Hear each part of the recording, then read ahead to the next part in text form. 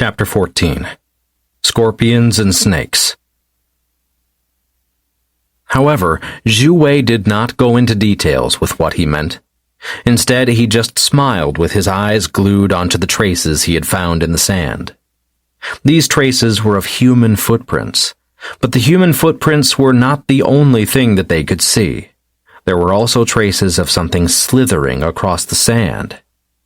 It was clear that there were more than just humans, and Xue Wei, who was new to this place, had a somewhat accurate guess as to whom it was.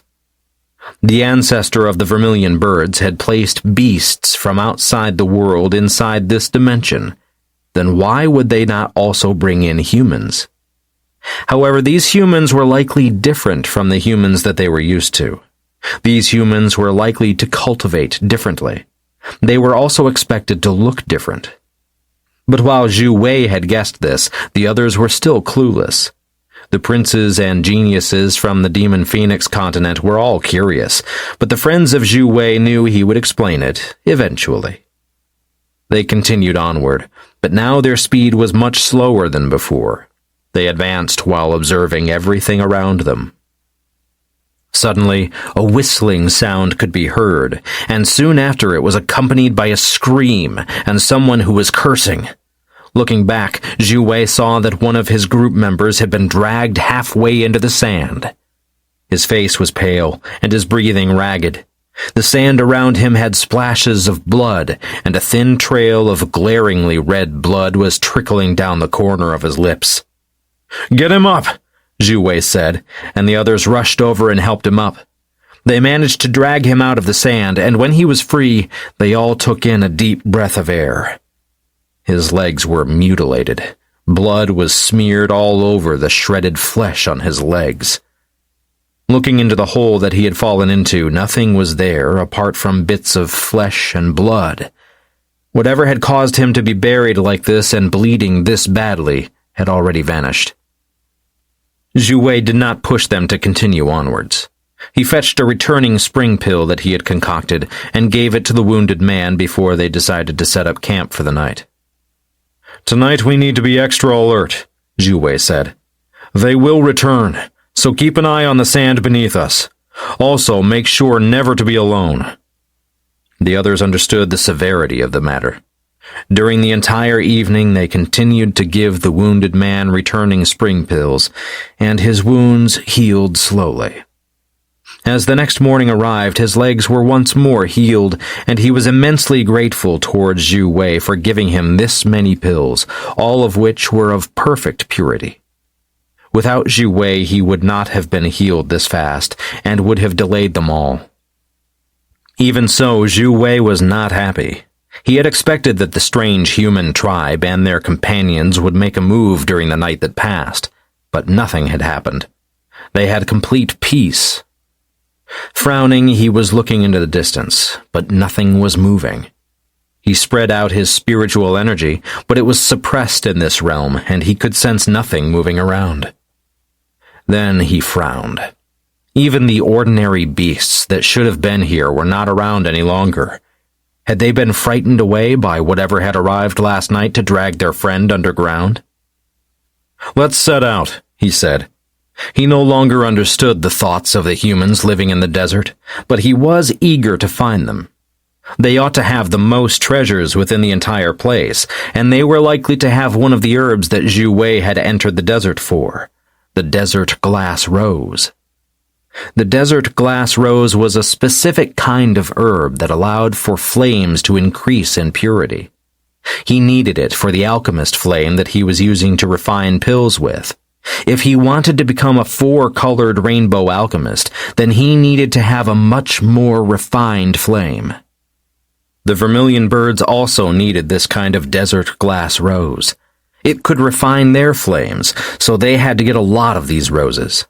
The only way to get them was to find the humans who would likely harvest them when they came across them, and who probably had a large quantity of them.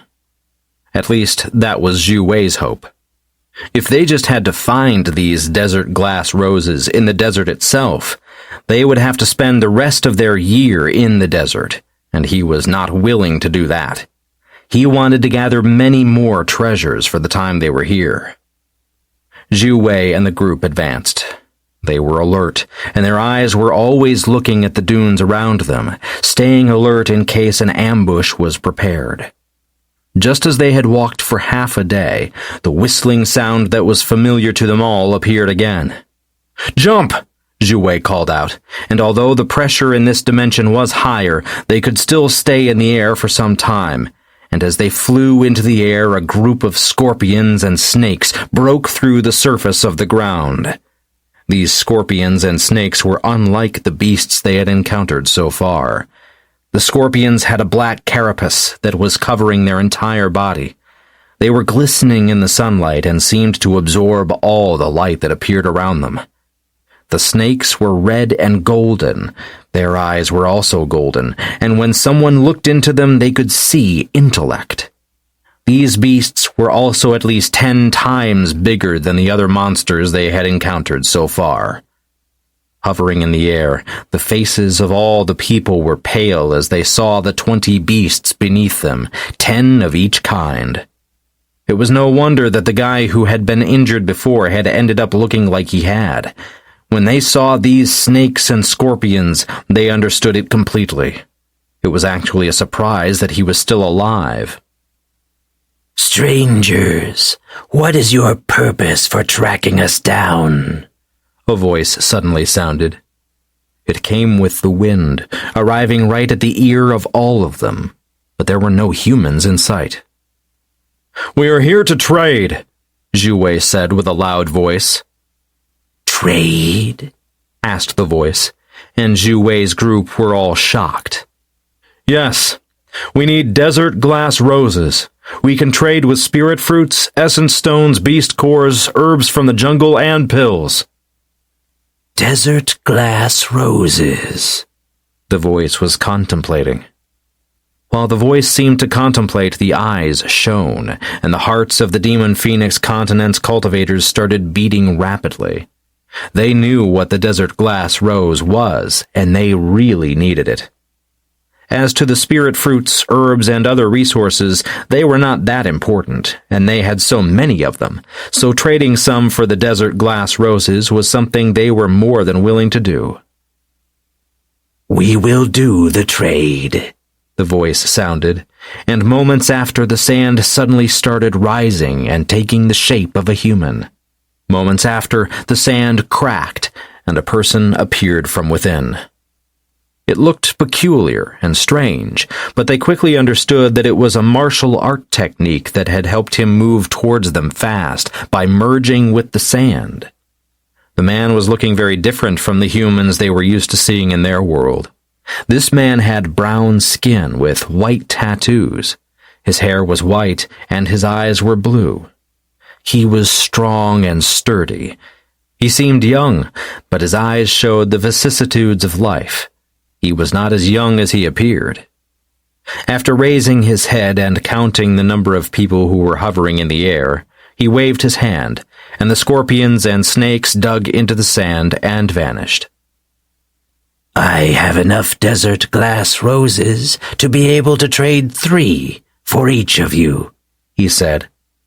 His words shocked them all, but then their eyes widened in happiness and a smile spread on their lips. "That's enough for us," Xue Wei said with a nod and descended to the sand again. "Queue up," he ordered, and all of them obediently stood in a queue, waiting for their turn to come up. The price for one of the desert glass roses ended up being 10 spirit fruits, 5 beast cores, and 3 random herbs. Although the price was high, it was definitely worth it.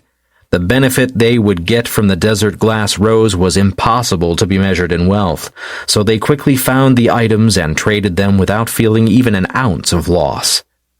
After trading the items, everyone was happy. Xue Wei then looked at the man and wondered if he could get some information. "Senior, we are going towards the summer region of this dimension. Is it possible for you to perhaps guide us in the right direction?" The man nodded his head and said, "Head straight west from here. Then you will encounter an oasis where you can rest at before heading southwest from there on. and you should be out of the desert in around a week. That direction leads you towards summer." Xue Wei cupped his fists to the man and then thanked him before he left with his friends. All of them were energetic and felt that the trip into the desert was definitely worth it. Although they did not have to fight for these desert glass roses and traded for them, that was still okay. They had gained some herbs and beast cores while heading deep into the desert, and on the way back they would definitely encounter more, which could help them make up for what they had traded away. Xue Wei was calm as he led the way, but then all of a sudden his expression turned ugly. "Everyone gather together," he called out before his body started changing its shape. He began growing azure scales, and his body became much larger than before. Wrapping every member of the team within his coiled body, he started activating his defensive techniques. Scale shield. Everyone was puzzled. Everything happened in less than a moment. From when Xue Wei had called out and until they were wrapped up, not even a breath had passed. Seeing the green layer that was present on top of Xue Wei, they were stunned. What had happened? Moments after they were given their answer, a sandstorm appeared. This sandstorm was different from the normal sandstorms in their world. Every single grain of sand was like a razor blade, and the scale shield was starting to wane. Life scale shield. Xue Wei was not sure how long it would take for the sandstorm to pass, but he knew that if he was not shielding them, at least a few would die. This was merely the outskirts of the sandstorm, and it had already penetrated his regular scale shield. Xue Wei gritted his teeth, and as time passed, he felt how the life force within his body, the wood elemental chi that he relied on to control the life scale shield, was running out. Devouring life scale shield. This was the ultimate version of the scale shield. The scale shield itself relied on the body to create a shield. The life scale shield relied on the wood elemental chi inside his body. The devouring life scale shield absorbed the wood elemental chi in the surrounding air and transferred it into Xue Wei's body, allowing him to convert it to his own strength. Unfortunately, there was not much wooden elemental chi in the desert, so while it was somewhat useful, Xue Wei could feel that the wood elemental chi in the surrounding air was about to dissipate. Chapter 15. Hidden Beneath the Desert.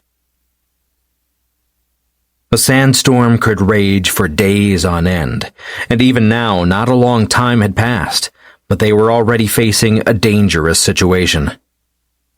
The experts of the Demon Phoenix continent were all amazed by seeing Xue Wei using his own body to wrap around them and protect them from the razor-sharp sand that could tear them to pieces within moments. The devouring life-scale shield was starting to succumb to the onslaught of the whistling winds, and the surrounding area was turning devoid of any wood element chi. The longer time went on, the harder it became for Xue Wei to hold on. The devouring life-scale shield downgraded to a normal life-scale shield after 2 hours, as there was no more wood elemental chi in the surroundings. After another 3 hours, Xue Wei had no more wood elemental chi within his body, and the life scale shield turned into an ordinary scale shield, the sand causing more and more injuries to appear on Xue Wei's massive body. Xue Wei could only grit his teeth in pain as he felt the wounds multiply on his body. Blood was flowing in rivers, and scales were dropping to the sand, only to be covered up in an instant by the raging sandstorm, forever lost in the depths of the desert. As Xue Wei was on the verge of collapsing, the sandstorm finally died down. The gale started to turn into gentle winds, and the sand which had been flying everywhere was turning into new dunes. The desert looked completely different now from how it had looked moments before. The dunes had moved their place, and although it was unmistakably still a desert, everything had turned around. Xue Wei returned to the shape of a human when he had ensured that the sandstorm was truly gone. His body was bloody and battered. Even as he stood as a human, he was riddled with wounds and exhausted. We will rest for a day before continuing, Xue Wei said as he draped a robe over his shoulders and sat down. He quickly took out multiple different pills and popped them into his mouth, resembling a kid eating candy. The moment they entered his body, he felt how they turned into cool streams of energy that started working on healing his body. The many Demon Phoenix continent's geniuses and princes had no objections at this point. Not even the first prince said anything.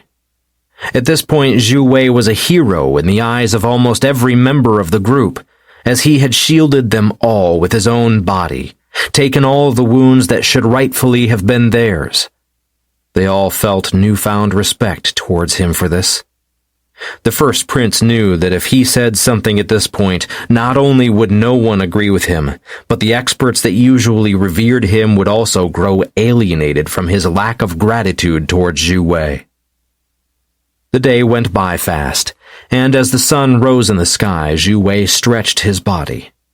Although it would take some time for him to once more have any wood elemental chi within his body, he had still restored his body to peak condition, and his normal chi was also restored. He was slightly dejected about the wood elemental chi, but he knew he could do nothing about it. In an environment like this, it was hard to restore it. Sighing, he could only feel that at least he had not wasted it. He had used it to trade for the lives of himself, his friends, and his companions. Also, it would not be gone forever, just for a short period of time. Thinking like this, he felt that it was not too bad, and he began walking in the same direction that he had walked before. He could not wait to exit this goddamn place. Although he was not enjoying the time in the desert, he had to admit that he had gained a lot from their journey here. They walked towards the southwest, heading towards summer and the many treasures one could find there. However, after walking for a few moments, Xue Wei stopped and frowned. The sand underneath their feet had vanished, and instead it had turned to stone. The stone ground was as black as obsidian, and there was a big, gaping hole in front of them. This hole was clearly human-made. Stairs were leading down towards an unknown world underneath. No one could see anything else other than the pitch-black darkness. It was not only Xue Wei who was frowning, but all of them also had the same thought. Should they enter this unknown entrance, or should they continue towards summer? After hesitating for some time, Xue Wei had decided that he wanted to check it out. Even if it was risky, it was likely that the treasures beneath this desert were as amazing as the stuff that could be found within summer. "I am entering this place," Xue Wei said with a determined voice. "This is going to be immensely dangerous, and I cannot guarantee your survival if you choose to enter together with me." The Demon Phoenix continent's geniuses were deep in thought. They wanted to go with Xue Wei, but they did not want to become a hindrance to him. Neither did they want to throw their lives away. "Why don't you all follow me?" The voice of the first prince suddenly sounded. "We will continue towards summer and wait for Sir Zhu to catch up with us again." The first prince had no intention of returning control of the group to Xue Wei, but it would sound bad if he said that. Hence he made it look as if them going ahead was a great favor to him, and that he was the right person to offer to lead them. Xue Wei was able to understand what was going on without even thinking about it, and even most of the experts from the Demon Phoenix continent could think of the reason for the first prince to make this offer. However, they did not disagree. All they did was stay quiet. When Xue Wei returned to them, it was their choice whether or not they wished to follow the first prince or Xue Wei.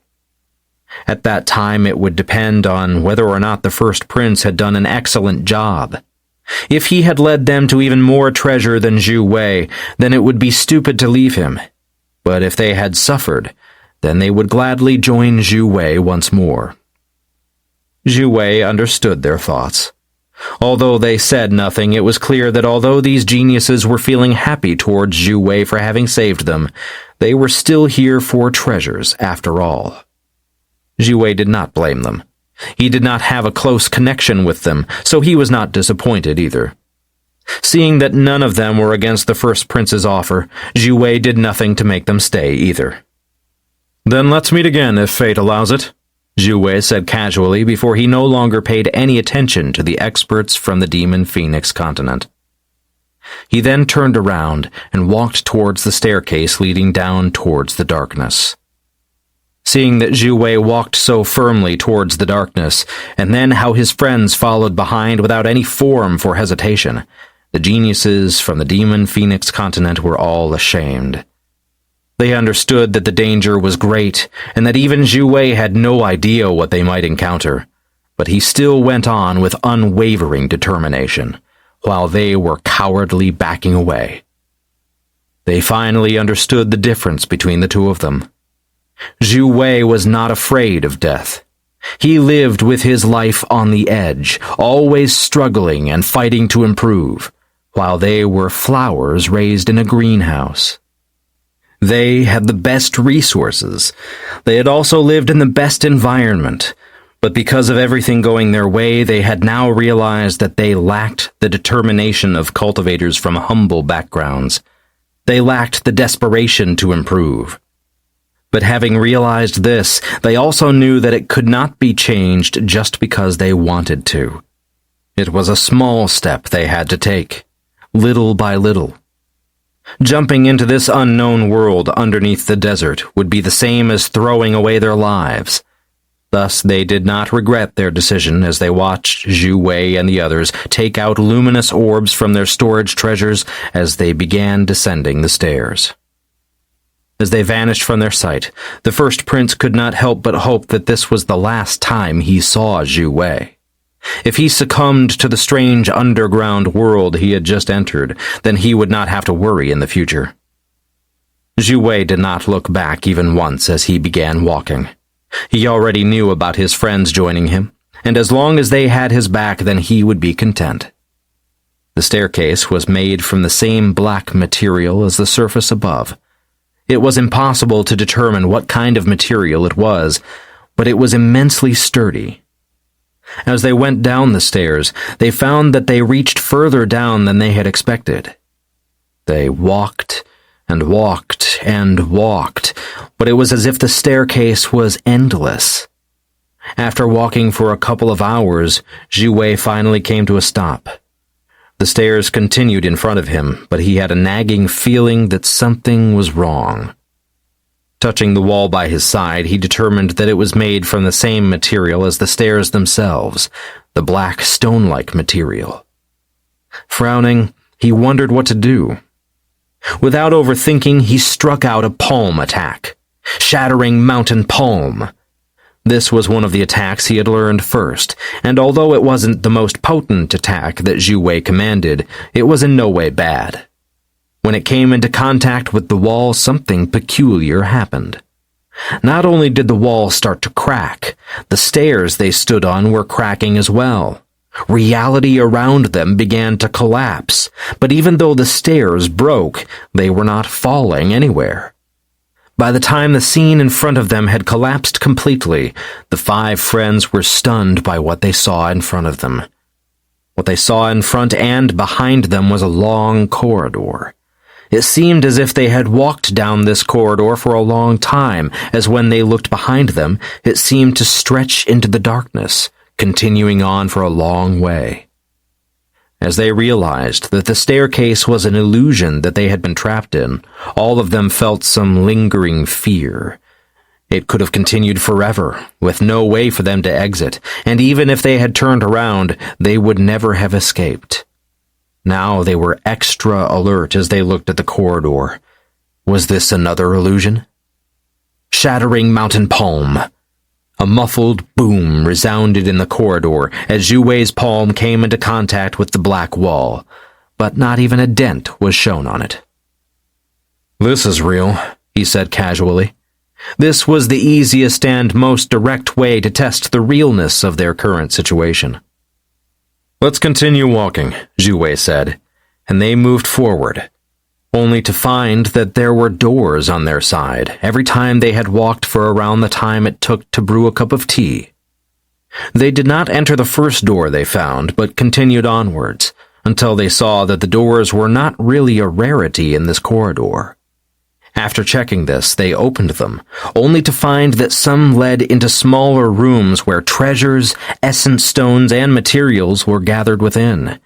However, all herbs had long since turned to dust, so they could only take the other things. Chapter 16. Underground World. Standard weapons would have long since turned into nothingness, rusted to the point where only dust would remain. However, the weapons they came across were far from ordinary weapons.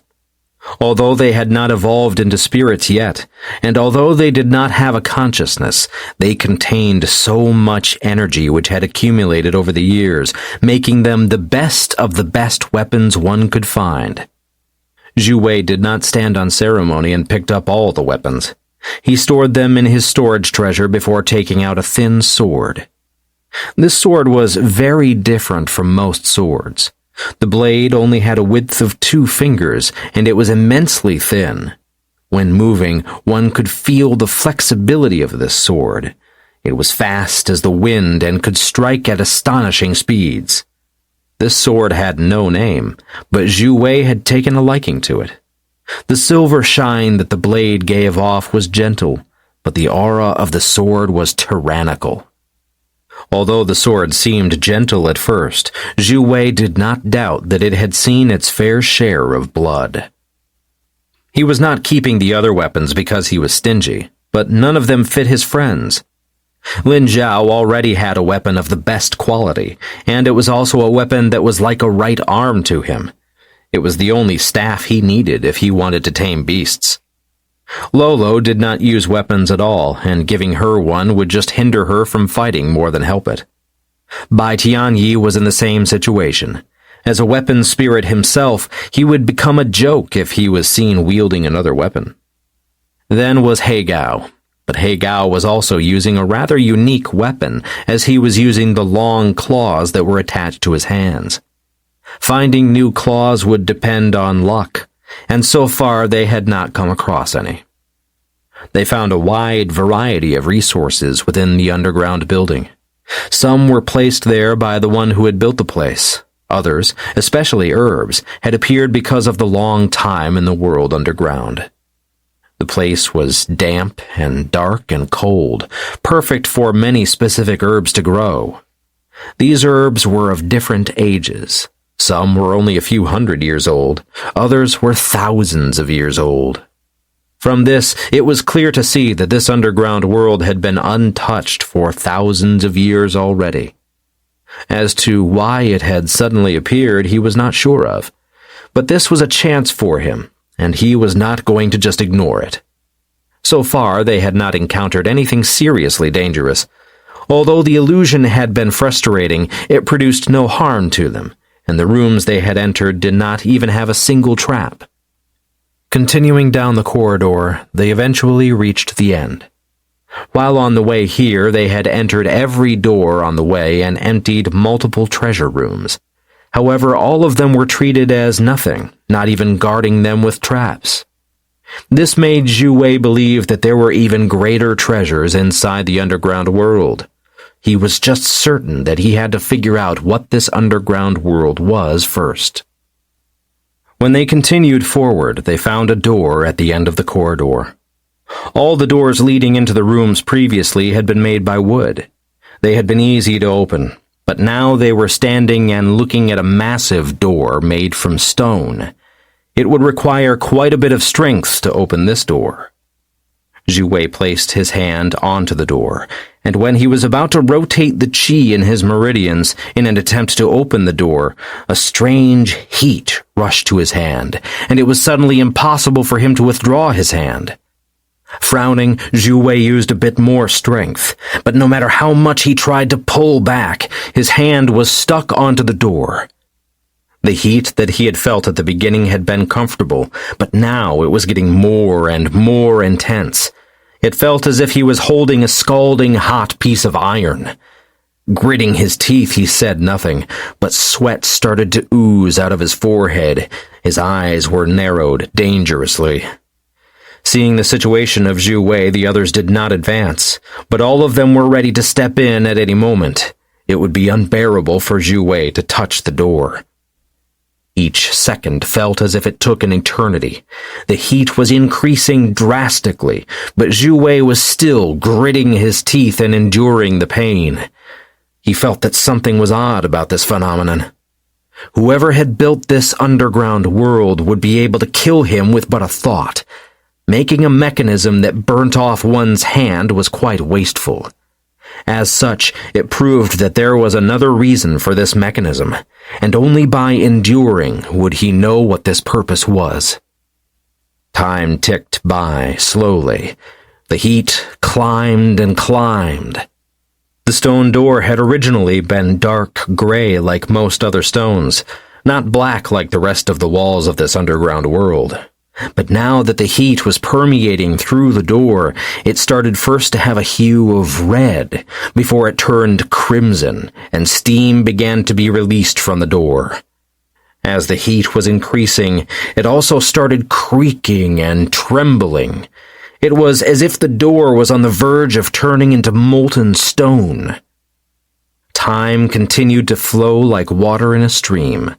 The friends' faces turned more and more solemn the more they saw, and their brows were furrowed in worry. Finally, when they could no longer handle watching Xue Wei in pain like this, a resounding bang rang through the entire corridor. Life's scale shield. Xue Wei had not restored much of his wood elemental chi yet, but at that moment he used what he had to raise a faintly glowing green shield around his friends. Afterward, the sounds of explosions resounded in the corridor as stones of various sizes continued to collide with the shield. Xue Wei, who had been in the midst of the exploding door, was completely unharmed. The only thing that betrayed the painful experience he had encountered was the sweat on his forehead alongside his palm being slightly red. Looking at his palm, he suddenly saw a strange energy rune had been carved into his skin. It was not deep and resembled a scar, but when he put his spiritual energy into it, he could sense that it was not that simple. All his energy was like throwing a stone down a deep hole. It vanished without a trace or ripple. Xue Wei pondered for a moment what this rune could possibly mean, but he did not understand it. It looked somewhat like a flame, but not really. It was bizarre. Deciding that he could not do anything about it, and that it was likely to prove of some importance later, he did not care too much. Instead, he smiled slightly. He felt as if he had passed a trial. The door had at last successfully opened for him. When the dust fell, Xue Wei turned around to confirm that his shield had protected his friends, and after ensuring that no one was injured, his eyes glanced at the rubble lying all over the corridor before he finally moved his eyes toward what was inside the room. What he saw shocked him. Everything he had encountered so far had been dark and damp, cold and grim. Now they were looking at a magnificent hall.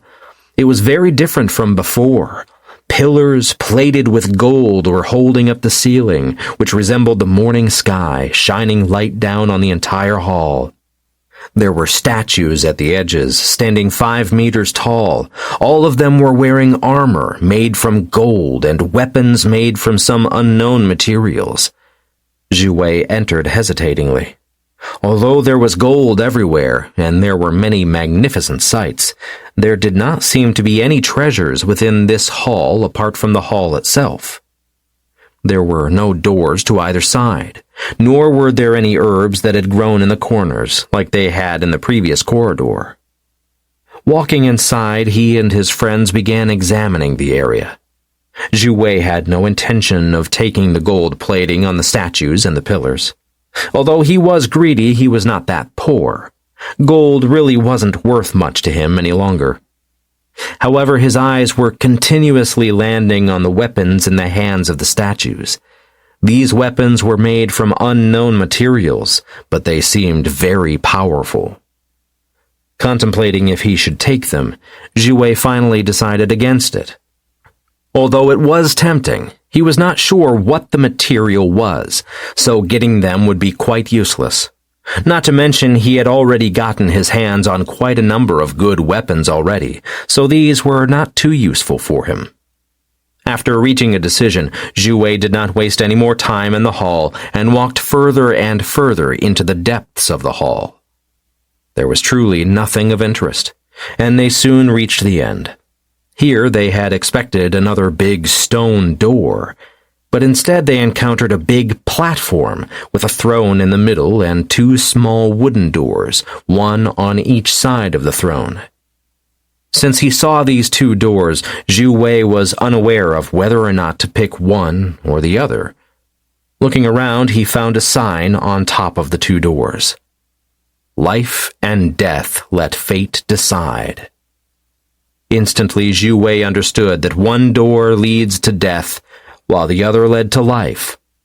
However, there were no more leads, no more help to tell them where exactly they should go. Frowning, Xue Wei looked at the two doors.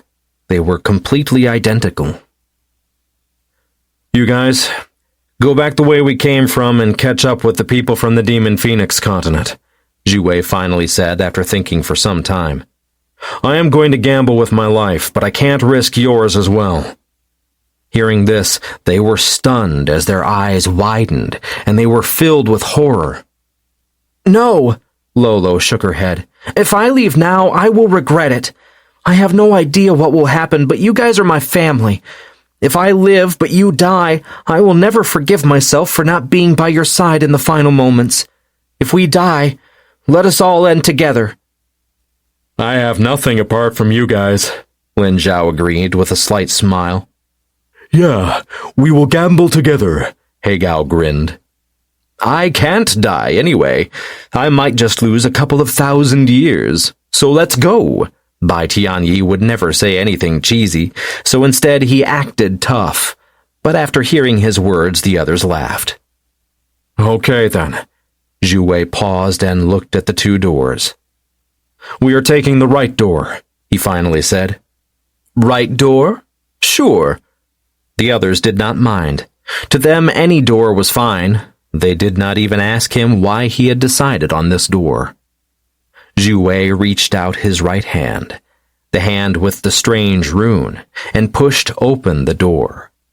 Darkness flooded out, but he did not hesitate and stepped inside, closely followed by the others. The darkness lasted for a long time. They kept walking forward, but there was no sound, no visibility, no scent. Nothing. Xue Wei continued stumbling forward in the darkness. He called out, but he could not even hear his own voice. The others seemed to have vanished from behind him as well. Chapter 17. Trials. As to whether or not the others were genuinely lost, or together with him, Xue Wei did not know. Since he was unable to hear anything, see anything, touch anything, say anything, or feel anything, he could not say whether or not they were there, or if they were gone. Trying to reach behind him, he still felt nothing, and thus he resigned himself to fate. Had he picked death? Was this death? It was not very painful, and his soul was still active and did not seem dead. He could also move his body, but he could sense nothing. Unsure about what was going on, Xue Wei was not one to just wait around to see what would happen to him. So instead, he began moving in this darkness filled with nothingness. He was fumbling around. There were no walls, but every step felt as if there was nothing beneath his feet.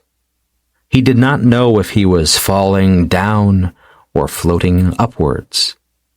Moving forward was like stepping on a cloud. It was soft beneath his feet. But even so, he did not resign himself to stopping, and continued.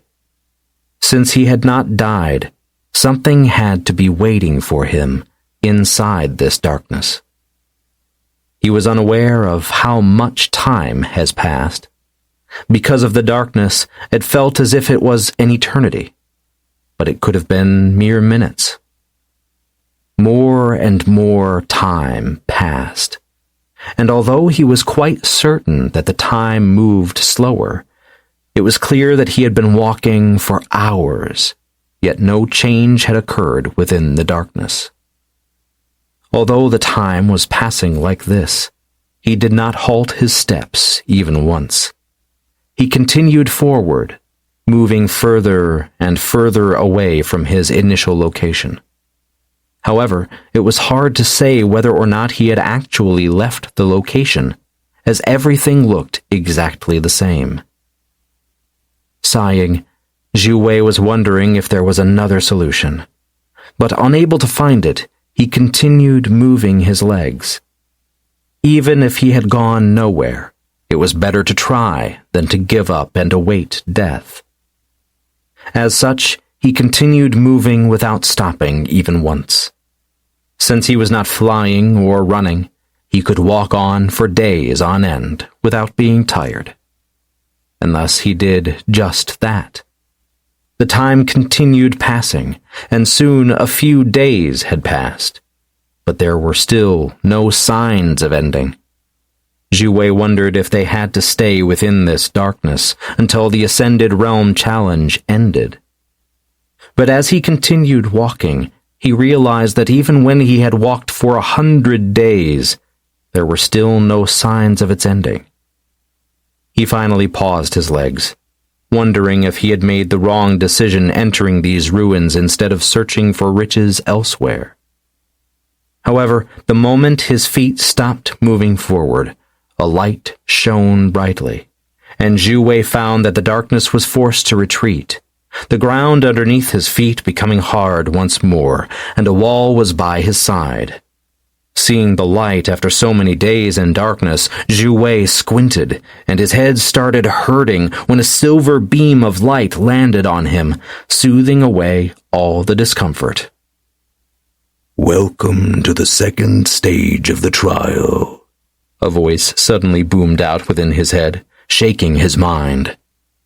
"You just came out of the realm of the dead, a world where no senses work. This world tests one's willpower alongside their stubbornness. The longer you last, the better your rewards. 5 experts entered the realm of the dead. You were the last to exit. The others lasted fewer days than you. Hence they are in other chambers now, getting other rewards. This realm of death is a realm within a realm. Although time flowed slowly in there, it flowed much faster than the outside world. You have been inside the realm of the dead for 10 hours. Xue Wei was stunned when he heard that the 100 days he stayed within the realm was nothing more than 10 hours in the Ascended Realm.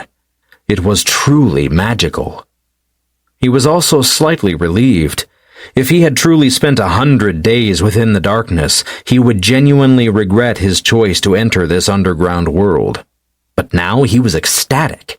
He understood that each place in this realm was a chance, and although he might have entered one of the best places within the entire realm, he was not willing to give up on the others either. Go to the room next door and select your reward. After this, you can choose to challenge the second layer of challenges and get another reward.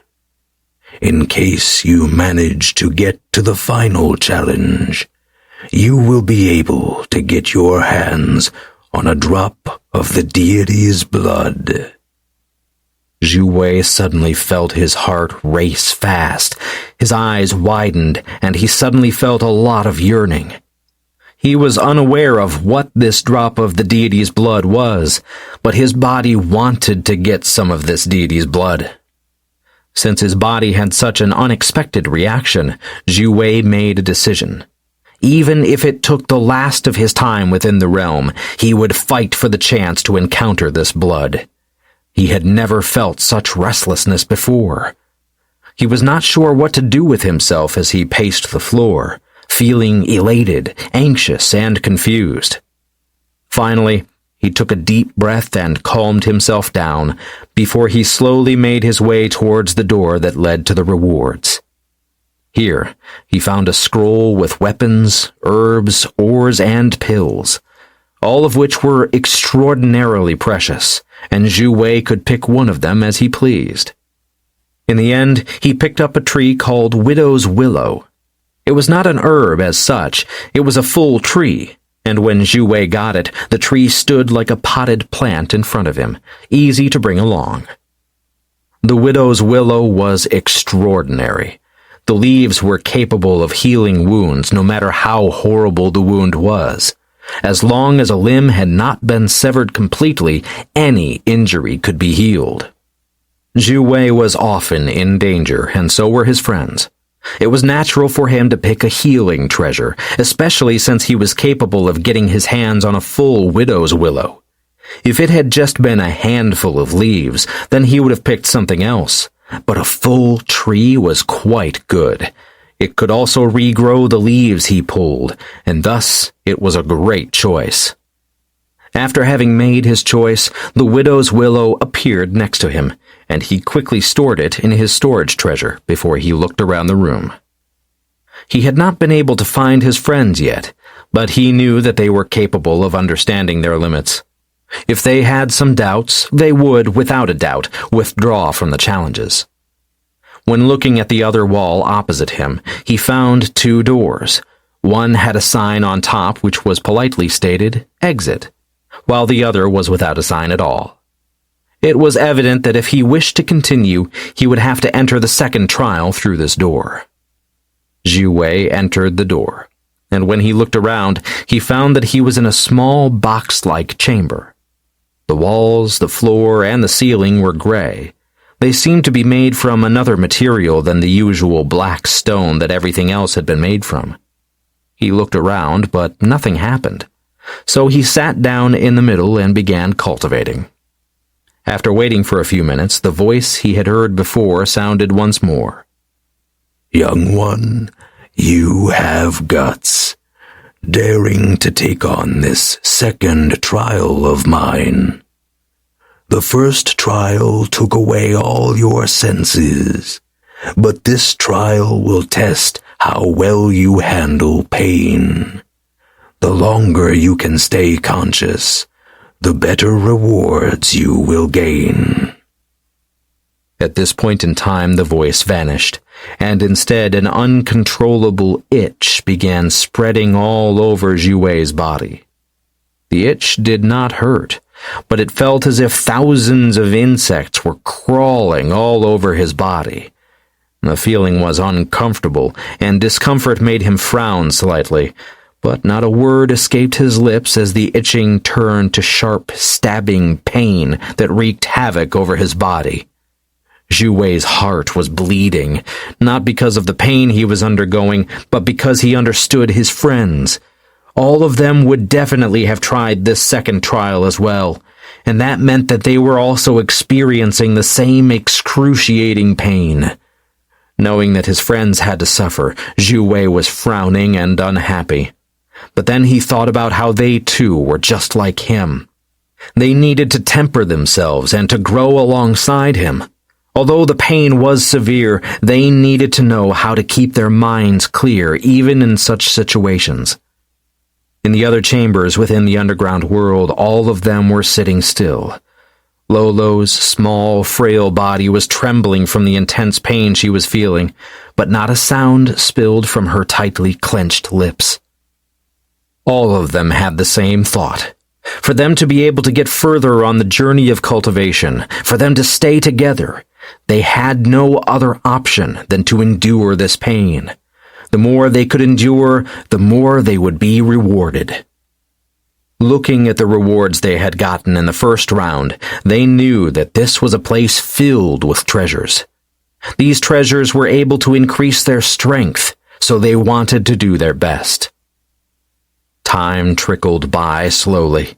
Every moment felt like an eternity with the excruciating pain they were experiencing, but none of them gave up. Deep within the depths of the underground world was a stone stele. This stone stele had strange, rune-like writing on top of it, and the runes were shining with a blue light. An ancient voice, the voice which had been speaking to them earlier, could be heard. "These young ones are not too shabby," it said with appreciation. After a short while, a tremble ran through the stone stele, and it exclaimed in shock, "This bloodline." Since the stone stele had no expression and no face, it was impossible to tell what and where it had sensed something. But from the voice alone, one could hear the great shock it experienced. A bloodline, unlike any others, had arrived in the underground world.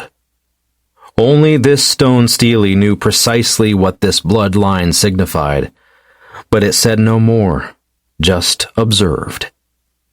The entrance that Xue Wei and his friends had entered was not the only entrance into the underground world. In total, 4 entrances had appeared in the Ascended's realm. 2 of these entrances had been left unexplored, but one other had caught the attention of a group of experts. Now a full 17 experts were inside the underground world, but the 2 groups were unaware of the other's existence. Only the stone stele knew everything that was happening inside. In the trial, time was going by the same way outside and inside the chamber. Lolo was the first to give up in the face of the pain, after which a long time passed, and Bai Tianyi also had to give up. He Gao lasted longer than Lin Zhao, but none of them could overtake Xue Wei. After the others had finished their trial, they all picked a treasure and got ready for the next trial, all apart from Lolo, who decided to give up. Xue Wei lasted more than a full day. As long as someone was still within the previous trial, no one would be able to advance to the next trial, and when Xue Wei came out, he quickly picked another rare treasure, a vermilion bird feather, the most potent fire chi treasure around. Chapter 18. Holy Maiden. After picking up the treasure, Xue Wei continued to the next trial. The trials were testing people in different ways. It was anything from being able to withstand coldness to being thrown into a hot sea of flames. The longer he endured, the tougher his body became. Although he was getting exhausted, his body was getting tougher and tougher, while the chi within his body was getting purer and purer. He was not actively cultivating his chi, but because the trials had been filled with an ancient heaven and earth essence, his cultivation base was also soaring rapidly. It was as if his body was immersed in an herbal bath created by rare herbs and other resources. This speed of advancement was much faster than any other place within the Ascended's realm, and only the rarest of the spirit fruits that allowed for one to advance a rank directly would be able to rival the speed with which Xue Wei was advancing. It was not only Xue Wei who was advancing by leaps and bounds, but He Gao, Lin Zhao, and the other chi cultivators who were in the other end of the underground world were also all feeling the benefits. Lolo, who had stopped advancing after the second trial, and Bai Tianyi, who was still forcing his way through, were not as lucky. Both of them relied on soul power to increase their spiritual energy, but it was not possible for this underground world to retain any soul power after the many thousand years it had been buried underground. The second to give up within the trials was not Bai Tianyi, as one might have expected, but Lin Zhao. He had faced the trial of endless slaughter, and while his fighting abilities were strong, he was the least skilled at fighting in their entire team. Lin Zhao was a monk before he began traveling with them. Although he had some techniques, they were mainly to subdue and shackle beasts, so that he was able to tame them. Killing endlessly was simply an impossibility for him, and he was unable to clear the trial. After this, Bai Tianyi was the next to give up. He had spent all his spiritual energy, and if he forced his way through, he was likely to weaken or even injure his foundation, something he was not willing to do. He had already gotten his hands on a large quantity of soul cultivation resources and would be able to take his strength to a whole new level. It was not only Bai Tianyi and those who had come through the desert entrance that had gotten amazing rewards. The others who had come through the other entrance had also gotten so many rewards that their hearts were greedy for more. All of them knew that what they were fighting for was a drop of blood. But this drop of blood was not a simple thing. It was the drop of blood from the god who had made this realm. While the use of the blood drop was uncertain, Xue Wei was sure that it would be a priceless treasure to the Vermilion Bird clan. If he brought this drop of blood, would he be able to trade it for the Thunder Flame crown, perhaps? Even now, Xue Wei had not forgotten his promise to Lan. Although he was not very pleased with everything the annoying prophet had done, he was a man of his word. Since he had promised to bring the Thunder Flame crown back, then he would, without a doubt, do so. The group which had entered from the other entrance was also slowly diminishing. Now only 4 people remained in the running, while Xue Wei and He Gao were the only remaining people from the desert entrance. A few trials further, and He Gao also found himself incapable of continuing.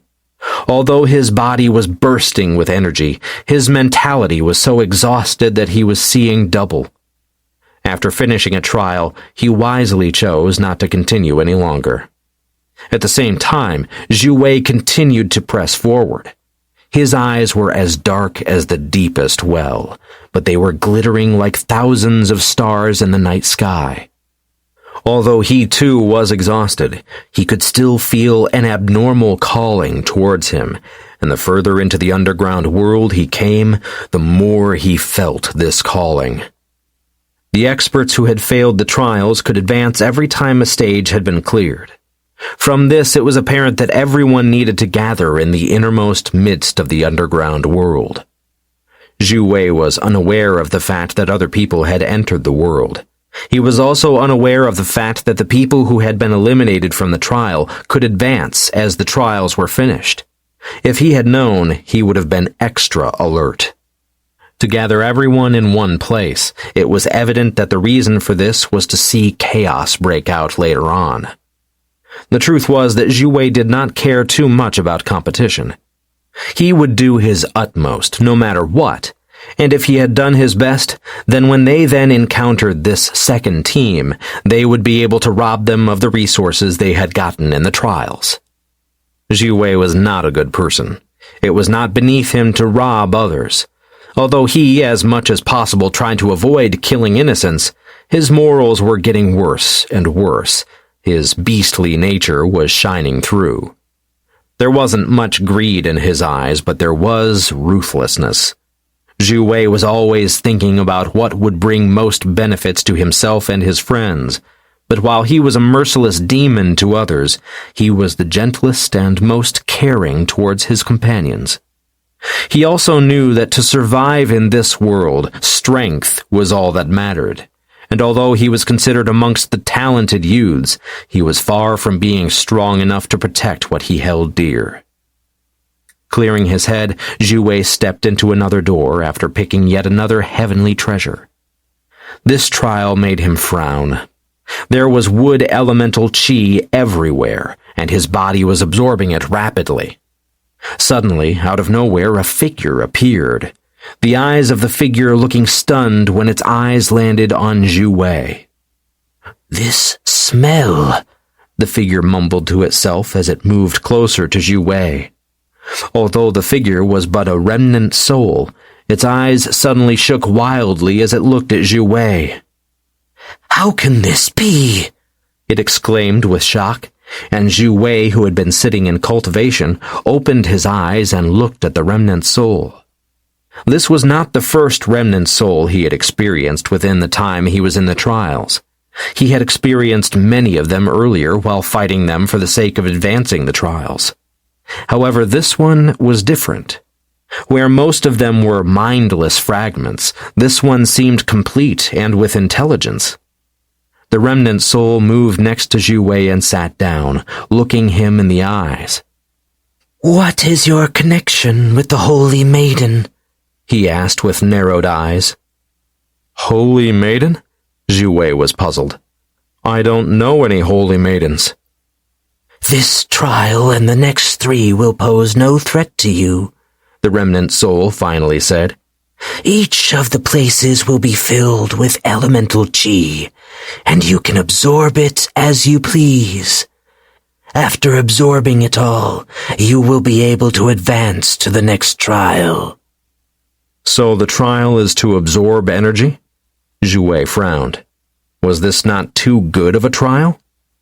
"Not for the others," the remnant soul smiled and shook his head. "But for you, it is." Xue Wei frowned. It seemed that the trial had changed because of this holy maiden, but he had no idea what she had to do with him. Still, he did not complain and began absorbing the energy. He had used much of his wood chi earlier to fight and protect the others, and now he could finally restore it. His body was shining with a green hue. All the energy entered his body at a rapid speed and transformed even his skin to become green from the speed at which he was absorbing the energy. Although he was fast, this room was rather large, and it took him a long time to finish absorbing all the energy. When he finally finished, he spat out a mouthful of stale air. His body was so bursting with energy that he knew that he was on the verge of a breakthrough. Well done. Continue to the next trial. Xue Wei gave a long glance at the spirit, his eyebrows frowning and filled with confusion before he shook his head and went to the next room. Within this room, he had been gifted with another reward. This time it was so rare that it would be almost impossible to find it, even in the treasured area of the Ascended's realm. It was a stargazing flower. After that, he entered another room, and within this room he found that water chi was everywhere. This water chi was something he thought he had no fate with.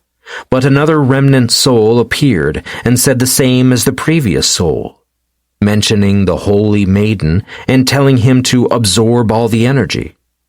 Unsure of what was going on, Xue Wei did as he was told, but the moment the energy entered his body, it vanished. It was as if there was a big black hole within his body, and this hole was absorbing all the energy. More and more energy entered his body, but it was like throwing a pebble down a deep well. Nothing happened. After finishing this room, he entered another one, and within this one, metal chi was everywhere. The scene from before was replaying, and Xue Wei absorbed all the energy.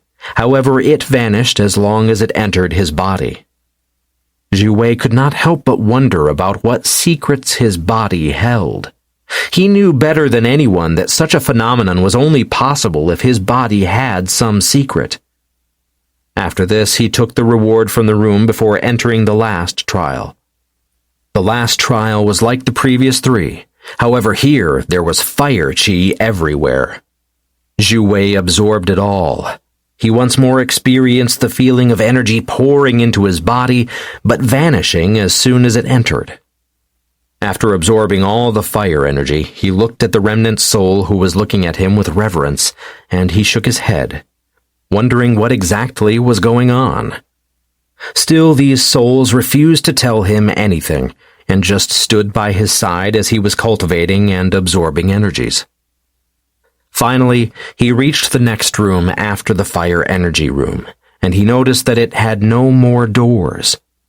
As he entered, he saw that unlike the others, there was no scroll with rewards, but there was a big table with a small vial. The heat and pressure that were released from the small vial were so oppressive that anyone who came into contact with it would feel their hearts beat erratically. But Xue Wei could feel a strange feeling of belonging when he looked at this vial. Although he had planned on exchanging the vial with blood for the Thunder Flame Crown, he could not hold back his hand as he grasped the vial and opened it. The drop of blood flew out of the vial, but it did not try to escape. Instead, it shot directly into Xue Wei's body, right between his two eyes.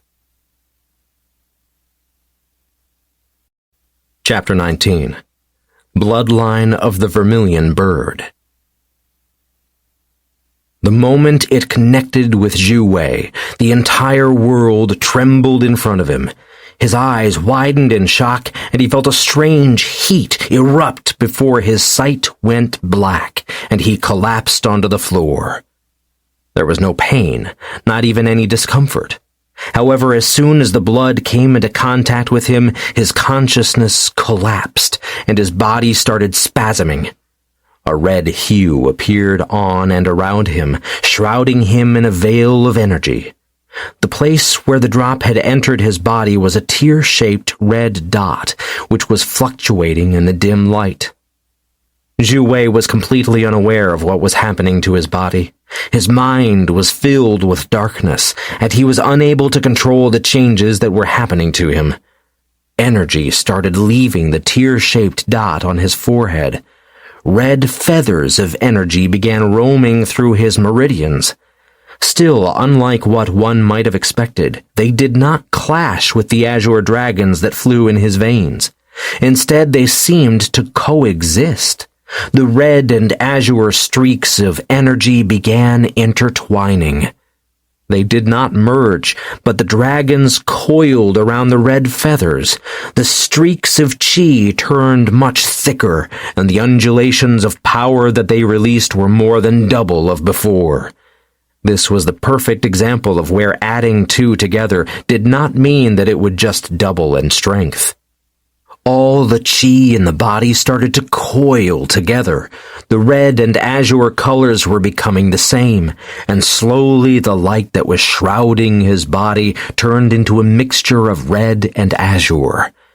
More and more energy erupted from the blood drop that resembled a teardrop on his forehead. It was impossible for the azure chi to keep up with all the strands of red chi that was being released in his body. This energy went straight for the Danchan where it gathered. The azure dragon spirit, which was present within the Danchan, was observing the ball of red chi, which was gathering at a rapid speed with interest. The red chi was gathering in a flaming ball that somehow resembled an egg. The more energy that gathered, the deeper the red color became. Time flashed by, but no matter what happened, Xue Wei did not awaken, and the energy of the tear-like blood drop continued to pour into his body without any restraint. Slowly, as the hours ticked by, the tear-like drop of blood turned less and less visible. It became more and more transparent, and the energy it poured into his body became slower and slower as well. As the final strand of energy left the tear-like blood drop, the outline vanished, and soon the egg within the Danchan heated up. Flames erupted from all over it, and a crack could be heard alongside a loud bird cry. From within the egg, two massive flaming wings erupted, and a bird came climbing out of the egg. Although it had just hatched, it did not seem disoriented, nor did it look like a young chick. Instead, it was a majestic vermilion bird. The vermilion bird spirit and the azure dragon spirit observed one another for a long time, but no hostility could be seen in their eyes. This was not the end of it, though. The vermilion bird spirit within his dantian slowly started trembling, and suddenly a golden version of it split out from the spirit before it vanished. After vanishing from the dantian, it did not disappear, but ended up in the Soul Palace, together with the golden dragon spirit. All of this happened while Xue Wei was unconscious. Slowly, half a day had passed after having merged with the blood drop. Xue Wei opened his eyes and hissed in surprise. There was no soreness in his body. There was no discomfort. In fact, he felt immensely comfortable. He slowly lifted his hand and looked at it, but it seemed the same as before.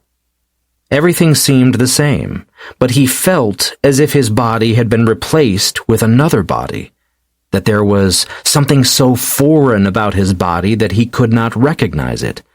But whenever he looked at it, it seemed the same as always.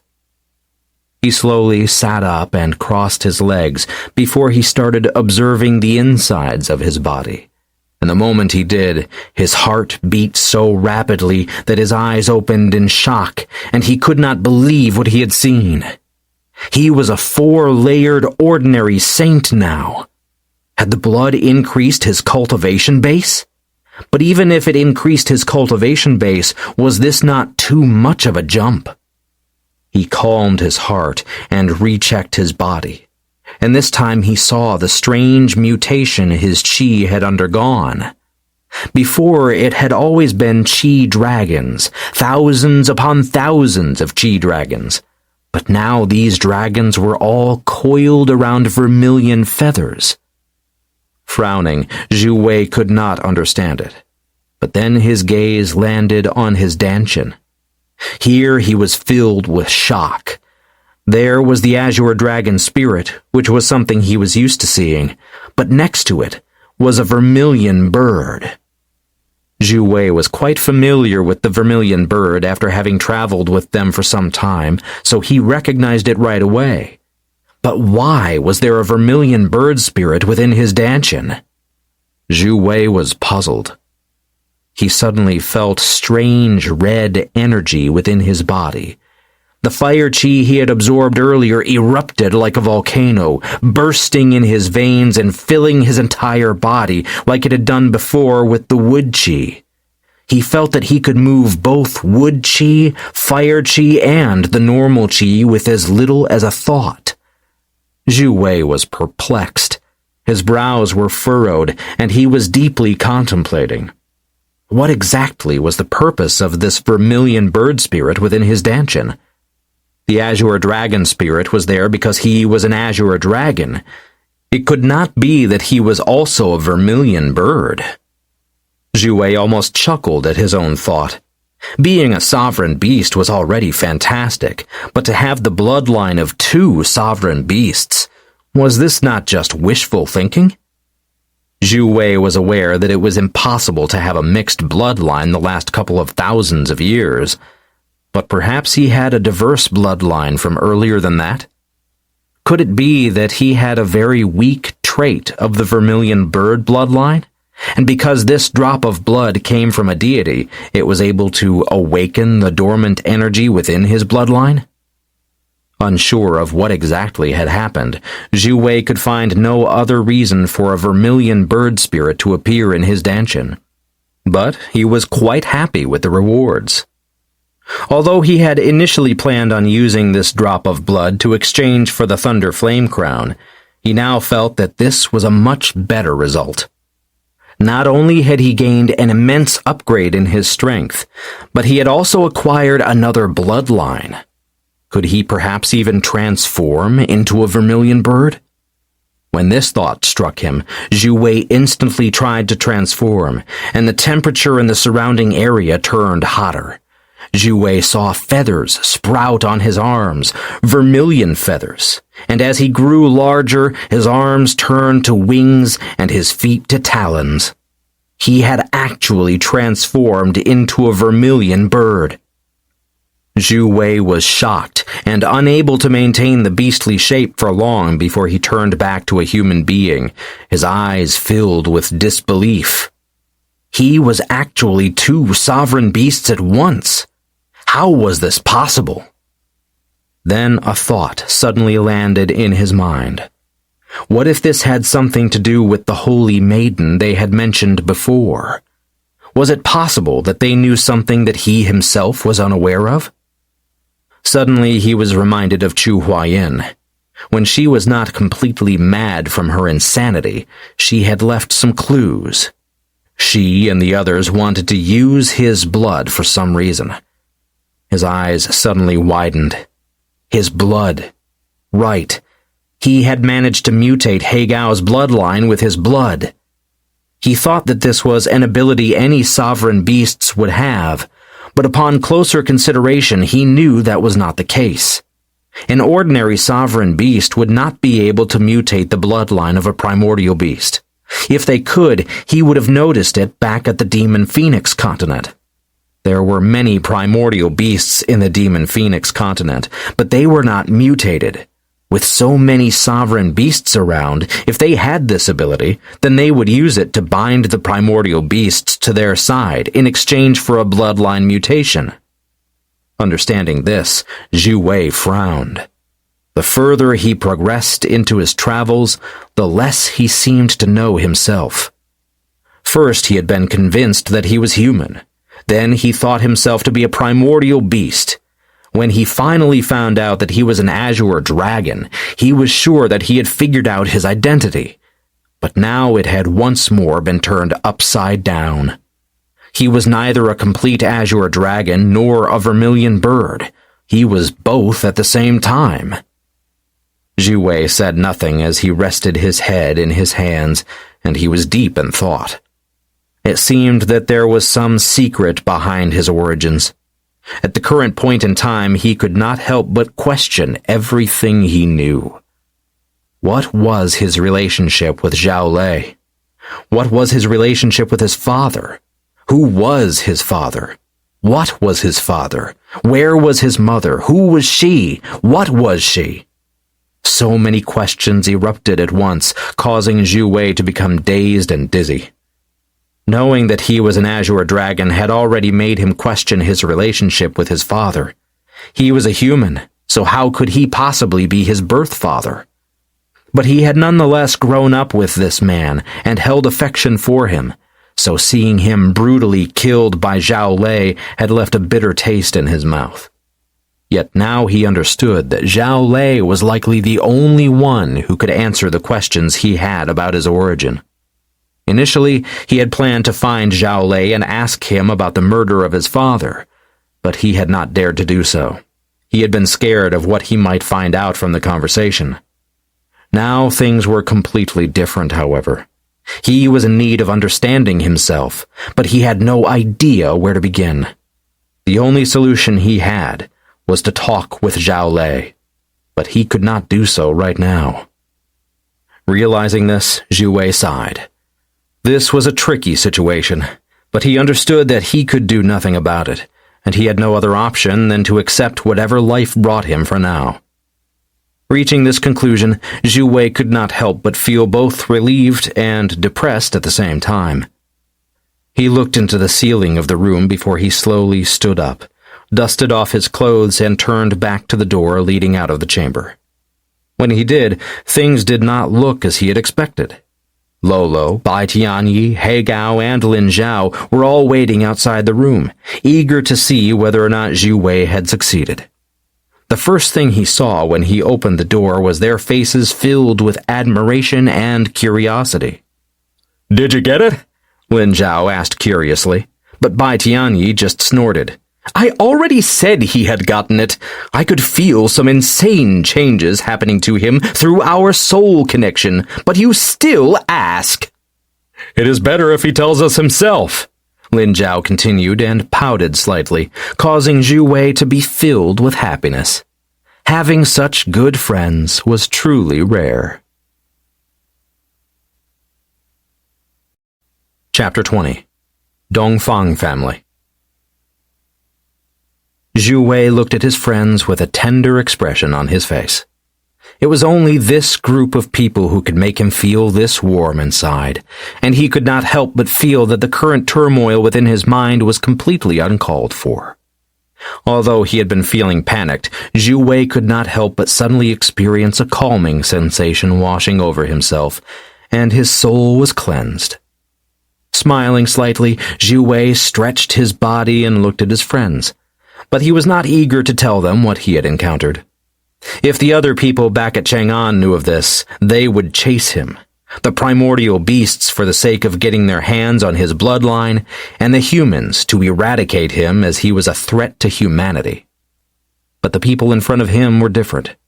They had not said anything degrading, and they would not be fearful towards Xue Wei either. Neither would they be filled with greed. "I have activated my bloodline," Xue Wei said with a grin, and his words made the others puzzled. Xue Wei's bloodline was an azure dragon. How could he activate his bloodline here in the realm that belonged to a vermilion bird god? Seeing them frowning, Xue Wei's smile increased, and he lifted his hand, after which a vermilion flame appeared on his hand, dancing across his fingers. The sight was so strange, and the others were shocked. Xue Wei was using fire elemental chi, not wood elemental chi. You unlocked another bloodline?" He Gao asked, shocked. This was the only reply he could think of.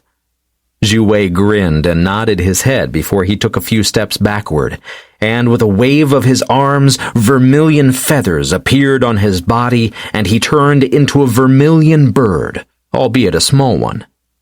Seeing Xue Wei suddenly change like this and becoming a vermilion bird, the people were shocked. Lolo's jaw dropped so much that a whole egg could fit in her mouth. Lin Zhao rubbed his eyes. Bai Tianyi cocked his head, and He Gao gulped. All of them were shocked and unable to say anything for a short while. They just looked at him, unable to speak. "Are you still able to become an azure dragon?" He Gao asked something that confused him, but right at that moment, the vermilion feathers were replaced with azure scales, and the vermilion bird vanished, a small azure dragon appearing in its stead. "This is wicked!" Lin Zhao finally started grinning. "You are a total monster! Not only are you one sovereign beast, you just had to have the bloodline of two beasts!" Lolo nodded her head in agreement, and she was excited. The stronger her big brother became, the prouder she was.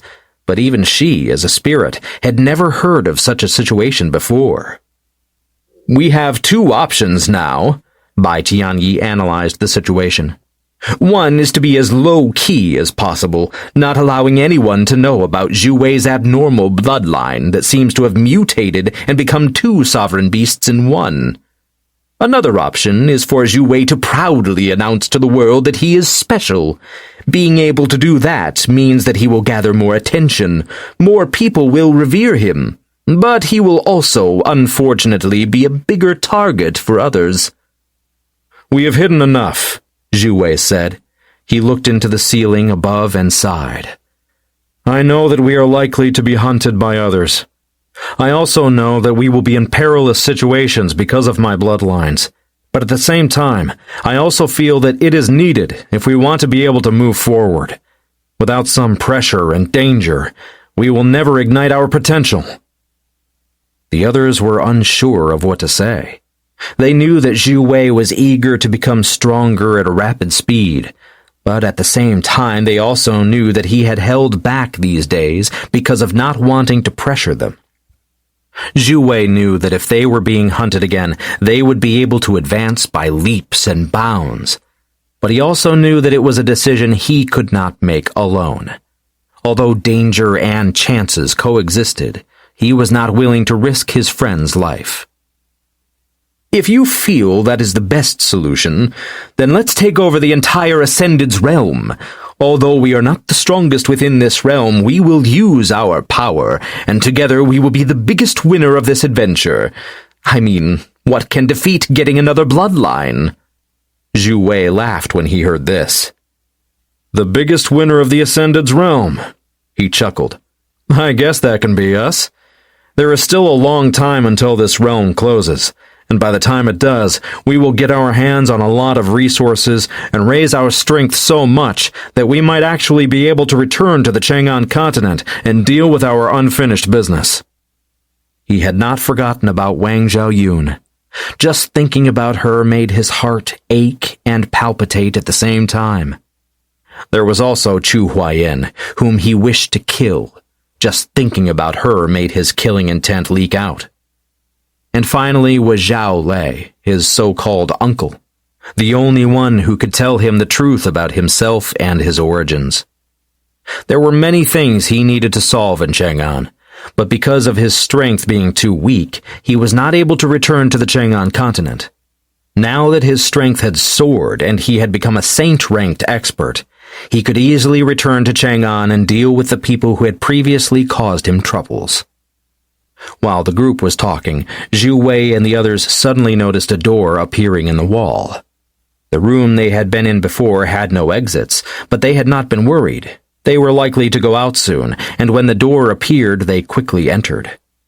What they entered was a massive hall, and there were doors on either side of the hall. Big pillars were framing the hall, shrouding everything with shadows. But when they entered, they suddenly heard a voice coming from the other end of the hall. "There are other people in here!" Someone called out, and Xue Wei, who was taken by surprise, looked at the end of the hall, where a group of 17 experts was walking towards them. 17 experts were a lot more than them, but their strength was overall weaker.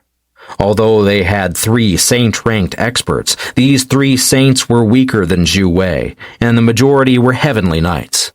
All of them were wearing white clothes, and a sword was embroidered on their chests.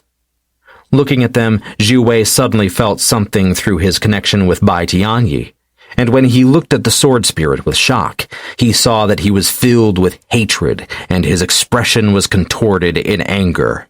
"Dongfang family!" he spat out, his eyes lit with anger, and he was genuinely struggling to hold himself back. Xue Wei did not know much about this Dongfang family, but he could hear that they were not friendly with Bai Tianyi. Perhaps they were even one of the families that had caused his downfall back in the days. Xue Wei could not think of anyone else having such great hatred with Bai Tianyi. It was not only Xue Wei who heard Bai Tianyi's call, but the entire hall also heard it, and everyone was alert. There was so much hatred in the voice that the people from the Dongfang family were on high alert. "This little one, how can you know about our esteemed Dongfang family?" The leader of the group looked at Bai Tianyi with puzzlement. It was but a child, but which child could possibly have such grievances with his family? The Dongfang family was known to be very righteous. They were known for their ancestors who were guarding the entire world, not just their own continent. The Dongfang family was one of the 8 great families. They were spread over the entire world, and their task was to protect the world. These 8 families were the leading families of the world, only rivaled by the 4 sovereign beast clans. There was competition between them, and although most thought it was innocent competition, the truth was that it was actually not so innocent. These 8 families had fierce competition, and once every 10 years, a tournament was held where they gathered to determine the rankings of the 8 families. Also, although these 8 human families were seen as the strongest families in the world, it was partly because if a new family arrived with strength or the potential to rival one of their families, then they would band together to get rid of them. No one could challenge the might of the 8 great families. Of course, no one thought that there was anything wrong with their actions. The strong ruled supreme in this world. The weak were sheep for slaughter. This Dongfang family, who was surprised by Bai Tianyi, was very apprehensive. Although they had the advantage of numbers, this group of experts seemed to be quite skilled. Not to mention the leader of the Dongfang group had informed their team members that he had not been the one to take the final reward, that someone else had beaten him in almost every challenge. If it was just once or twice he had been beaten, he would not have thought too much about it. but it happened time and time again. It was evident that the one who had defeated him was no simple person. Because of this, and the other unknown variables, he did not want to come into a fight with this strange group of experts. Do you want us to fight? Xue Wei looked at Bai Tianyi and asked. He knew that even though they were stronger, they were also at a significant disadvantage when it came to numbers. But he still had faith in himself and his friends to emerge victoriously. When hearing the question, the members of the Dongfang family all went alert. Swords appeared in their hands, and they observed Xue Wei and the others guardedly, ready to attack at any moment. No, Bai Tianyi sighed. Although I am very displeased with what the Dongfang family did, these youngsters were not there back then. I will direct my hatred towards those old fogies who caused all this damage. Bai Tianyi had calmed down. Although he hated the Dongfang family, he was not going to make his move as long as they did not overstep his boundaries. They had done nothing right now, so killing them might cause someone righteous like Lin Zhao to gain a heart demon. It was not worth it.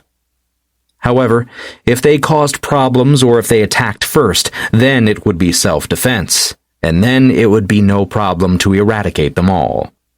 Bai Tianyi even wished that these youngsters would have been insulted and would charge at them with their brandished swords, but the Dongfang family's leader was holding his entire team back.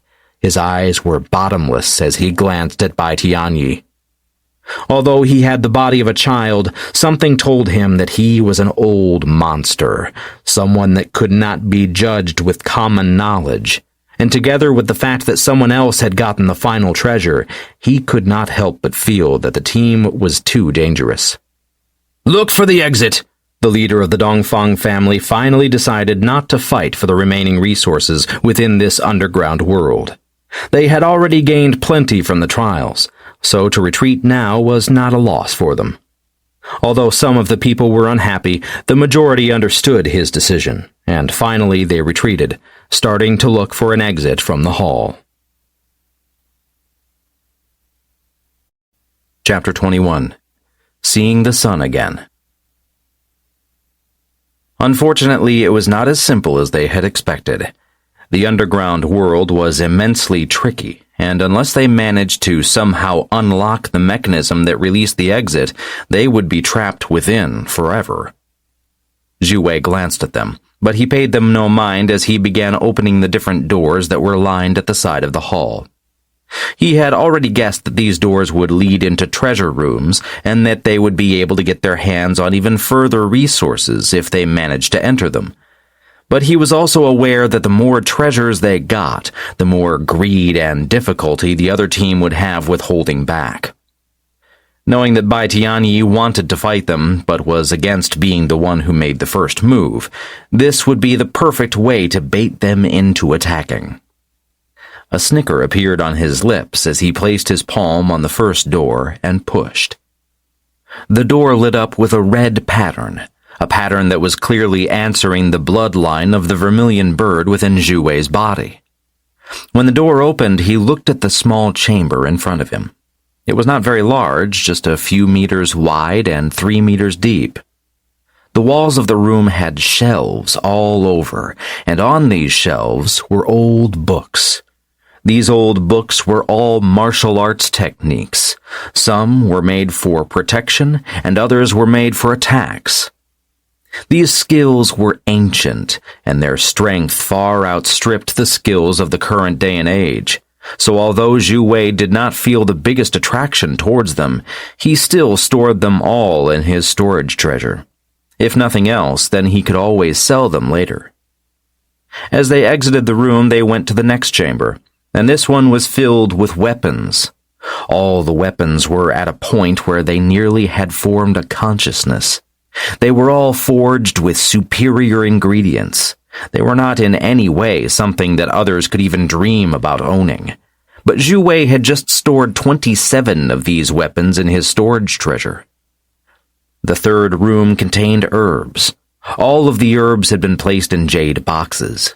These jade boxes were made from 10,000-year-old ice jade, a jade that could keep anything looking exactly as it was when it was placed within the box. Although the herbs were immensely rare, the boxes were no less so it was like getting a double treasure by entering this room, and Xue Wei's eyes had brightened with excitement. He quickly took everything down and placed it within one of his storage treasures before he turned around and was about to leave the room. When he left, he found that the other group, the Dongfang family, was looking at him with greed, and they were having a hard time holding back their urges to attack him. Seeing this, Xue Wei flashed a very friendly, but also immensely provocative glance at them. A part of their group nearly lost their reasoning at this time and wished for nothing else than to advance and rip him to pieces. The next chamber contained ores. These ores were filled with energy, and they were very rare. The room after was filled with gems and essence stones. Although there were not a lot of essence stones, all the ones that were there were of the highest grade. Even though Xue Wei did not need these essence stones, he was not a wasteful person, and he quickly picked up everything and placed them in his storage treasure. The next two rooms contained pills and inscriptions.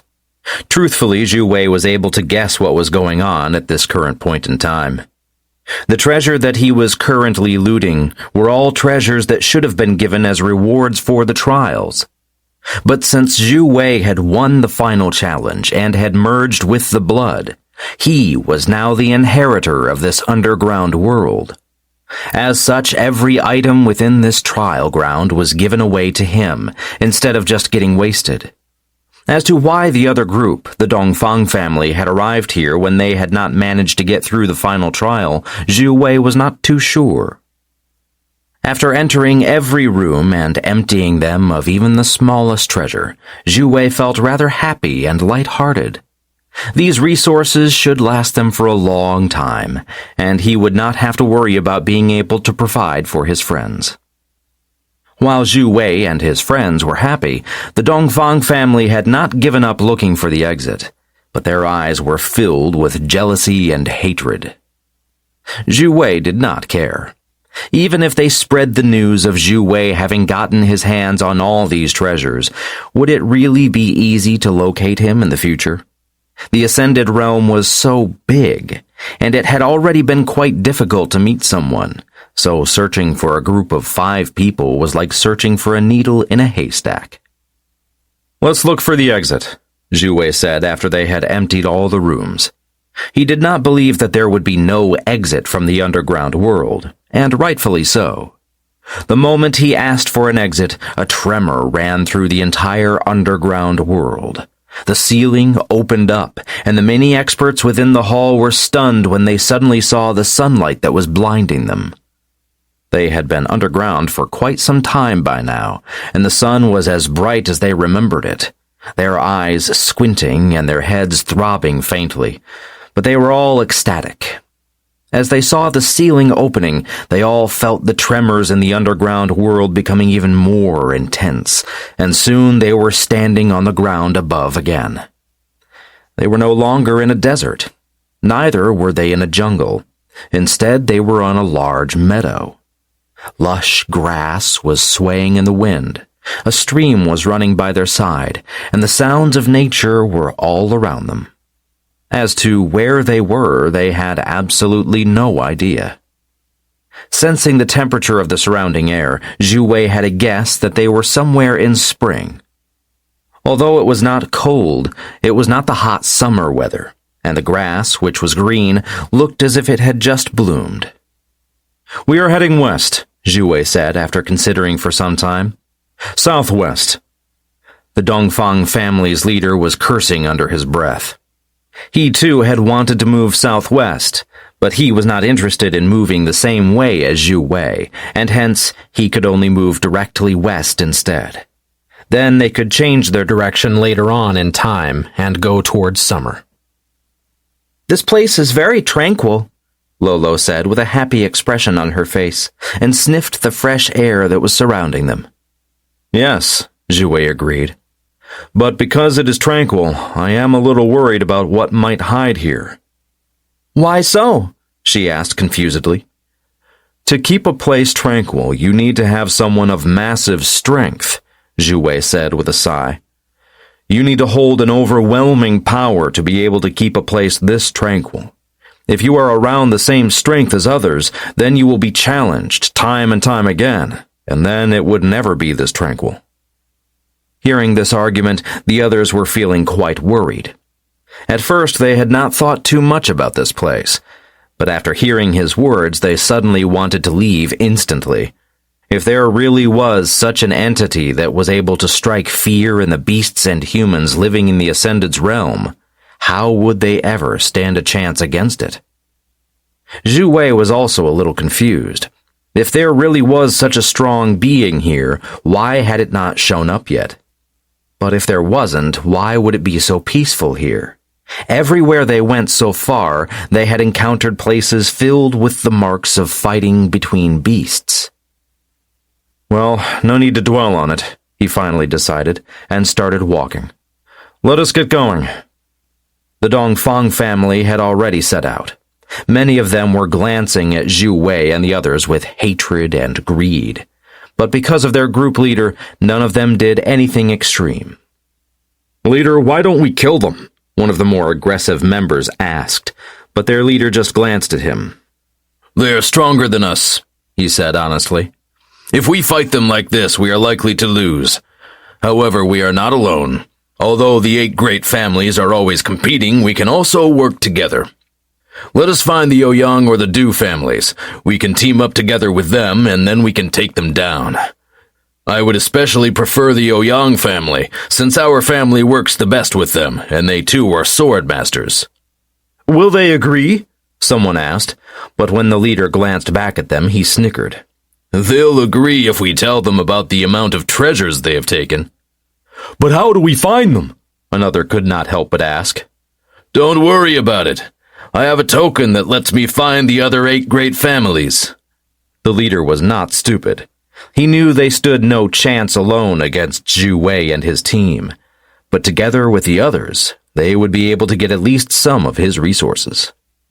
When hearing his words, the others all praised their leader, but they were unaware that Xue Wei, who had just unlocked his new bloodline, had an immensely good hearing now, and he heard every word loud and clear.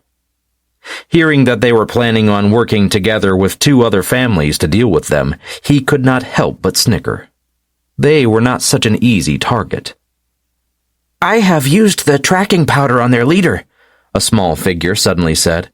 He was unremarkable, and when in a crowd, no one would notice him. It is smeared all over his clothes. Even if he washes them, the scent won't vanish. I have the tracking bugs, and we will be able to find him fast if we wish to do so. These bugs can smell the tracking powder from more than 10 or 20,000 miles away. Xue Wei was pondering for some time on what to do. Should he change his clothes and leave these garments for them to find later? Or should he keep the tracking powder on himself and then turn the hunter into the hunted? Contemplating, he kept the clothes on for some time, and not before they were far away from the Dongfang family did he tell them what had happened. They plan on attacking us with the Ouyang or Du families? Bai Tianyi asked, his brows furrowed. This might be troublesome, he continued. Although we can deal with the families independently, we might not be able to deal with them if they are working together. If we raise our strength, we can, Xue Wei smiled, and then his eyes landed on He Gao. Do you want to try something? He suddenly asked He Gao, who was puzzled. What? He asked, unsure of what Xue Wei had planned. But looking at his shining eyes, it was nothing good for sure. Well, my bloodline has evolved. Why don't we see if you can mutate once more? He Gao's eyes widened in shock when he heard this. Another mutation? Although the pain that came with a mutation was severe, the truth was that the benefits far outweighed the pain. Let's try, he said decisively, not even having to think about it for a moment. And Xue Wei found one of the daggers he had taken from the underground world and cut a long wound on his arm. He then did the same on He Gao's and started to let the blood mix. Chapter 22. Summer. The moment the blood merged, He Gao felt an indescribable power erupt in his body. The power brought with it pain unlike any he had ever experienced before. It was clear that the third mutation was possible. His body was shedding the skin, replacing the bones, and regrowing the meridians. He had initially been a celestial dog, but after the first mutation, he had gotten wings like a crow. Now he was once more mutating, but as to what results this mutation would bring to him, he had no idea. At the current point in time, it was also impossible for him to actually think about the final result. All he could feel was immense pain, and he was gritting his teeth hard, fearing that if he started crying out, he would bite his tongue off to end his suffering. Seeing the handsome face contort in pain, his friends were all worried about him. They knew that it would be painful, but for it to be this bad was something they had never expected. Xue Wei began blaming himself. Although he wanted He Gao to be stronger, he was not willing to see his friend pass through such pain for it. The others were also worried about him. Even Bai Tianyi, who usually mocked him, had a frown on his brows as he looked at the silent He Gao. "He will pull through it, and then he will be like a new beast," Bai Tianyi muttered, both to himself and the others. They all stood guard around He Gao, waiting for him to be okay. At some point in time, his body began making weird creaking sounds, and at this moment he collapsed, unable to keep his consciousness any longer. Seeing him lose consciousness, all of them heaved a heavy sigh of relief. Now he no longer needed to feel the immense pain. While he laid on the ground, the creaking sounds did not diminish, and no one dared to move even a finger of his. Black goo began oozing out his pores, and all impurities within were being excreted. They had no idea how long it would take for He Gao to shed his old body and gain a new one. After what seemed like an eternity, He Gao suddenly jolted, but he did not awaken. What did change, however, was that all the heaven and earth essence in the surrounding air suddenly poured towards him. At first it was the air just around them, but as the suction force within his body became bigger and bigger, more and more essence was needed to sustain him, and a small whirlwind appeared on top of his body, sucking in essence from as much as 20 li away. The heaven and earth essence within the Ascended's realm was immensely heavy. It was not as deserted as it was in the outside world. Hence, when he absorbed this much energy, they started fearing that his body would be unable to refine it all in time, and that he might even explode. But no matter how worried they were, they dared not touch him, as that was likely to make it even worse. Xue Wei was regretting his choice immensely by now, but he looked steadily at He Gao, hoping that his friend would be able to pull through. After what felt like an eternity, the whirlwind slowly started to decrease in size. They could once more see He Gao's body, and when they saw him, they felt worried. He was lying completely still, not moving a muscle. As to whether he had died, or he was unconscious still, they had no answer. From when they had merged their blood and until now, a full 2 days had passed, and after another 2 hours, He Gao finally started stirring. From his fingers twitching until his eyes opened, everyone was worried. Yet when he slowly sat up, they were all feeling relieved. He Gao looked at himself, and then he frowned. "How dirty," he muttered while looking at the black goo that had oozed out of his pores. It was not before now that the others realized how dirty indeed he had become, and they could not help but chuckle slightly. "There is a river there," Xue Wei said with a grin. "Go wash yourself." He Gao could not stand the disgusting feeling of having these sticky black impurities all over his body, and thus he quickly went to the riverside. The sound of splashing water could be heard in the distance, and after half an hour a clean He Gao emerged. Although he had just experienced the immense pain of remolding his entire body, he was not looking haggard. Instead, he seemed immensely happy and excited. "I say, this was worth it all," he exclaimed when he returned to the others, and without waiting for even a moment, he unleashed his aura, which proved that his chi had risen to the rank of a first-layered earth saint. "This is not all," he continued, and suddenly his body expanded. He turned into a massive black dog, at least 5 meters tall, with big crow-like wings, and black flames shrouding his legs. These black flames had not been there before, but now they were present, and they gave off an intimidating aura. It was clear that they were not ordinary black flames. They were much more domineering. Xue Wei was shocked when he saw this, but then a smile appeared on his lips, and he felt grateful. If there had been no result after all that pain, then he would genuinely have kicked himself. But it seemed that the result was much more amazing than he had initially thought. "My midnight flame is immensely powerful," He Gao said proudly. "I even have the chance of wounding a 9-layered earth saint if I use all the midnight flame I have at my disposal.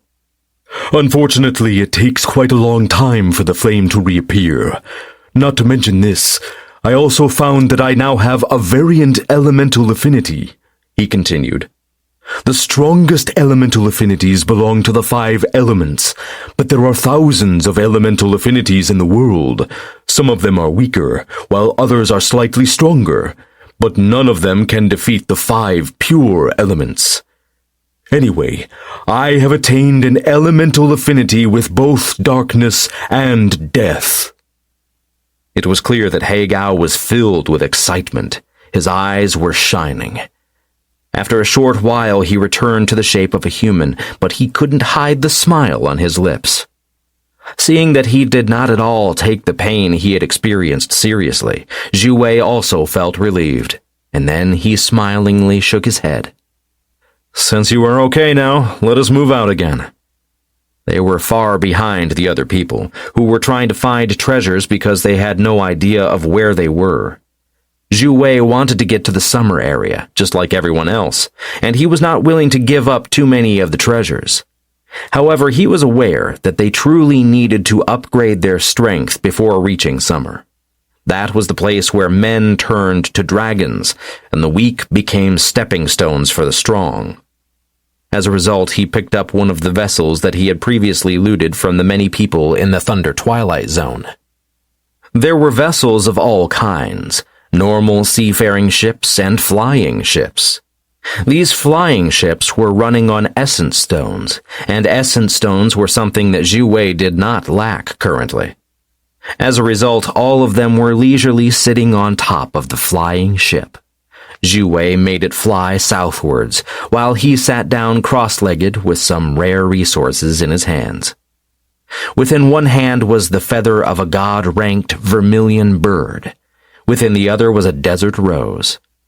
Both of them boosted the purity of one's flames, and the purer the fire, the more damage it would cause in battle, and the purer the pills one refined would be. Xue Wei could have focused on raising his cultivation base. Still, considering the sudden boost to it that he had gotten from the merging with the god's blood, he felt that it was better to consolidate his foundations for some time and focus on strengthening himself in other ways. If he only cared about his rank, then he was likely to become a paper tiger, if he was even capable of continuing to advance. Because of this, he decided that it was much better to focus on his newly earned flame, which he had gotten alongside his fire chi and affinity with the fire element. The trip was very peaceful. The pressure did not hinder the vessel that they were using in the Ascended's realm, and due to the ship's speed and the fact that it relied on essence stones, their rate of advancement was much faster than before. Although they advanced faster because they flew above the forests, they also lost out on many resources that could be found in the forests beneath them. Still, Xue Wei prioritized the resources from the summer area over the ones here. From time to time, they would encounter a flying beast that would attack them, but after making quick work of them, they quickly advanced to summer. A few people had noticed their presence during their trip, but no one knew who was wasteful enough to use a vessel fueled by essence stones to fly within the Ascended's realm. As they arrived in summer, Xue Wei made the flying ship land. He had already used all the energy that was present within 4 desert roses, and a third of the energy from the god vermilion bird feather. Putting away the feather and dusting the crystals from the desert rose off his fingers, Xue Wei rose to his feet. The others had also awoken from their cultivation and stepped off the ship, letting Xue Wei store it within his storage treasures again. So, this is summer, Lolo said as she looked around. She was not sure what she had expected, but it was definitely not what she was seeing. There were lush fields as far as the eye could see. Within these lush fields, where the scent of herbs was wafting towards them from time to time, it was clear that treasured herbs were hiding within the tall grass. But where there were treasures were also dangers. It was evident that the tall grass was housing some dangerous beasts, some of which were sneaky, while others were just plain strong. Xue Wei was excited. They would be able to increase their strength by fighting these beasts, and at the same time, they would get the treasures that they were guarding. It was not only him who thought like this, but all his friends were also the same. Their eyes were shining with excitement and happiness.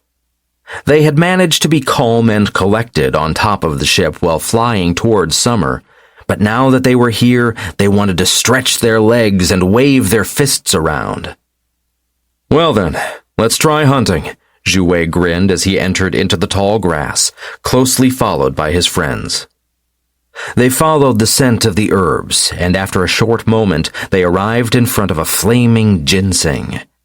The flaming ginseng was rare amongst ginsengs, as it required hot weather all year round. The slightest coldness would make it wither. This one seemed to be at least 1,000 years old, and when looking at it, they found that the energy contained within was denser than usual. It was a real treasure to any fire chi cultivator. Just as Xue Wei was about to dig it out from the soil, a hissing sound arrived at the same time as a red-scaled snake, the width of an arm, shot out from the tall grass and headed straight for Xue Wei's head. Chapter 23. Wang Zhaoyun. Xue Wei instantly retreated. The beasts within this Ascended's realm were very different from the beasts he was used to facing. They did not care about his bloodline at all. It was a new feeling, but he found that he quite liked the feeling of battling beasts. They were much more straightforward to kill than humans. They did not seem to have any schemes. The beasts had their natural advantages. Some were fast as the wind, some were overwhelmingly strong, some had unique attributes, and others had spiritual energy. The beasts were as different as humans were. Although there were many of the same races, the beasts were still different. The snake which had rushed towards Xue Wei was not too big, but it was so fast that Xue Wei hardly had the chance to escape. His bloodlust erupted, and his aura was released in a moment. Scale Shield. Without even taking the time to think, the chi within his body erupted in a scale shield, and the red snake struck it head-on. A resounding boom spread alongside a small explosion from the impact. At the same time, a sizzling sound could be heard as the poison oozed out of the fangs of the snake, landing on the scale shield and slowly dissipating the chi. Xue Wei was taken aback when he saw that the poison was capable of destroying his shield. Life Scale Shield. Wood elemental chi was added to the shield, and it started holding better, making the snake realize that it was no longer dissipating, and a hiss resounded before it withdrew into the thick grass once more. Xue Wei was on high alert. Was the snake planning on escaping, or was it going to ambush them later?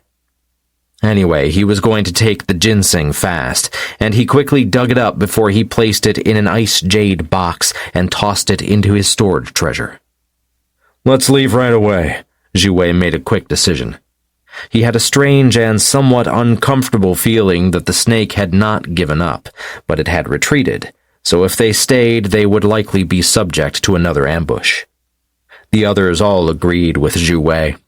Having had such difficulties blocking the snake, they knew that it was not easy to defeat, and considering that they had already gotten the ginseng, no one needed to defeat the snake.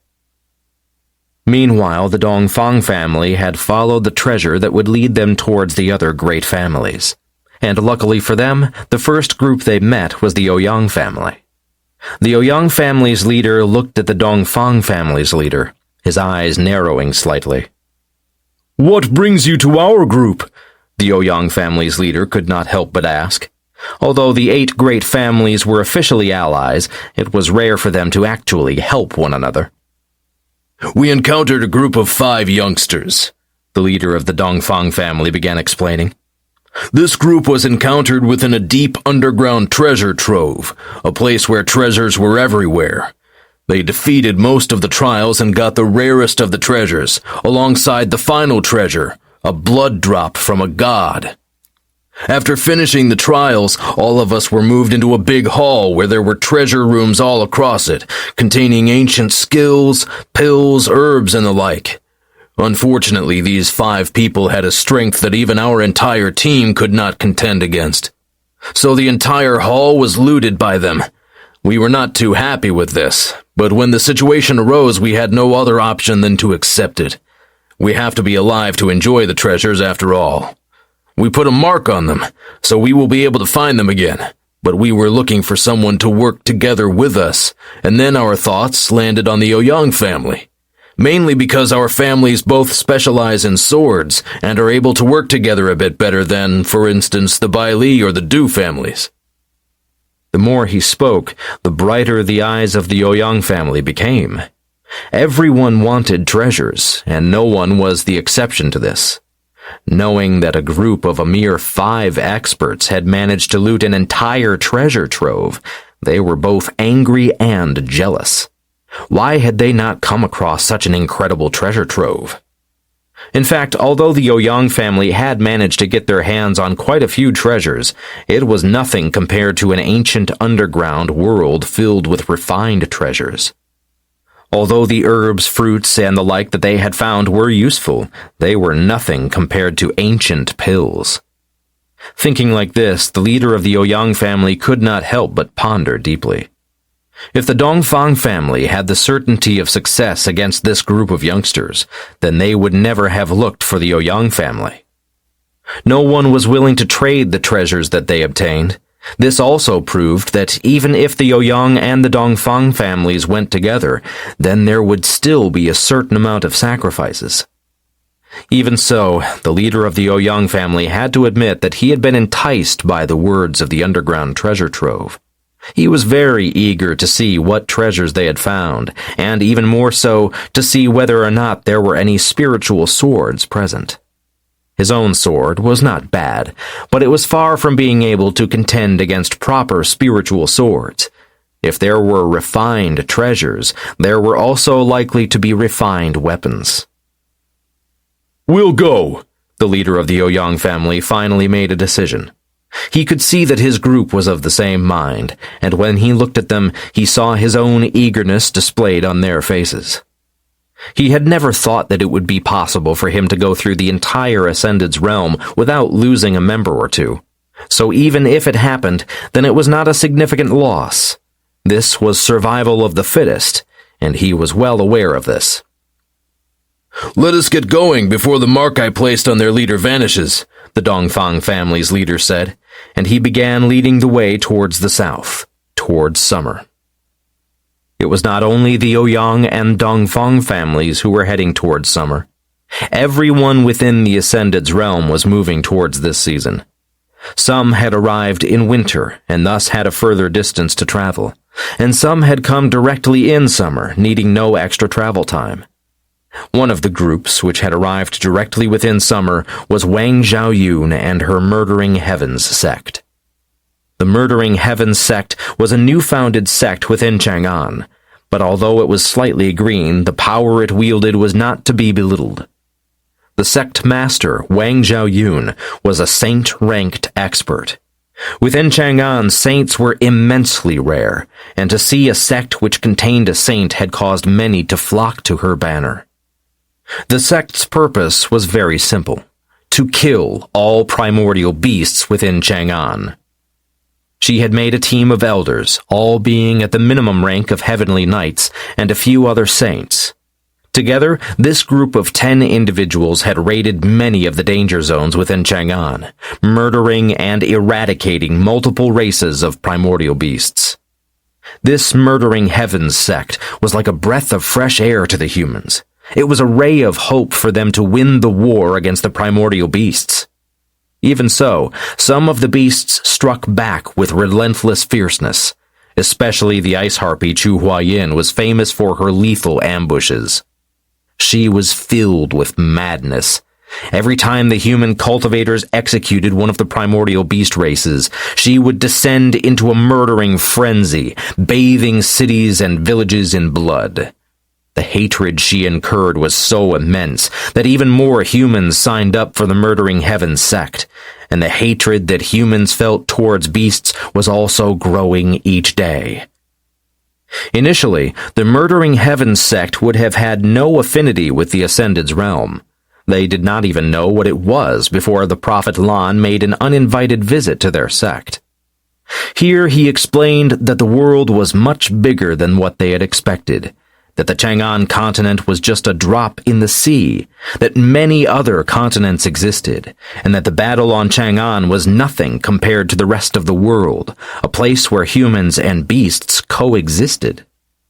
The wondrous tales that Prophet Lan told them about were so fantastic and different from what they had expected, and Wang Zhaoyun decided that it was time to bring her elders with her to the Ascended's realm to see what a genius from the outside world was like. They had been fortunate and ended in the summer region from their arrival. As to whether or not Lan had planned this, no one knew. Since then, they had traveled across the entire place, taken resources with them from the many places they had come across, battled beasts, and lived a peaceful life. The group of the Murdering Heavens sect had not encountered any other people yet, but now that everyone was gathering in summer, they could no longer enjoy the resources on their own. At the start, Wang Zhaoyun did what she could to avoid other people, but it seemed that the more they avoided, the further out of summer they came, and suddenly they ran into a small group of people. This group seemed to contain a few people only, 5 at most, and Wang Zhaoyun made a decision. "We will fight it out with them if they try to do anything funny to us," she said decisively as she looked at her elders, who all agreed with her. They were double the numbers of this small group. It should be possible for them to prevail, maybe even win with these odds. When they stepped forward to greet the 5 experts, Wang Zhaoyun's face suddenly showed a panicked color, and she felt her body trembling, ready to escape as fast as she could. However, she was the sect master, and she could not let her elders face this group alone. At the same time, Xue Wei had also seen Wang Zhaoyun. His eyes widened in shock, and then happiness spread in his heart.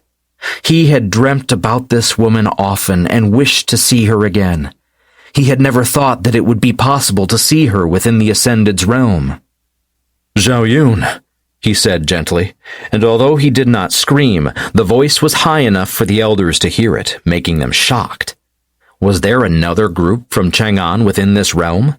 If not, how did this youngster know Wang Zhaoyun?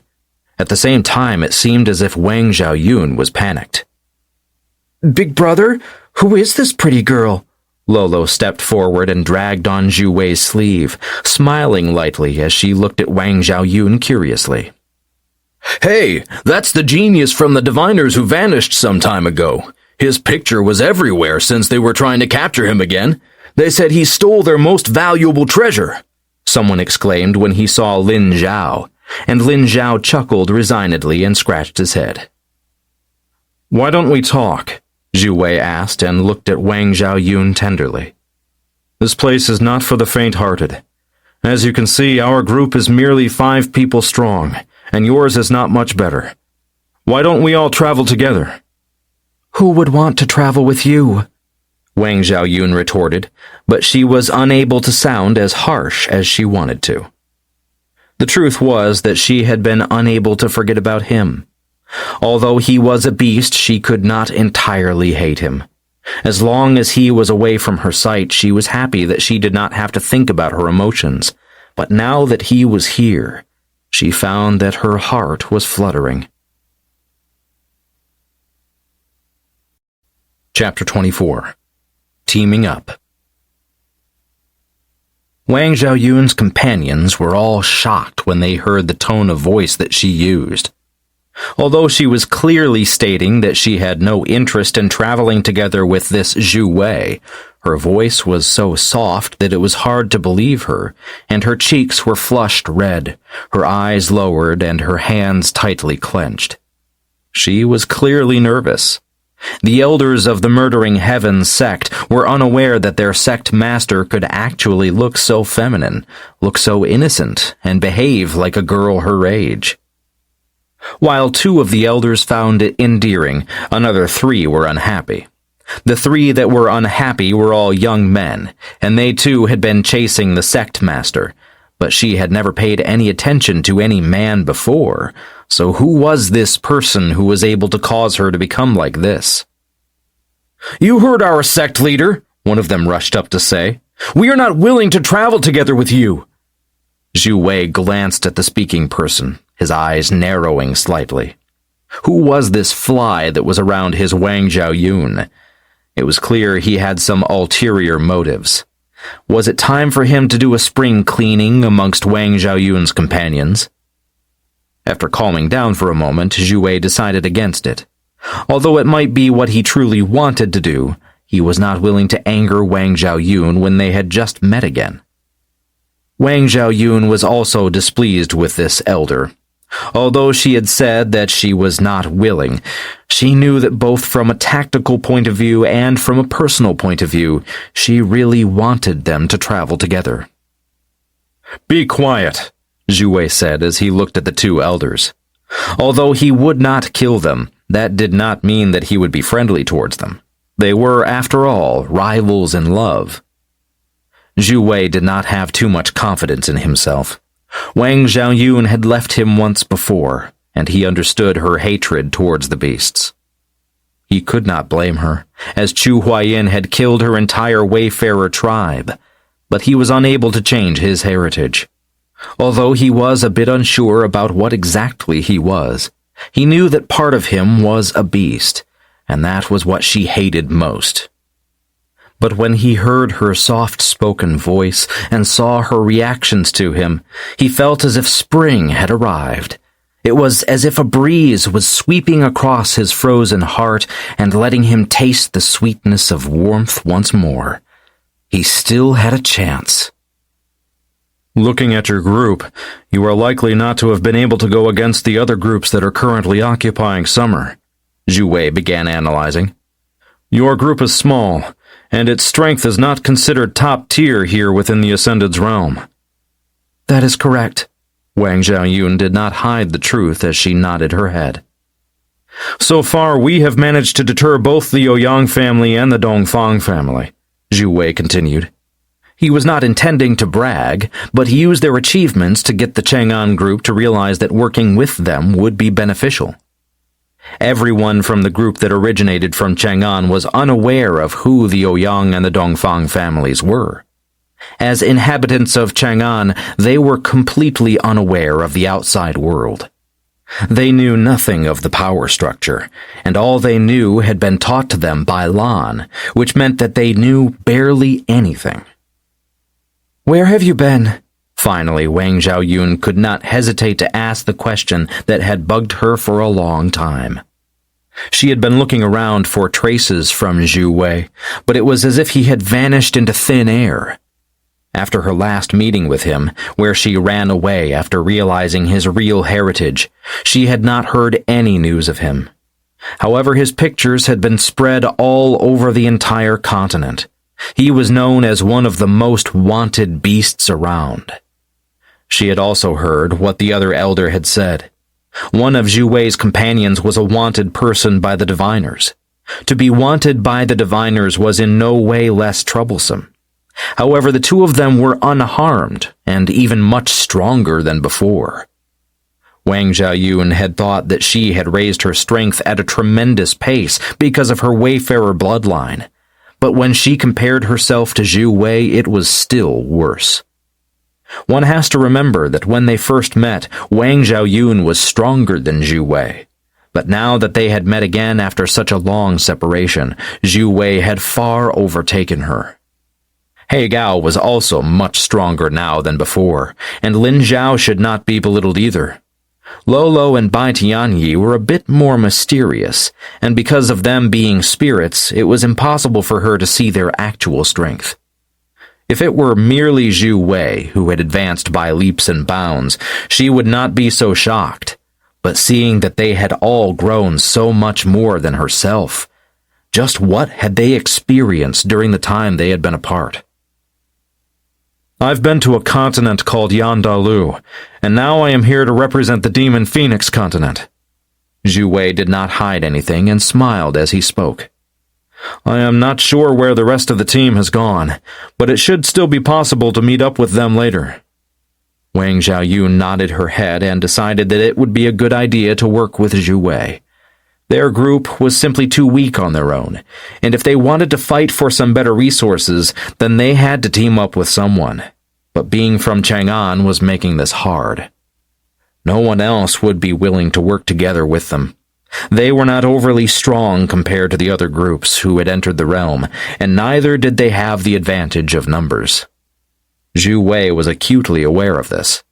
If it were not because of him knowing them personally, he would have never teamed up with them either. But how could he possibly be at ease, knowing that Wang Xiaoyun was braving all sorts of dangers alone? Now that he finally saw her again, he was so happy that he would never let her just leave him without a good reason. He respected her opinion about beasts, but he was still stubborn. She was a special entity to him. He could never forget her, and he did not want to forget her either. "We will travel together," Wang Xiaoyun finally announced, and although two of the elders had ugly expressions on their faces, the rest were relieved. Although Xue Wei and his team were small, it consisted of saints. Having more saints on their team would increase their survivability. "Everyone, this is Xue Wei." Wang Xiaoyun decided to introduce him to the others. Although he was wanted all over the entire continent, that was with a face mask and an alias, so no one knew who Xue Wei was. "Xue Wei and I have known each other for a long time and traveled together for some time. I ought to warn you, though, he is a beast." Although Wang Xiaoyun did not wish to actually say this, she had no choice. When a battle ensued, he would likely display his beastly transformation, and if she did not warn them, then they would, without a doubt, feel tricked. "This is He Gao. He too is a beast. This is Bai Tianyi. I am not too sure what he is." Wang Xiaoyun introduced the three people she knew, and looked at Lin Zhao and Lolo, unsure of how to introduce them. "This is Lin Zhao. He is a diviner." Xue Wei took over and introduced the rest of his companions. "This is Lolo. She is my little sister." "You said he is a beast?" The hostility was evident in the voice as the other elders looked at Xue Wei warily. They hated beasts, and they knew that Wang Xiaoyun hated beasts even more than them. How could she possibly have traveled alongside two beasts? "I am a beast, but I hold no hostility towards humans. In fact, I am quite annoyed with the other beasts, too. Unfortunately, humans do not seem to welcome us, so our group decided to leave the Chang'an continent until we hold enough strength." Xue Wei had initially not intended to explain, but when he looked at Wang Xiaoyun, he wanted her to know the truth. He was not friendly with beasts, nor was he friendly with humans. On Chang'an, there was only Wang Zhaoyun and Zhao Lei who mattered to him. "You are still a beast! How can we fight alongside a beast?" One of the men who had been against Xue Wei from the beginning felt that he had found something to latch onto so that they could get rid of him, but Xue Wei just snorted. "I believe that since you are here, Lan must have had a hand in it," he began as he looked at them. "Lan would not have sent you here without the basic information, such as humans and beasts do not fight everywhere. Only Chang'an is a war zone between the two races. While I understand your feelings, you have to keep in mind that this is not Chang'an. This is the Ascended's realm, and it belongs to the vermilion birds of the Demon Phoenix continent. You are currently benefiting from a secret realm belonging to a beast race. If you loathe beasts so much, why even enter this realm? Or is it that as long as it benefits you, it does not matter? However, as soon as you can use the beasts for your own agenda, you will do so?" Although Xue Wei was unsure of what exactly he was, he knew that part of him was a beast, and seeing the way these two elders were talking about beasts, he was slightly annoyed. Why could Chang'an not just be like the Demon Phoenix continent, where beasts and humans coexisted? Although Xue Wei was depressed when he thought about how Chang'an was currently in war between the races, he knew that he had to thank the war for the opportunity to move on to an even bigger stage. If the war had not happened, and if the beasts and humans alike weren't chasing him, then Xue Wei would never have left Chang'an and entered Yan Dalu and the Demon Phoenix continent. This travel had made him find new companions and friends. At the same time, it made him understand more about himself and the secrets around his birth, and it also helped him increase his strength. The people who had been silenced by Xue Wei's questions had no way to answer. They looked at him with hostility and grievances, hoping that Wang Zhaoyun would speak out for them. Unfortunately, she did not seem to have any intention of doing so. She looked at Xue Wei with a bit of hesitation, but she ended up saying nothing. Another elder could not stay silent, and he spoke out. "Young Master Xue, I understand that you are native to Chang'an. How could you possibly leave the continent?" It was clear that they too wished to leave the continent. Maybe they had gotten tired of the constant war, or it could be that they thought the grass was greener in somebody else's yard. Either way, they had decided to leave if they got the chance. "Lan helped us," Xue Wei answered honestly after considering for some time. "He made a dimensional tunnel for us, but even then we ended up somewhere else than planned due to a space storm." Chapter 25. Ambush. Hearing this, the people from Wang Zhaoyun's entourage were depressed. They had no idea as to how they could possibly convince Lan to make such a tunnel for them.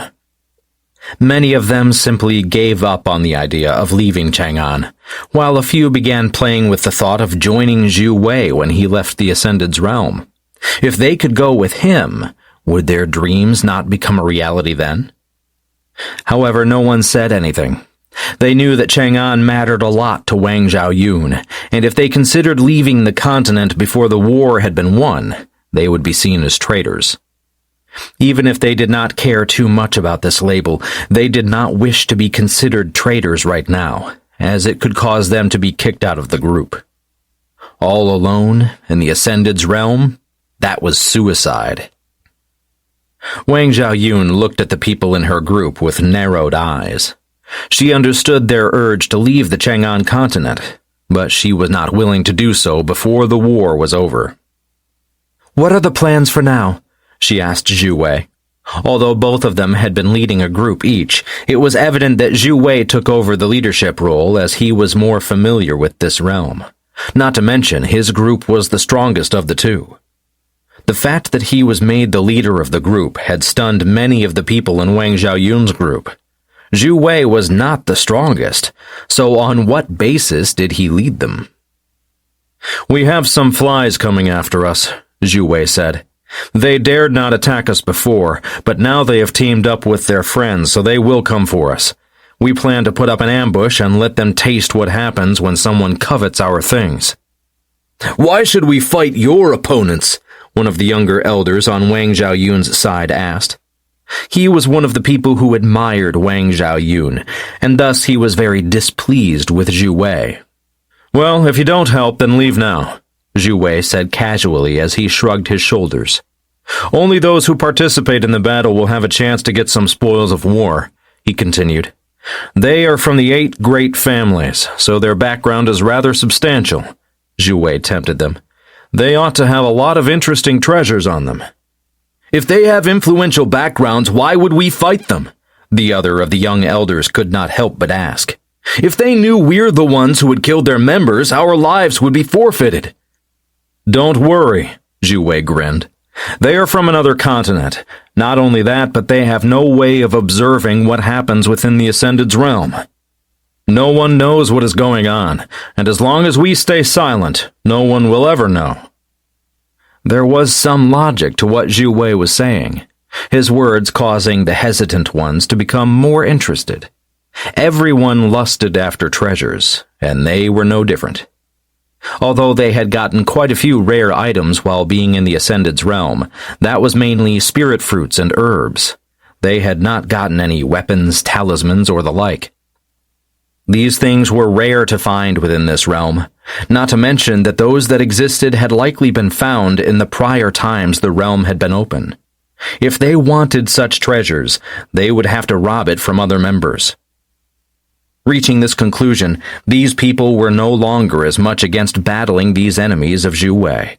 Some had devious minds and wanted to push all the blame onto Xue Wei, while others wanted to just get more items for themselves. Xue Wei did not care about what the different people thought. All that mattered to him was Wang Zhaoyun staying by his side. He understood that it would merely be for a short while during their time in the Ascended's realm, but this was a little bit of heaven that he could not let go of. At the same time, he was worried about her traveling this dangerous realm on her own. After concluding that they would all stay together and fight off the experts that were coming their way, Xue Wei began looking for the best place for them to battle it out. "The opponents are 2 families from the 8 great families," Xue Wei began explaining the situation in detail. "They will be around 30 to 40 members, and their strength will range from heavenly knights to ordinary saints. There shouldn't be any earth saints. Our best chance is to fight them through an ambush, kill off as many as we can in one go, and then move on to a straight-up free-for-all. The group is capable of following my directions as they have spread some herbal scent onto me that they can trace. They think that our group only consists of 5 members, but now we are 15. Our chances are much better. The better you perform, the more resources you'll get. We are looking at many highly skilled people, so their treasure should be able to help you through a long time of cultivation." Having said this, Xue Wei could not help but smile. The hunted were turning into the hunters. Xue Wei did not feel any pity for the 8 great families. As Bai Tianyi's comrade, he was bound to become enemies with them. Since this was the case, why not collect some interest? He had encountered 2 groups so far. One was the Ouyang family, and the other was the Dongfang family. Although they had been sensible, they were not able to escape from being Bai Tianyi's enemies. Hence, they were also the people that Xue Wei would be against. Not long passed before they found a small forest. This forest was not too big, but it served their purpose perfectly. There was a clearing at the east side of it, and Xue Wei, alongside his comrades, waited within the clearing while the others positioned themselves in the woods. They knew that if they hid in the woods, they would be able to attack when this group of enemies arrived. A few days went by like this. Xue Wei and the others cultivated quietly with the resources they had gathered earlier, and he even shared a few of his older resources with Wang Zhaoyun and her team. Most of the ones he shared came from the Thunder Twilight Zone, but to them it was priceless treasures they could not come across elsewhere. Everyone's strength was steadily climbing, and many of those who had held hostility toward Xue Wei let their guards down, as he was much friendlier than they had expected, and he even shared his resources with them. After a week had passed, someone finally entered the forest. "We are close," said the Dongfang family's leader. His heart was filled with excitement, but he was also slightly agitated. Something felt wrong. The Ouyang family's leader was much calmer. He knew that the group they were hunting had a lot of treasures, but he had, after all, not seen them loot room after room of treasures. Finally, the clearing came into view, and all of them stopped in their tracks. The shock was evident on the Ouyang family's faces. Is it them? It was unknown who asked first, but when the question was asked, the others were stunned. Ouyang and Dongfang had both encountered them before. It was rather rare to think that they would be facing off against each other again. "You know them?" The Dongfang family's leader was worried that they would not go through with the battle when he saw that the Ouyang family nodded their heads, complicated expressions on their faces. "Let's go!" They could not afford to let them run away, so the Ouyang family's leader knitted his brows and gave the order. It was not before then that the Dongfang family was feeling relieved. They were still willing to fight. Xue Wei was waiting impatiently in the clearing. Why were they so slow? His blood was boiling. He could not wait to battle. He wanted to fight, wanted to test his new skills and his new elemental abilities he had learned when he became a vermilion bird. As an azure dragon, he had an affinity with the element of wood. The vermilion bird was connected to fire. He had learned new innate abilities, and he was eager to try them. At the same time, he also wanted to test how difficult it was to switch shape during battle. He wanted to be able to switch between a dragon and a bird. Only then would his potential be fully shown off. Finally, the group arrived. They got in position and rushed into the clearing, ready to attack. However, just as they arrived, they felt that something was wrong. Before they had the time to attack Xue Wei and the others, attacks were raining down on them from behind. In only a moment, 3 had already died as they were taken completely unaware. A handful was also injured, and suddenly 10 people appeared from within the woods, and when the Dongfang and Ouyang families realized what was going on, they had been caught in a pincer attack. Xue Wei and the others were already fighting back. A resounding dragon roar exploded in the clearing as Xue Wei took on the form of a massive azure dragon. The sudden change in shape shocked all of them to the core. The people from Chang'an were horrified. They often had something to do with primordial beasts, but this man seemed much more dangerous than even the highest-ranked primordial beasts. The Dongfang and Ouyang families were much more enlightened, and one of them cried out in shock, "A sovereign beast!" Some of them were gloomy. A sovereign beast of that strength was not something they could defeat just because they had superior numbers. Everyone knew that sovereign beasts were the true kings of beasts. They held so much strength and potential that they were known as the favorite of heavens. If they had known that their target was a sovereign beast, they would never have participated in this battle. Unfortunately, there was no medicine for regret. All they could do was grind their teeth and use their strongest abilities. "Kill all the others first! We'll take the beast at the end!" Someone called out, but then they looked at the others and felt a headache. He Gao was far too strong. He was an earth saint. Bai Tianyi was not an easy target, and the Ouyang family held a deep-rooted fear of him since they knew his real identity. Lolo was a small child. Killing her was not glorious. Lin Zhao was a target, but he was also strong. Then the only targets that were left were the ones from Chang'an, and the 2 groups from the 8 great families turned towards them. However, they were being slaughtered so fast that they now had no chance of fighting back. The Ouyang and Dongfang families' leaders were filled with despair as they saw Xue Wei slither around the battlefield, killing one member after another as simply as killing chickens. Xue Wei was flashing a grim smile before he headed to the Ouyang family's leader, while He Gao was quickly killing the Dongfang family's leader. "With you guys around, we will be undefeated!" one of the members within the Chang'an group exclaimed, but Xue Wei shook his head. "No," he said honestly. "There are many groups with more strength than our group, so we need to be careful." Just as the battle ended, Xue Wei began gathering all the spoils of war before he tossed storage treasures to different people, handing them out according to their performance. Chapter 26. Zhang Moyun. The others from Chang'an were shocked to see how casual Xue Wei was with handing over the storage treasures. But upon closer inspection, they noticed that only they were given some storage treasures. Xue Wei gave nothing to his own team, keeping everything for himself. They could not help but feel odd about this. Why would his companions allow Xue Wei to manage their resources? But no one said anything. It was as if this was a natural occurrence to them, and that it was as it should be. "Well then, let us move further into the inner reaches of the summer section of this realm," Xue Wei said as he put away their part of the loot before he tossed a few resources to his friends.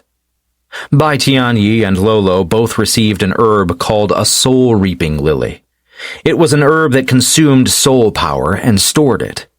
This was one of the most beneficial things for Lolo and Bai Tianyi that Xue Wei had in his storage treasures, and he carelessly handed it over. At the same time, he took out a feather of the vermilion bird and gave He Gao a Death Stalker. Death Stalker was an herb that was different from other herbs. It had the aura of death and would be able to allow He Gao to increase the element of death in his attacks. Lin Zhao was given some herbs which focused on qi cultivation. Although he had touched upon a Dao as a diviner, he was not able to use a particular trait of an element to his qi just yet. There were 5 primary elements: earth, metal, water, wood, and fire. Apart from these, there were also a lot of mutated elements, such as death and darkness, the ones He Gao had touched upon. There was also wind, lightning, light, and so on. As long as one could think about it, then it existed. However, all of them originated from the 5 primary elements, and these 5 elements were the strongest of them all, since they had an overwhelming power and purity that other elements could not fight against. Elements were connected to qi. Qi was able to be pure and without an element, but it could also have the assistance from an element, elevating its strength. Above qi was the Dao. The Daos were unable to be easily explained. A Dao was a path that one specialized in. There were thousands upon thousands of Daos in the world. When one began to cultivate a Dao, they were able to transcend regular cultivation.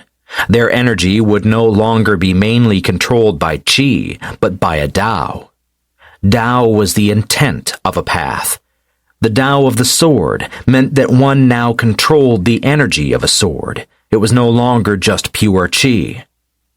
Xue Wei had not managed to understand a Dao just yet. It was not before one had transcended the saint realm that one would begin comprehending a Dao. But he did have an elemental affinity to his qi. Usually, elemental affinities would come when one advanced to the saint realm, or if someone had a sudden breakthrough in one's strength, which could unlock the elemental affinity. Just like the mutation for He Gao, or Xue Wei's sudden boost in strength. A flying ship appeared in the sky, and Xue Wei boarded it before the others followed. While his friends were now used to this method of transport, the people from Chang'an were deeply shocked. They were even more shocked when they realized that essence stones fueled it. Essence stones were immensely precious back in Chang'an. There were not many mines that produced them, and most of these mines were located deep within danger zones, governed by the primordial beasts. As such, essence stones were very hard to get their hands on. But now this Xue Wei was using them for the sake of transport. Such a waste! Although they were shocked, no one mentioned anything about it. This was Xue Wei's matter. They had no right to complain about it. Instead, they began looking through the storage treasures they had gained. Some had a brilliant harvest, while others were not as lucky. Wang Xiaoyun was the luckiest of them all. She had gotten a whole mountain of essence stones, pills, and herbs. Xue Wei had given a quick glance into the storage treasures when he threw them out, and although he had been fair, he also felt that Wang Xiaoyun had the most significant accomplishment in the battle apart from himself and his friends. The ship was quiet. Everyone was cultivating slowly, using the resources they had gotten their hands on during their time in the Ascended's realm. Although they were more eager to get cultivation resources than they were of the actual training, they still took the time they had now to cultivate. The stronger they were, the bigger the chance they had to survive in this hellish place.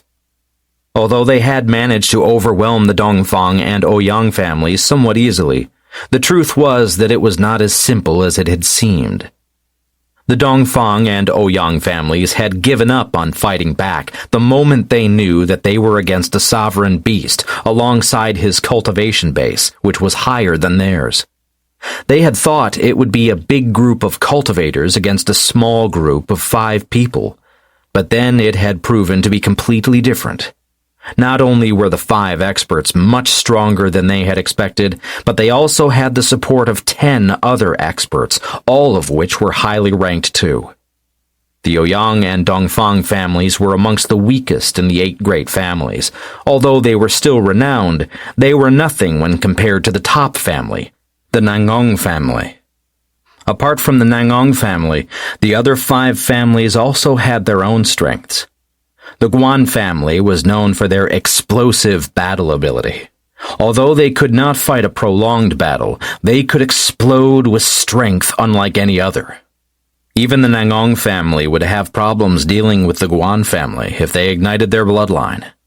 The top 3 families in the 8 great families were no laughing matter. If Xue Wei and the others met with just one of the top 3 families, they would have no chance of survival. This was after they had teamed up with Wang Xiaoyun and the Chang'an team. So even though they could handle the weaker groups and teams, they could not easily take on the true hegemons of this world. Maybe they would have a chance if they would manage to team up with the Vermilion Bird clan once more. However, the chances of meeting them again were rather small. Since this was the case, they might as well continue to hunt for treasures in summer until the time was up. They were lucky that they had a small treasure finder with them. Lolo was a spirit, and she was immensely sensitive to energy. She could feel the places where more essence had gathered, or if there was a place with dense chi or soul energy. Everywhere she sensed the energy, their team would descend and pick up the treasures. They left all the more common things, and only went for what could be considered seriously rare. It was not that they were snobbish, but because after thousands of years being secluded, this world was simply a treasure trove, filled with things that no one else could imagine. Some of the items within this realm were even extinct in the outside world. Sometimes they had to fight against a ferocious beast that would not let them quickly take their treasure. Other times they had to enter tricky environments with powerful inscriptions put up to protect the items. Clearly, some of this had been done by the Vermilion Bird in a test to the descendants that came to the realm. Xue Wei was usually standing aside, letting the people from Chang'an out on the front lines.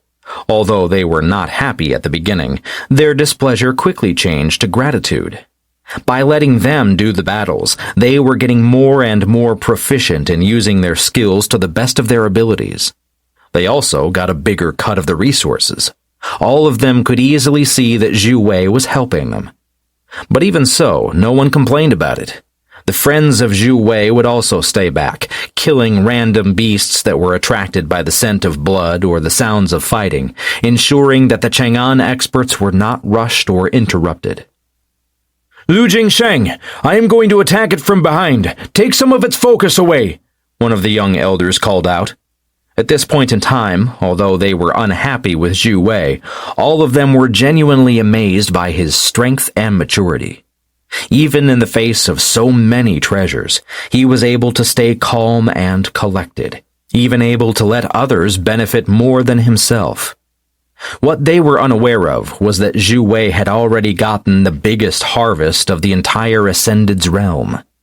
Back in the underground world, Xue Wei had emptied room after room and gotten so many rare herbs, pills, weapons, inscriptions, formations, and anything else that he could possibly need. These few treasures were really nothing to him.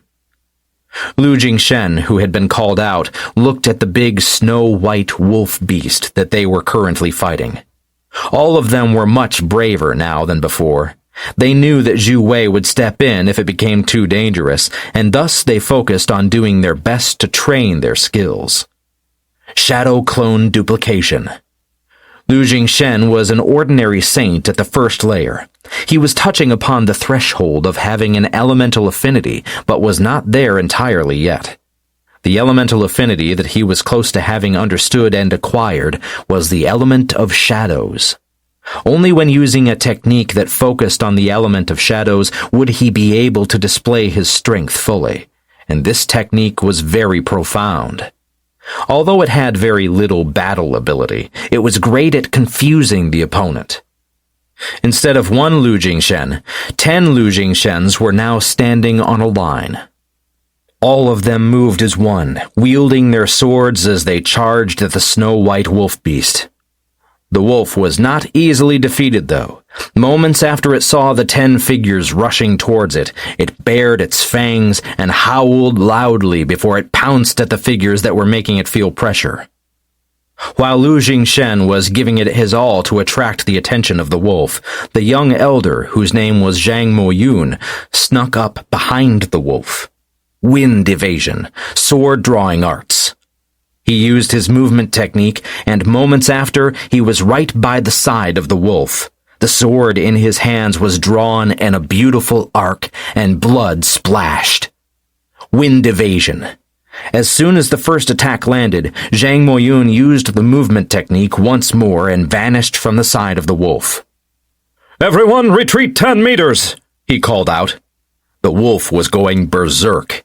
It had sustained a severe injury. It had been taken completely unaware by Zhang Moyun, and by the time it sensed the danger, it was too late. The sword of Zhang Moyun had landed on its neck and caused a bloody wound to appear. Blood was gushing out. The eyes of the snow-white wolf beast turned completely red as it turned around and started chasing Zhang Moyun. Sensing the imminent danger, his expression changed, but he stayed calm. Wind evasion. He continued to use his movement technique while not being too far ahead of the wolf, in an attempt to get it to keep chasing him, bleeding itself to death with the overly vigorous movements. Xue Wei had disliked Zhang Moyun at the beginning, considering that he obviously had taken a fancy to Wang Xiaoyun. Still, upon getting along with him, he realized that he was both smart and rather friendly. Chapter 27. Scarlet Bee Honey. The big snow-like wolf howled in despair and unwillingness as it became slower and slower. Its legs started trembling, and the hind legs began giving in.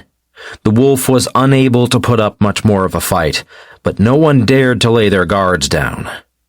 Zhang Moyun rushed to the wolf's side. His sword flashed, and a new trail of blood followed. The sword attack landed on the same wound that he had created before. This time, the wolf was split into two.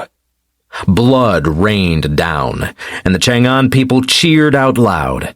Even Xue Wei smiled slightly and approved of the way that Zhang Moyun had dealt with the wolf. "The scorching flame daisy belongs to Zhang Moyun. The rest of you can share the snow-white wolf. Lu Jingshen gets the beast core." Xue Wei quickly gave the items out to who deserved what, and no one complained. The scorching flame daisy was the herb that the snow-white wolf had been protecting. They continued on when Lolo suddenly stopped in her tracks. I can sense a faint energy fluctuation, she said with a frown on her face. But another group of people is currently besieging it. They are fighting against the guarding beast. Should we go? Wang Zhaoyun could not help but ask hesitatingly. Although she wanted items and resources, she was not so despicable that she was willing to steal them from others yet. Unfortunately, Xue Wei had no such scruples. For him, humans and beasts were the same. Killing a beast and killing a human were the same to him. So if he could kill beasts for treasures, then why couldn't he kill humans? We should go. Xue Wei made a quick decision. This realm was opened by the Vermilion Bird clan. I promised the clan leader that I would look after them the best I could. There is a chance that the ones who are fighting are the Vermilion Bird clan, so I have to go and see. Hearing this, Wang Zhaoyun felt that there was some reason behind his words and was instantly tricked. Xue Wei did not care too much about the Vermilion Bird clan. They had made their own decisions back when Xue Wei entered the underground world. If they really did reunite, then he would be happy, but if they did not, then he wouldn't mind it either. As they went closer and closer, they did nothing to hide their aura. Neither did they sneak forward in an attempt of being one with the surroundings. They were bold and straightforward as they advanced, moving right towards the fighting people. But the group which was currently engaged in frenzied battle had no time to consider them. It was a group of experts that could rival the group Xue Wei commanded, but they had encountered a whole group of scarlet bees. The scarlet bees were very tenacious. They would suicide without a second thought, causing severe damage to the cultivators they were facing off against. Although their strength was not on par with the group of cultivators, their numbers more than made up for it. "Scarlet bee honey!" Xue Wei exclaimed excitedly when he saw the beehive that was placed on a tree not far away. "My friend, help us and we will share the honey 50-50. The leader of the other group was quick-witted. He knew that this newly arrived group would be able to wait for the bees and his group to fight a prolonged battle, and then finish off both of them when they had grown tired.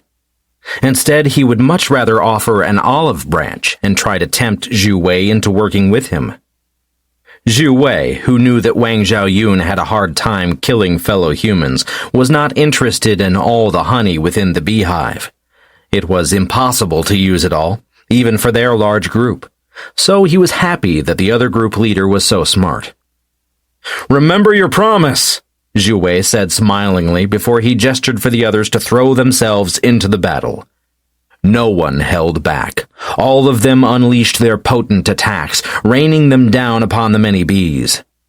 Even Xue Wei, who had not attended in many of the battles before, was now releasing a lot of fiery attacks. Ring of Fire, Fire Palm. These two attacks were very simple. The Ring of Fire was an attack that landed on a large area and burnt everything within the circle, while the Fire Palm was much more straightforward, just a palm that carried with it the fire-attributed chi. The bees were not resistant against fire, and they succumbed one by one to the scorching temperatures and the oppressive power that was within the fire elemental chi. The bees were numerous. There were thousands of them, but the majority were around the Heavenly Knight rank, so they could be killed in batches.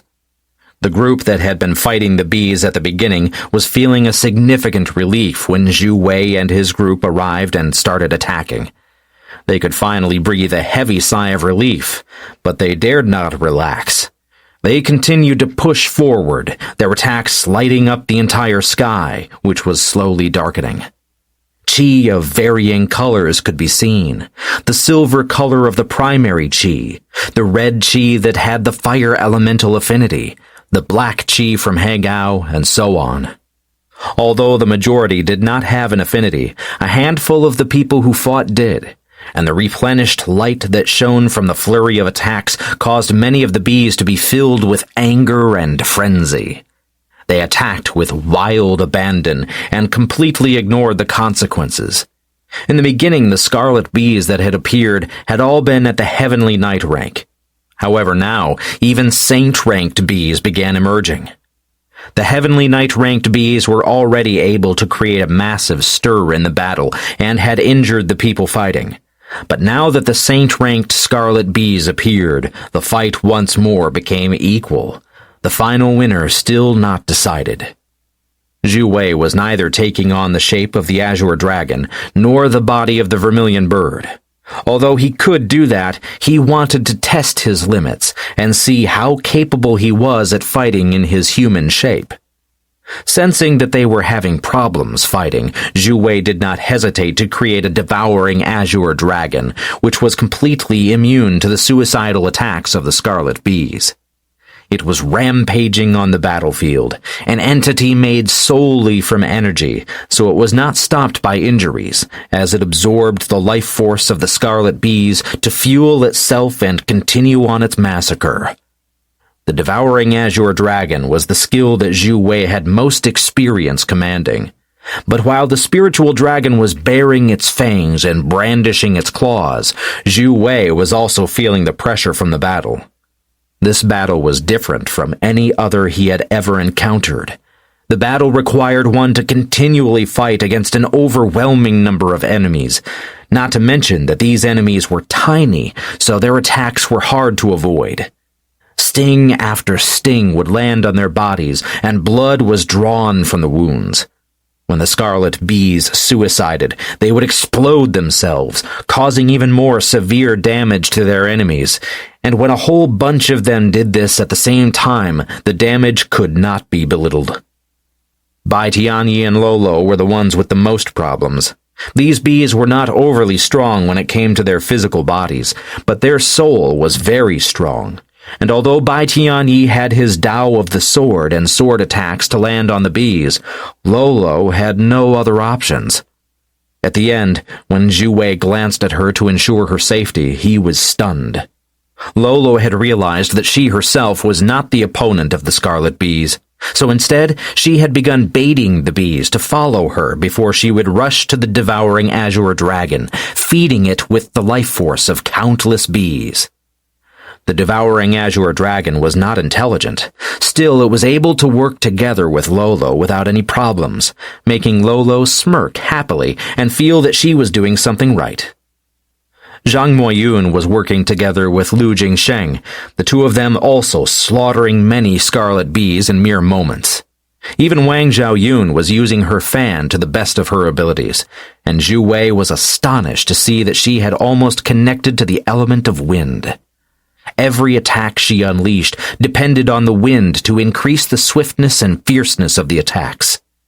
The bees were like a bunch of small boats in the stormy seas, unable to stay in the air as they were thrown here and there, completely dazed by the wind that swept them away, before they were hit by her martial art techniques, killing them. The battle was intense, and the wounds were much more severe than any other battle they had been in before. A few had to retreat to nurse their wounds before once more throwing themselves at the scarlet bees. They were lucky that no more people were within their vicinity, and none appeared to reap the benefits, as all the fighters were simply too exhausted.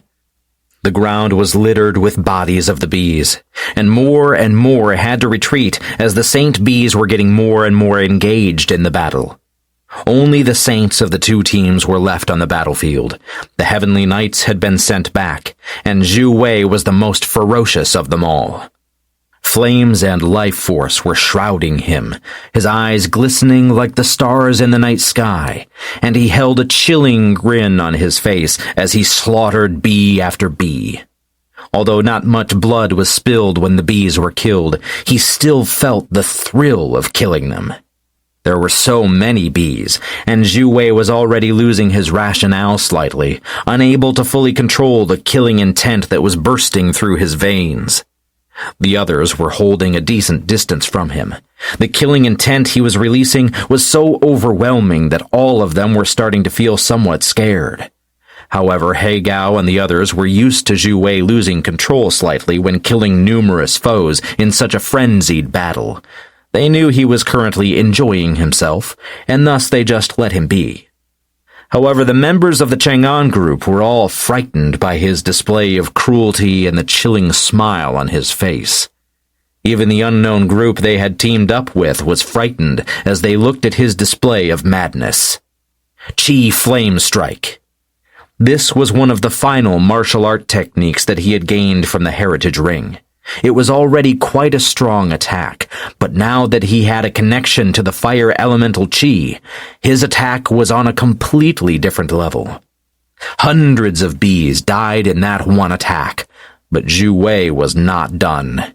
He had many martial art techniques, but recently he had been training the skills that he had gotten from the Heritage Ring, and some of them were specialized in attacking an area instead of just a person. Sky's Judgment. Sky's Judgment was an attack that unleashed the might of 9 progressively stronger lightning strikes. This attack required Xue Wei to channel his chi, and the attacks were immensely powerful. The lightning bolts that descended from the sky caused so much destruction to the bees that the rest of them started trembling in fear. The battle lasted a full night and day. The surroundings were lit up by the reflections of the countless attacks that were being thrown out. When the day finally ended, there was only one bee left, the Queen Bee, who turned out to be a 9th-layered Earth Saint. Her strength was not to be belittled. Chapter 28. Fight of the Queen Bee. Although the Scarlet Bee Queen had a high rank, a rank that usually would be impossible to contend against with the strength of these experts, she did not command the force of a 9th-layered Earth Saint. The Scarlet Bee Queen was used to being pampered by the many worker bees, and all she did throughout her life was to create more bees for the beehive. She had never needed to battle before, and although she had some inherited abilities, she could not use them to the fullest, as she had no experience. This was also the reason that they had not retreated yet. If it were any other beast who was at the 9th layer of the Earth Saint rank, they would be slowly retreating. They would not have any plans of battling it out with the beast at all. However, all of them were aware of her combat ability being below its actual rank, so it was possible for them to deal with it. Although they would have to sacrifice some effort, it should be doable to defeat the Scarlet Bee Queen, and then they would benefit greatly. The Scarlet Bee honey was a very rare but also useful resource. Hagao was at the 1st layer of the Earth Saint. Xue Wei was at the 4th layer of the Ordinary Saint, and Lin Zhao was at the 7th layer of the Ordinary Saint rank. All of them had had massive breakthroughs in the Ascended's realm. They had gotten this luck from the resources and the trials in the underground world. Now it was impossible to stop their advance. Bai Tianyi had advanced to the 3rd layer of the Ordinary Saint rank, and in the case of Lolo, it was impossible to see at what level her strength was at. Wang Xiaoyun was the strongest amongst the Chang'an cultivators, and she was on the verge of breaking through to the Earth Saint rank. Although she had a rank that was above Xue Wei, she was not as strong as him due to his bloodline and innate strength. The other experts from Chang'an were a mix of ordinary saints and heavenly knights. The other group, the one who had first started attacking, was also consisting of a few Earth Saints, yet none of these were at the higher layers. The strongest was a 2nd layer Earth Saint. Although the Scarlet Bee Queen was unable to control her strength fully, her power was much stronger than theirs, and they could not afford to be relaxed. "Leave the protection of all of us to me," Xue Wei said, and azure scales began sprouting on his body. He started transforming from a human to an azure dragon. When he took on the massive shape of the azure dragon, everyone was suddenly surprised. The other party was shocked to see that there was a sovereign beast amongst the other team, but they took a deep breath of relief. The Chang'an experts had their hearts in their throats. Seeing Xue Wei as an azure dragon was once more a reminder of the fear they continuously lived beneath in Chang'an. They feared him, but at the same time they also respected him. The wood chi in the surrounding air was stirred, and Xue Wei's azure eyes shone brightly. Scale Shield. Xue Wei channeled all the qi within his body and began placing a scale shield on the many experts that were about to fight. One person had a shield each. This required an immense amount of qi, but he was aware that everyone needed protection, or otherwise they could be damaged from the shock waves of the clashes that were starting to appear. The Earth Saints of the team were the ones who would deal with the main force of the attack, and Xue Wei looked at them before he upgraded the protective shield on them. Life-scale shield. When Xue Wei was channeling shields, the experts rained down their attacks on top of the Scarlet Bee Queen. The Scarlet Bee Queen was bigger than most of the other Scarlet Bees, but it was still quite small when compared to most beasts. Although the attacks rained down upon it, it managed to avoid all the attacks of the lower-ranked experts. But the higher-ranked experts managed to land a couple of strikes. Hey, is it possible to tame this beast? Xue Wei suddenly asked Lin Zhao, and the entire group was shocked. The people from Chang'an were suddenly reminded that Lin Zhao was a diviner, while the ones from the other group were shocked to hear about the term taming beasts. In the entire world, it was only possible to tame beasts if you were a primordial or sovereign beast. However, this man was clearly human. It was only on Chang'an that the diviners had understood the Tao of dependence and created the beast-taming technique. Lin Zhao was slightly stunned when he heard the question, but upon looking at the Scarlet Bee Queen, his eyes turned solemn. If she is close to death, then I have a chance of taming her, he deducted. She is a lot stronger than me, so I will need to use the staff to the fullest of my ability. It is also the most challenging taming I have ever tried, but we will lose nothing to try it. If we fail, we can always kill her. Xue Wei nodded his head and contemplated. We will take 10% of the honey, the beehive, and the Scarlet Bee Queen. You guys can get 90% of the honey, but you have to assist us in taming the Bee Queen. The people of the other group had been feeling slightly unfair when they heard that they were planning on taming the Scarlet Bee Queen. But after hearing that they could get 90% of the honey, their battle intent was reignited. The Scarlet Bee honey was an outstanding treasure. Not only did it raise one's rank with a layer, but it also helped to solidify one's foundation. The foundation of one's cultivation was immensely valuable. The sturdier one's foundation, the further down the path of cultivation one could walk. Finding treasures that could improve one's foundation was very hard, especially one as useful as the Scarlet Bee honey. Midnight Slash. He Gao unleashed a mighty slash that caused ripples to appear in the fabric of reality as his claws were coming crashing down, freezing space in place and trapping the Scarlet Queen Bee. Divine Judgment. Lin Zhao unleashed his most potent attack. The Divine Judgment carried with it a slight trace of the Tao of dependence. The diviners in Chang'an had never been in contact with the real Tao, but they had managed to mimic it. Lin Zhao, on the other hand, had actually touched upon the basics of the Tao. He was, without a doubt, a one-of-a-kind genius amongst the diviners. Soul-reaping palm. Lolo was not going to let them be the only ones who attacked. Since her energy was spiritual energy, striking the soul of the opponent, she unleashed her most powerful attack right away. The soul-reaping palm was a palm attack that relied on one's ability to attack the opponent's soul. As long as the attacker's spiritual energy was purer than that of the opponent, then they could daze them and even make them unable to return to attack for some time. The weaker the opponent was, the more effective the attack was. It was also possible to shatter the soul of one's opponent if they genuinely wanted to do so. Celestial Cleaver. Bai Tianyi was using another heavenly attack, which was relying on his Tao of the Sword. A massive sword was created from spiritual energy and infused with the Tao of the Sword. The sword was so large that the Scarlet Bee Queen was dwarfed next to it. The Scarlet Bee Queen was rushing around. Some of the weaker attacks were allowed to land on its body, but the majority were being avoided by its nimble movements. The Scarlet Bee Queen had not begun attacking yet. It was quite hesitant, and was still not familiar with its own strength. Hence, it did not dare to unleash the attacks it had an inherited memory of just yet. Shadowless Kill, Storm-Breaking Fist, Holy Heaven Palm. The three other highly ranked experts of the two groups also rained down their own attacks.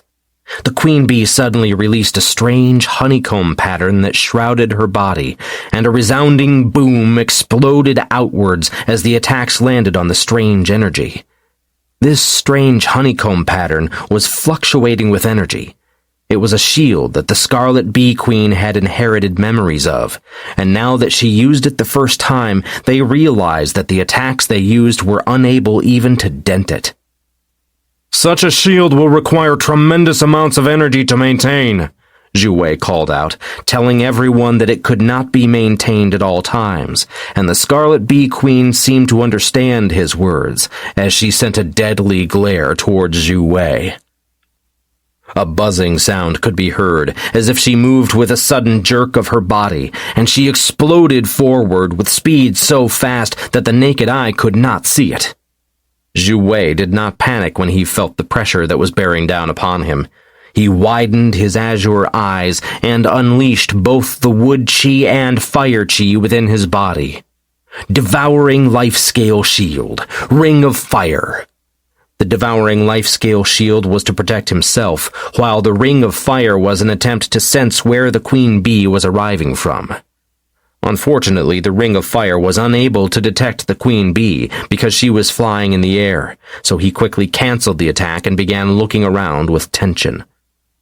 Although he was alert, he did not feel that it was over the top. The opponent was a 9th-layered Earth Saint, even more than a full realm above his own strength. While it would be possible for Xue Wei to withstand a strike because of his innate protection of the scales and the devouring scale shield, it was not going to be painless. And as he expected, the queen bee charged right at him. Her stinger was turned right at Xue Wei, and the explosion that came from the collision of the devouring scale shield and her innate attack was so powerful that Xue Wei felt how his body was slammed backward. His entire body came reeling back. Every step he took caused the ground underneath to shatter from the overwhelming force. The queen bee was not sent as far back from the collision as Xue Wei, but even she was sent backward. The clash had caused a severe gash to appear in the ground between them, and blood was trickling from the corner of his mouth. The massive azure dragon had shattered scales all over the body. Blood was flowing in gentle streams down from the wounds, but his eyes were not clouded in pain. Instead, his eyes were completely clear. A bright light shone within. Wood chi detonation. Fire chi detonation. Xue Wei poured 2 streams of energy out of his body, and they shot towards the queen bee, entering her body before they exploded with a muffled bang. The queen bee had been too slow to avoid the attack. At the same time, it had also been unable to raise the honeycomb defense. Now! The moment Xue Wei made her slightly wounded, other attacks landed on her. Reaping of the Full Moon.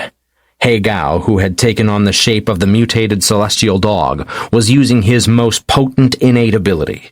The light within the entire area was vanishing quickly, gathering in front of He Gao, where it merged with the chi. A long beam of light and chi shot towards the queen bee, and the sky started to twist from the overwhelming power contained within the attack. Bloodletting. Xue Wei, who had stopped himself from retreating, used an attack that he had never used before, because it relied on his bloodline rather than his chi and spiritual energy. Chapter 29. Bloodletting. Bloodletting was a technique very different from any other technique Xue Wei had ever used before. He knew of it, but he had never tried it before because he did not feel that it was all that useful. Bloodletting was a technique that could be used against humans and beasts alike. It drew out the essence blood of an opponent and conjured it into a small bead-like object. When Xue Wei consumed this bead, he would become capable of absorbing a certain amount of strength from the opponent. If the opponent was stronger than him, only a fraction of their energy could be absorbed, and if the opponent was weaker than himself, the power he would gain would be insufficient to do much of a change. As such, the technique seemed rather useless, as it was most suitable to use against someone of equal strength. But right now he did not have much choice. If he could lower the queen bee's attack just a little, their chance for survival would be even greater. The reaping of the full moon landed squarely on the queen bee's body, knocking her far back. Blood could be seen on her plump body. Seeing that blood had been drawn, Xue Wei's eyes suddenly turned red. Strange energy shrouded him in red mist-like energy, and swiftly the mist moved towards the queen bee. Although he was unable to control the beasts within the Ascended's realm, he was, after all, a sovereign beast, and the energy within his body was bursting out, putting a bloodline suppression onto the Scarlet Queen Bee. A strange scene appeared in the eyes of everyone watching, and the queen bee felt how her strength was slowly vanishing from her body, making her lethargic.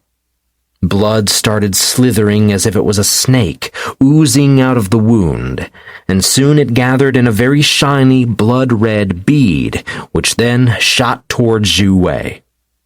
"Attack her now! Now is its weakest time!" Xue Wei growled as he popped the blood bead into his mouth. Strength instantly burst within his body. Although bloodletting only had taken a fraction of her strength, a fraction was an immense boost to Xue Wei, and he felt how his entire body turned to light. Reaping of the full moon, shadowless kill, storm-breaking fist, holy heaven palm, wood chi detonation, fire chi detonation. A myriad of attacks landed on the body of the queen bee, all of them landing right on the wound that had been created by He Gao with his first reaping of the full moon. Now the attacks rained down upon the bee, and she was unable to hold on. A whimper escaped her, and she lay exhausted on the ground, on her last breath. "Your turn." Xue Wei turned to Lin Zhao, who grasped his staff with a determined expression. He then moved to the queen bee and began taming her. She was much stronger than Lin Zhao, and thus her resistance was to be expected. However, she had been beaten black and blue. She could only use her crumbling mind to put up a final defense. Blood started seeping out of the corner of Lin Zhao's mouth, but he was not giving up. The Tao of Dependence descended, scaring the other experts silly. They had never expected that this man was capable of controlling a Tao. No one said anything. The pin-drop silence lasted for a full hour before Lin Zhao finally rose to his feet.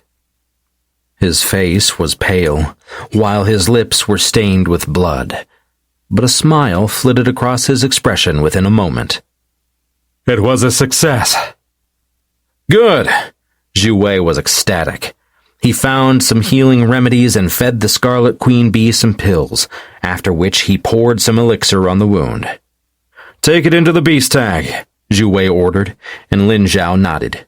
There were already 2 beasts within the beast tag, the alligator-like beast from the Thunder Twilight Zone, and Zhu Fu. "According to our deal, we will divide the scarlet honey as we had agreed upon," Xue Wei said, and the other team finally felt a sense of relief. They had invested so much in this fight, but their harvest was also plentiful. Although they could not take the Scarlet Bee Queen with them, they got an amazing amount of scarlet honey. The rest of the honey, alongside the actual beehive, was left to Xue Wei. He quickly shared the honey with everyone from his group, before the beehive was thrown into the beast tag. Now the Scarlet Bee Queen could continue to produce scarlet honey for them, and she could also give birth to an army of scarlet bees for them. The leader of the other family stepped forward. "It was a pleasure working with you this time," he said as he cupped his hands. "I hope we will meet again at a later time. Should you ever reach the Hanyang continent, come look for the Qing family." Xue Wei was not being overly polite, but nodded his head. "I will," he promised. It was still unknown what continents he would visit in the future, so having a friend was not too bad. The two groups quickly split up and moved in their own directions. Xue Wei led his group further towards the southeast, while the others were heading southwest. The spring had mainly herbs and medicinal flowers, while the autumn had an abundance of spirit fruits and berries. Either direction would be beneficial to walk to, but due to not wanting to steal one another's items, they quickly went their separate ways. "What are our plans now?" one of the men from Wang Zhaoyun's group asked as he looked at Xue Wei. This man had become the backbone of their entire group. He was the one who caused them to have such an abundant harvest. Chapter 30. Sealing up his strength. Xue Wei contemplated for a short while before he said, "I think that we will continue to hunt for resources. I entered the Ascended Realm with a group from the Demon Phoenix continent, all of which were vermilion birds. Unfortunately, due to some danger we encountered on the way, we had no chance but to split up. Since that is the case, it would be ideal if we can meet up with them again. Hence, I suggest we move towards the place where summer meets spring. That was our original purpose. I know that autumn is where the spiritual fruits are, and while spiritual fruits are great, I am more interested in the herbs. Herbs can be concocted into medicine. They can be consumed raw, and while the spiritual fruits mainly help with cultivation base, the herbs can assist in many other ways that can help us with our strength and elemental affinities. So, we are going towards the southeast. If you want to follow, then you are more than welcome. But if you'd rather go for some spiritual fruits, then I would suggest we split up here." Xue Wei was not interested in splitting up with Wang Zhaoyun, but he understood that he could not force his idea down on them. They had the right to choose their own path. "We will follow you." While all of them were slightly intrigued by the spiritual fruits, all of them were aware that they needed a certain strength to get these items. If they were to split up now, then not only would they be an easier target to others, they would also lose out on a great learning experience since staying with Xue Wei taught them many things. Also, one had to be alive to enjoy the benefits. Only by staying together with Xue Wei and his friends did they sense that they had a chance of survival. Looking at them all and seeing the determination in their eyes, a smile erupted on Xue Wei's lips. "Good," he said happily. Wang Zhaoyun would not be leaving him for a bit longer, at least. Taking out the flying vessel again, all of them went on board, and Xue Wei began cultivating. The bloodletting had caused him to get an increase in his strength. He was not sure how much of an advance he had gotten, but he was inquisitive. Sitting down cross-legged, he found the blood bead within his dantian, constantly releasing wave after wave of qi. The qi then turned into a mixture of small azure dragons and small vermilion feathers that roamed through his veins and in his dantian. The qi was being changed to become his own. Sensing that he could convert the blood bead into his own qi, Xue Wei did not hesitate to start refining the blood bead, and his cultivation level soared at an alarming speed. Although he had only managed to take a fraction of strength from the Scarlet Bee Queen, this fraction was equivalent to 1 layer of cultivation for her, so she had dropped to the 8th layer of the Earth Saint rank. This 1 layer's strength was, of course, a great pain for her to lose, but to Xue Wei it was a notable and rather frightening increase in power. Soon he broke through to the next layer. Still, the blood bead had not lost its energy yet. Even more was hidden inside, and Xue Wei continued to absorb it, feeling how his bones and every cell in his body were being nurtured by the immense amount of qi that was pouring into him. It was not before long that he broke through to the 1st layer of the Earth Saint rank that the energy slowly subsided. Such a massive boost in strength was terrific, but Xue Wei also understood that this was not the best time to have such a boost. It was just recently that he was promoted into the ordinary saint rank, He did not have enough time to fully get used to being a saint, and while he had fought some battles, it was not enough. Realizing that his foundations might become unstable, Xue Wei was deep in thought and deeply considered what to do. Understanding Xue Wei's plight, Bai Tianyi, who was seated by his side, said casually, "I have a technique which will allow you to put seals on your cultivation base. The highest amount of seals one can have is 9. When you have 9 seals, all your strength will be pressed together. Although your cultivation base will be lower than it is now, it will be better at battle efficiency, and it will cause your foundations to be solid as a rock." "Why did you not mention it before?" Xue Wei asked, perplexed. But Bai Tianyi just spread his arms. "You need an unstable foundation for it to work. Up until now, that has never been an issue for you." Xue Wei nodded his head. "I'll give it a try," he said, and looked at Bai Tianyi, who raised a finger, and a stream of light shot into his mind. The technique was imparted directly into his innermost thoughts. Taking a deep breath, Xue Wei began creating the seals on his body. The first seal was placed on his chest. It was hard to create, as it was made from qi. But after attempting it a few times, a weak seal appeared on his skin. Soon after, the seal turned much more real, as he made the second seal on top of the first. Like this, a week went by, and during this week no one disturbed Xue Wei.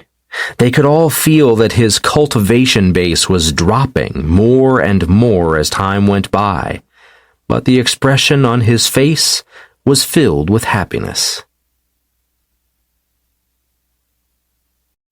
Chapter 31. 9 Seals. The people from the Wang Zhaoyun group were stunned. Why would he seem so ecstatic when his cultivation base was dropping? Was there something they had not understood? His cultivation base did not just drop to the ordinary saint layer. It kept dwindling until he was once more a heavenly knight. When he finally opened his eyes again, 9 seals were placed on his chest, suppressing his cultivation. To be able to advance in the future would be many times more complicated than it had been up until now, but the results would also be much more shocking. No one at his level would be able to beat him. Even level-jumping battles would not be hard to him. Xue Wei smiled, satisfied as he felt the qi dragons and qi feathers within his veins had gained a significant undulation of strength. Although they were now supposed to be weaker, he felt stronger than before, not as feeble. "What happened to you?" Wang Zhaoyun had also seen the transformation he had undergone, and she was curious as to why he would be so pleased with his decrease in strength. "I had rushed to the Earth Saint rank," he said honestly. "When I joined the Ascended's realm, I was nothing more than a heavenly knight. Within the short while we have been here, I was promoted to an Earth Saint. While the strength boost is very welcome, the problem is that my foundation had become unstable. Now I have sealed my foundation, and while my cultivation base has regressed, my strength has soared. Now I have the sturdiest of foundations. All the impurities of the pills I have consumed throughout the years have also been dispelled. I am feeling much more powerful than ever before." Hearing his explanation, everyone felt relieved. They had already seen his strength in battle, so for him to say that he was now stronger than before made them feel safe.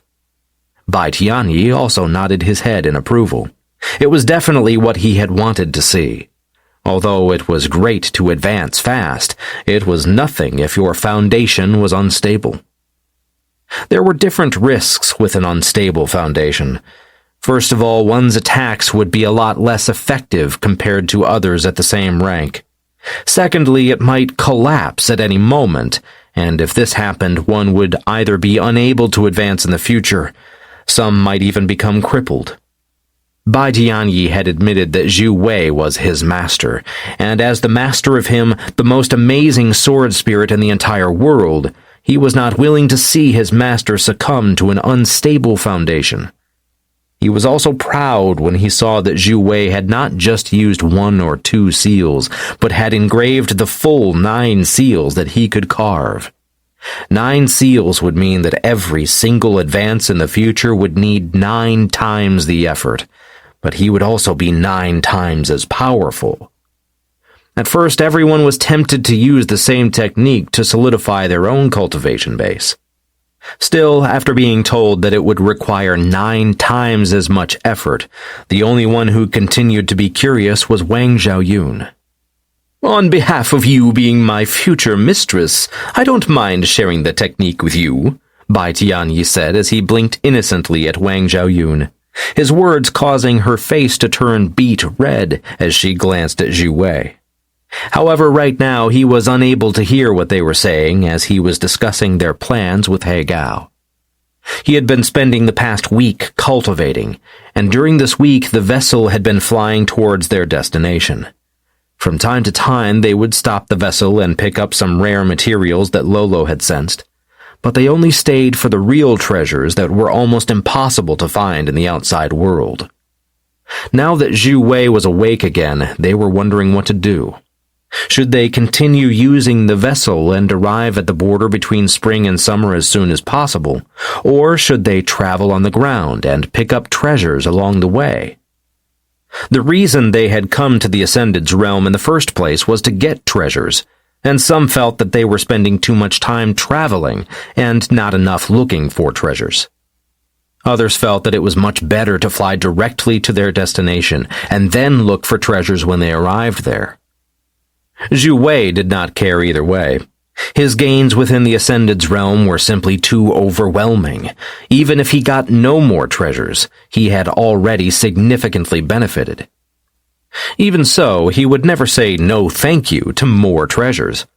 As such, he allowed all the others to come up with a decision, and soon they landed on the ground, starting to walk towards their destination. Just as they'd landed, they found a few herbs that were of use to them, and they quickly pocketed them before they began moving. They had not gotten far before they suddenly heard the sounds of battles. The battle was intense. The sound of yelling could be heard. It was clear that people fighting were all guests in the Ascended's realm. "Should we go and take a look?" someone asked, and Xue Wei nodded his head. He had a feeling that he had finally found the people from the Vermilion Bird clan, as he could recognize some of the voices that were screaming. As they arrived at the battleground, they found that Xue Wei was correct. The temperature was rising drastically as 5 fully grown vermilion birds were hovering in the air, ready to strike at any moment. Chapter 32. Bloody Slaughter. Xue Wei frowned. Why were there only 5 vermilion birds? Looking around, he found that the rest of the Vermilion Bird clan members were all knocked unconscious. Looking at the opponents, Xue Wei was not too surprised about the loss. 2 groups had joined hands, and these 2 groups had 2 Earth Saints alongside numerous ordinary saints. While the Vermilion Bird clan was strong, they were unable to withstand such an onslaught. The only fortunate thing was that they had not been killed. The ones who were attacking them wished to take them prisoner. Was there perhaps a way to tame sovereign beasts? Thinking like this, Xue Wei's eyes narrowed. He had promised the leader of the Sovereign Beast clan that he would look after them. If they all got kidnapped while he was watching, he would never be able to look at the man again, not to mention the guilt he would be feeling would likely halt his cultivation progress in the future. "Everyone save the birds!" he called out, and before the others had the time to react, Xue Wei's group attacked with a ferociousness that took them all by surprise, a relentlessness that spelled horror to the opponents. He Gao, who was an Earth Saint himself, pinned down the 2 Earth Saints that had attacked the Vermilion Bird clan.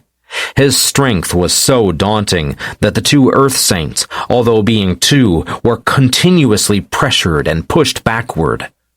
Their faces turned dark, their hands tightening the grip on their weapons, and their teeth grinded against one another. How could one single person stall 2 of them? He was even smiling mockingly, and every move was made casually, as if it took him no effort to delay them. The others were also feeling dread when they saw this big group of people emerge.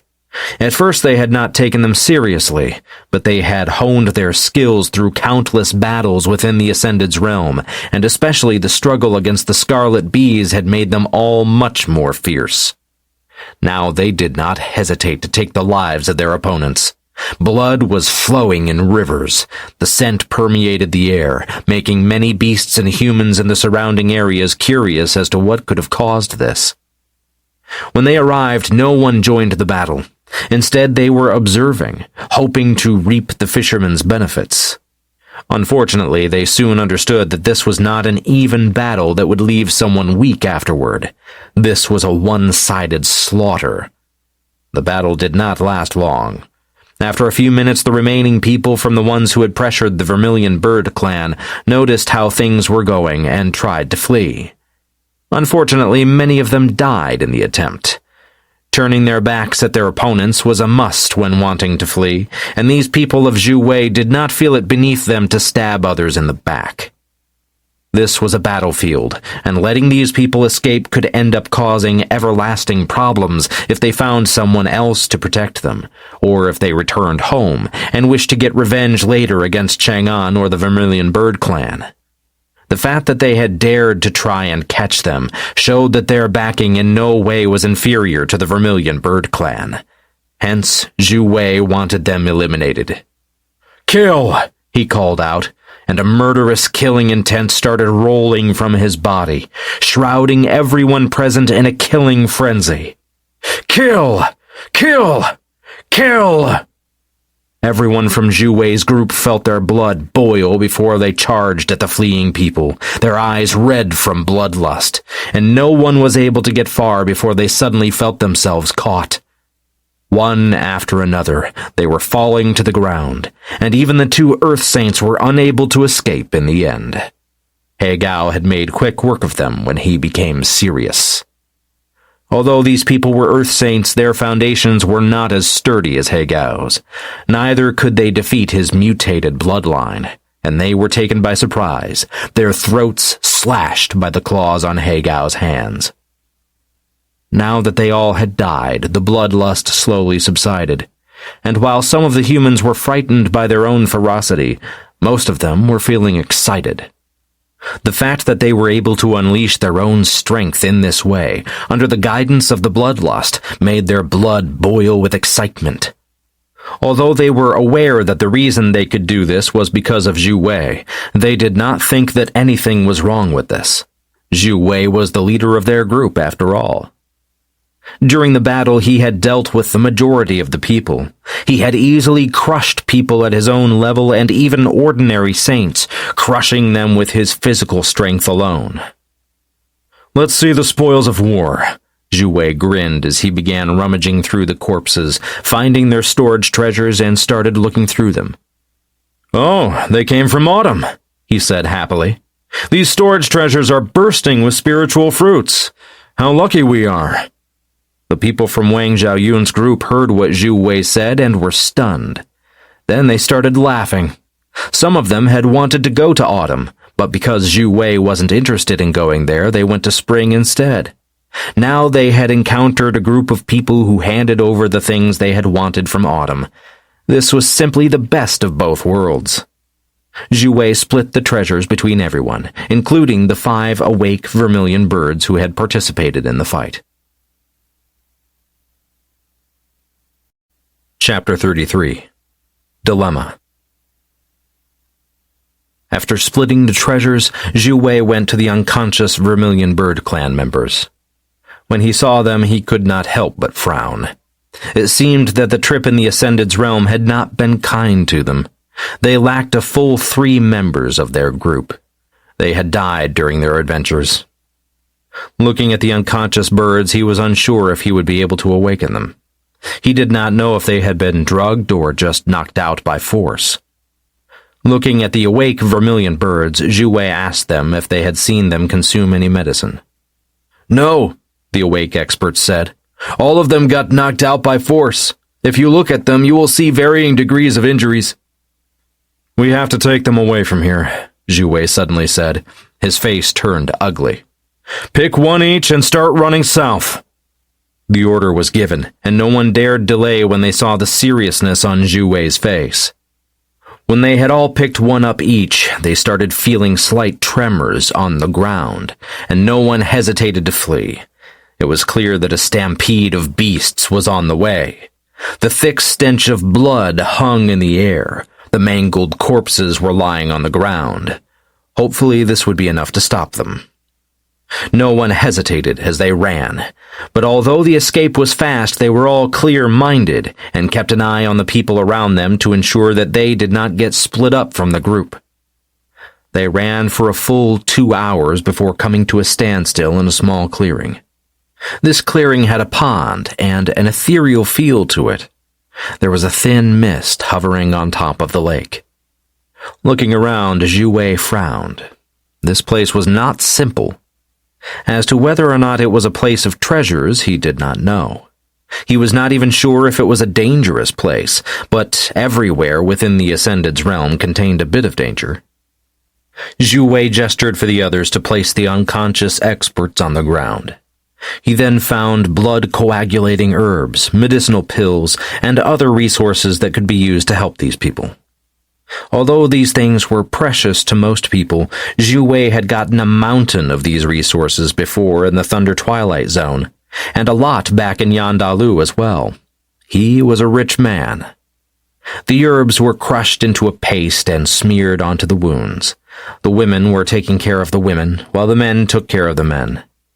The Vermilion Bird clan only had 3 women left surviving in the team, and all 3 had been unconscious. Wang Zhaoyun was behind a screen taking care of them on her own. The screen was also one Xue Wei had found in one of the numerous storage treasures he had looted throughout the years. After smearing the herbal paste onto the wounds and placing pills in their mouths, Xue Wei bandaged them, and they all just sat down, waiting for them to awaken. Wang Zhaoyun dressed the women after bandaging them, and then removed the screen again. It was best if they all could see each other. The Vermilion Bird clan members who were awake were feeling conflicted when they looked at Xue Wei.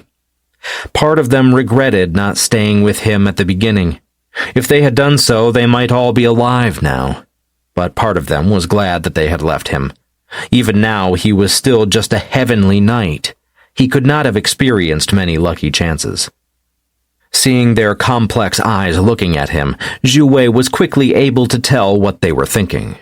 But he had no intention of telling them anything of what he had encountered. While he was not directly afraid of people, he had no intention of inviting trouble by showing off the many things he had gotten his hands on throughout the visit in the Ascended's realm. The items from the underground world alone were enough to last them for years of cultivating. He was aware that if someone knew of the wealth he was carrying, then he would be the target of everyone. It was much better to be underestimated. While the group was waiting, Xue Wei was contemplating. He had been cultivating similarly to how he did before, but even so, he had noticed that his advance was much slower now than before. Although the advance was much slower, the density of his qi was also much stronger than before. It was clear that the benefits of the sealing technique were that his strength was simply undefeatable by others at the same level. But the downside was the immense time that was needed to advance. Sitting still, he was wondering if there was a way to increase the speed of his cultivation. He was not looking for shortcuts, nor did he want to jeopardize the solid foundation he had just made. But he was aware that if he continued like this, it would take him a year to become an ordinary saint again, and that was a speed he could not accept. He began looking through his storage treasures to see what resources he had available to him. And while he had many that could provide him with immense amounts of heaven and earth essence, he still needed time to refine it. Sighing, he took out a few resources, a few essence stones, placed them in his hands, and began cultivating by sucking the essence out of the stones and into his body. Chapter 34. The Mysterious Pond. Essence stones were not only currency, but they were also a resource that could be used to cultivate. However, no one wanted to use them unless they had a numerous amount. Many other resources could be used to enhance one's cultivation base, so it was not necessary to use essence stones. However, Xue Wei had gained more than one vein of top-ranked essence stones at the Thunder Twilight Zone. He had also gotten a whole mountain of them in the underground world. He had so many that he could not use them all in his lifetime, so he might as well use them for cultivating. The many people who observed him were puzzled at first when they saw him taking out top-ranked essence stones. What purpose could he possibly have? But when they saw him starting to absorb the energy within, their hearts hurt. Even the Vermilion Bird Clan members were feeling their hearts ache. Although their clan was immensely powerful and wealthy, it contained a numerous amount of members. Not all of them could be rich. Seeing someone use top-ranked essence stones, which usually were used as currency, to cultivate, was hurting them immensely. But Xue Wei ignored them. Although he had always been diligent, he was now aware that he had to grasp every moment to cultivate. He was now much slower, so he needed more time as well. Bai Tianyi understood Xue Wei's sense of crisis, but he was still aware that Xue Wei would be able to go much further now than he could before, as his foundation and his bloodline were now both first class. As a cultivator, time was the least of problems. Although it was true that one would be less of a genius if they took a long time to advance, time was what they had most of. When one reached the saint rank, it was near impossible to die of old age, and thus Bai Tianyi was not too worried. He Gao, Lin Zhao, and Lolo were all aware that something had changed with Xue Wei and his cultivation method, but they had not asked what had changed, neither did they show any interest in doing the same. They knew that the change had been gifted to Xue Wei from Bai Tianyi, so they knew it would not be dangerous. As such, they just kept to themselves. Slowly, while Xue Wei was cultivating, the Vermilion Bird experts woke up, one after another. Their faces were filled with confusion. Some had expressions of despair, others had expressions of puzzlement, but when they saw Xue Wei and his companions, excitement flashed in their eyes. At least for most of them. The princes were looking at Xue Wei without hiding the disdain in their eyes. He had gone to some underground world, but now he was still just a heavenly knight, still not a saint, and now that the majority of the Vermilion Bird Clan's members were ordinary saints, they would not listen to his orders. And it was not before some time had passed that they had realized that He Gao was now an earth saint, and while he was an earth saint, many of the others were ordinary saints of the people who had saved them, and all of them were looking to Xue Wei as if he was their leader. The princes were unhappy. For what reason could this weakling order around an earth saint? At the same time, the many ordinary saints were a significant benefit in the Ascended's realm. But why were they listening to Xue Wei? These princes very much disliked him. Xue Wei did not care about whether or not they liked or disliked him. He was only helping them because the old Vermilion Bird Clan leader had been kind to him. He did not want to owe the older man anything. But the clan leader had already said that if they were too unruly, he could leave them, and if they did not follow orders, he could not be blamed. Even so, he was not going to run from his responsibility, and now he had saved them, so he was going to wait for them to wake up. The essence stones within his hands turned lusterless, and moments after he crushed them to dust and removed it from his fingers. After a glance, he had seen that there were still 3 Vermilion Bird Clan members unconscious. So he picked another 2 top-ranked essence stones and began cultivating again. It was not only Xue Wei who was cultivating, but the others also followed suit, but a few were alert and frowning. Lolo was one of them. There was something about this clearing, especially the pond and the mist, that made her feel uncomfortable, but as to why, she was unable to say. "Everyone move away from the pond! Lolo suddenly said, and those who had been standing close to the pond quickly left. Although Lolo was a child, she was a member of Xue Wei's group, and they understood that she was not someone to be belittled. She was a child, but she should not be treated as a child. When the people who had been close to the pond left, Lolo frowned as her eyes pierced the mist. The discomfort was growing increasingly stronger, but it was not painful. It was more like something powerful was pressuring her. But of all the people present, only she could feel it. She looked at Xue Wei, but he was entirely focused on cultivating. She then observed He Gao, but he was busy scouting the forest that surrounded the clearing. The next she looked at, with some expectation, was Bai Tianyi. Bai Tianyi was a spirit like her, but he still showed no abnormality. It was weird. Chapter 35. The Winged Ice Snake. Taking a deep breath, Lolo took a step towards the pond. But this one step was already an immense challenge. The pressure on her was growing increasingly overwhelming with that one step, and she started sweating. Her breathing became hurried. Xue Wei awoke from his cultivation and looked at Lolo with a frown on his face. The others were also observing her curiously. What was going on? Lolo's face was scrunched up in an ugly expression, her brows furrowed. She did not stop after one step. She took another, followed by a third. Gasping for air, anyone could see that something was happening within Lolo as she was advancing to the lake. Still, the strange thing was that this overwhelming pressure was only on Lolo and no one else. Xue Wei went to her side with no problems, but just as he was about to speak to her, Lolo shook her head. "Let me deal with this," she said, her eyes glistening with excitement and also puzzlement. Hearing her gasp out the words, Xue Wei nodded his head. He then turned around towards the others and said, "We are staying here tonight. Everyone settle down.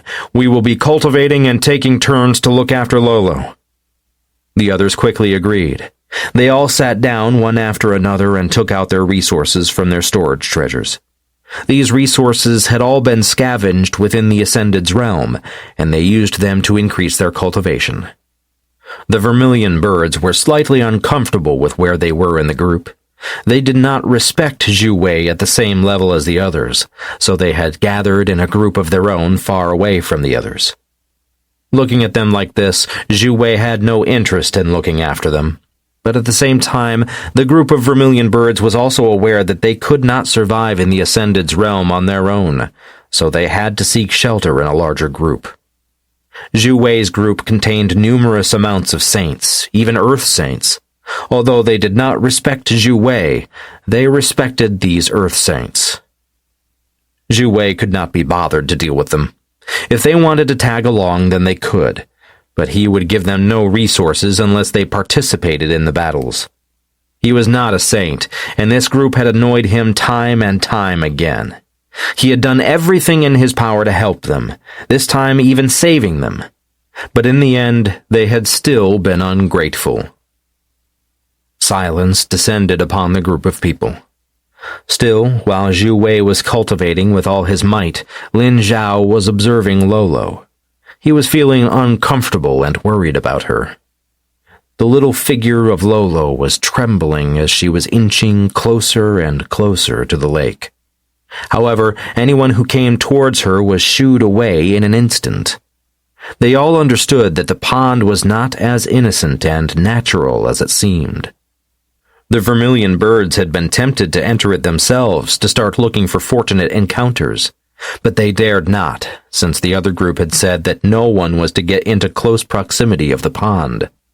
If they went against their words, they would lose more than they would gain.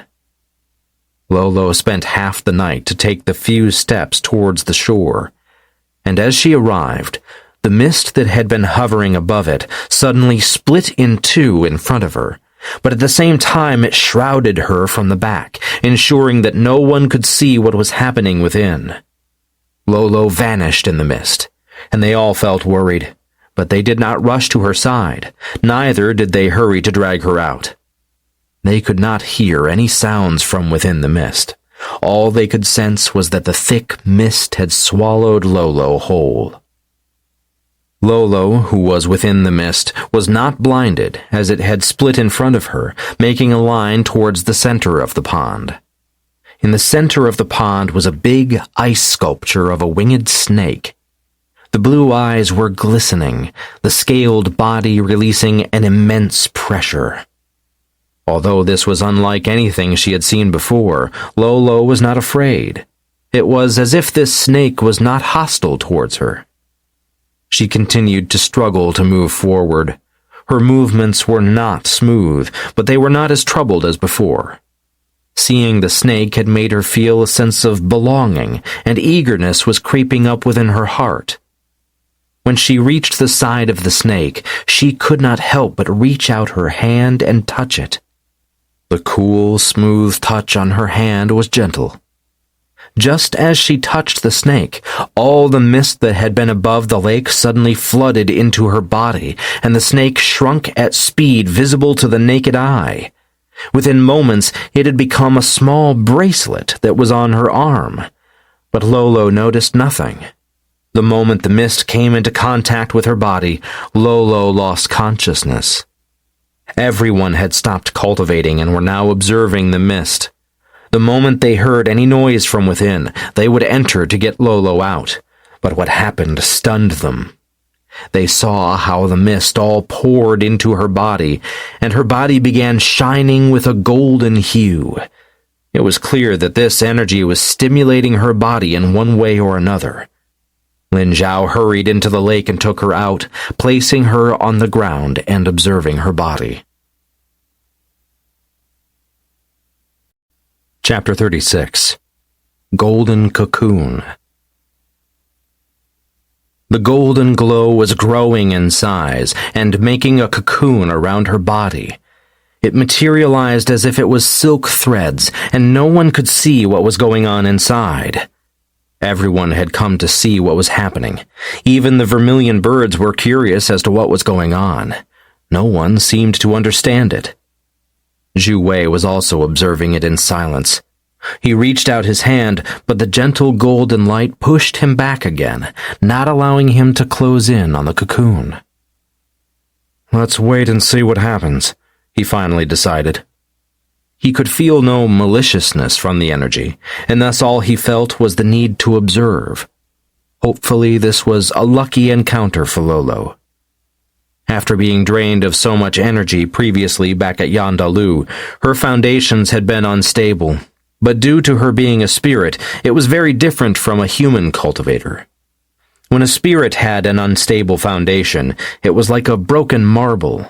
There would be a crack within the marble itself, but it could slowly mend itself, the crack getting smaller and smaller until it vanished. This caused her cultivation speed to slow down. She was slower at advancing, but she was able to advance still. Her injured core was slowly being mended as she grew, but Xue Wei had the impression that this encounter with the pond would heal her completely. He even had the impression that she might advance from it. It was not only him who thought so. Everyone present could feel the undulations of advancement, and they all felt envious, some even jealous. But they knew that this lucky encounter was only for Lolo. All of them had been next to the pond for so long, but it was only her who had reacted to it.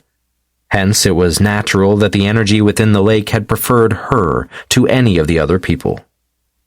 Once again, the Vermilion Bird clan looked down upon Xue Wei. He was their leader, but he could not even attract the attention of a lucky encounter. What basis did he have to lead them? Even a child by his side was more fortunate than him. Xue Wei did not pay any mind to the Vermilion Bird clan members. Even if they had said out loud what they were thinking, he would merely snort at them in disdain. Not everything was about strength or luck. Also, he was not embarrassed by his current strength. He was delighted with his power after sealing his foundation. His goal was not to be revered by people. He was not cultivating for fame and recognition. What he needed was the strength and ability to go further than anyone else had ever gone. Xue Wei needed to be able to end the war in Chang'an, but to do so he needed to step into a much higher stage than the one he was at now. And if he wished to cultivate further, his foundation had to be rock solid. Xue Wei took out another 2 essence stones and began cultivating again. He had told Lin Zhao to look after Lolo, and if something were to happen to her, then he should awaken him immediately. The day went by with no problems. It was strange how easily they passed the day. No beasts arrived in the clearing or even around it. They had complete and utter peace, as if they were cut off from the rest of the Ascended's realm. The night was equally peaceful. It was so quiet that they all found it somewhat unnerving. As the sun reached above the horizon on the second day's daybreak, the golden silk-like threads on Lolo's body slowly cracked, and her cocoon started to disintegrate. Inside the cocoon, the shape of a woman could be seen. This woman was not a young child as she had seemed like before. Instead, she seemed to be around 15 or 16 years old, a few years younger than Xue Wei and the others. Her body was draped in a golden dress, her hair adorned with golden hair accessories. The black hair was as fine silk, the skin as white as if it had powder smeared all over. She was an immense beauty. Her eyelashes fluttered, her brows furrowed, and her eyes opened slowly. The confusion was evident within the beautiful eyes, and she had a sharp headache. Slowly she rose to her feet, and then everyone saw the beautiful but strange tattooed bracelet on her arm. It resembled a winged ice snake. When she had been cocooned, the bracelet had been placed on her arms, but now it seemed as if it was a part of her skin. Everyone was looking at her in shock, and even Xue Wei was stunned. He had expected that her core would be healed, but this advance was simply outstanding. What was the winged ice snake they had encountered? "Are you okay?" Xue Wei tenderly asked the girl. She was no longer a child, but she would always be his younger sister. There was nothing impure about his thoughts, only happiness about her having grown up and healed. "I'm fine," Lolo said, frowning as she tried to rise from the ground. "Big Brother Wei, I dreamt about a big snake. He was left here by someone named Lan. The guy named Lan has some relation to the vermilion bird who made this Ascended's realm." Lolo wanted to explain what she had encountered in the dreams, but Xue Wei stopped her first. "Check your body first. See if you are feeling uncomfortable, and familiarize yourself with the changes. When you are certain that everything is good, then we can talk about Lan." Chapter 37. I Like You. Watching how the attractive young girl and Xue Wei were so close, and the fact that they had spent so much time together, Wang Xiaoyun suddenly felt a stifled feeling in her chest. She did not know why, but she was not feeling good about it. Even so, she quickly got hold of her feelings and suppressed the unhappiness. She was the one who had left Xue Wei back then. She was also the one who hated beasts more than anything. Why was it that now, after she had left him and when she was obviously supposed to hate him, that her heart ached and she was feeling uncomfortable? She was not even sure about the relationship between Lolo and Xue Wei, but she had already thought of the worst.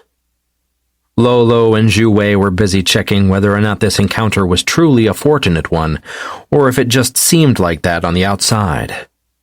Lolo sat down, her body being checked from every angle, and the smile on her face started to surface. "It removed all my hidden injuries, and my body has even gotten a sheer amount of energy. Not to mention my energy has changed to have a strange affinity with the element of ice."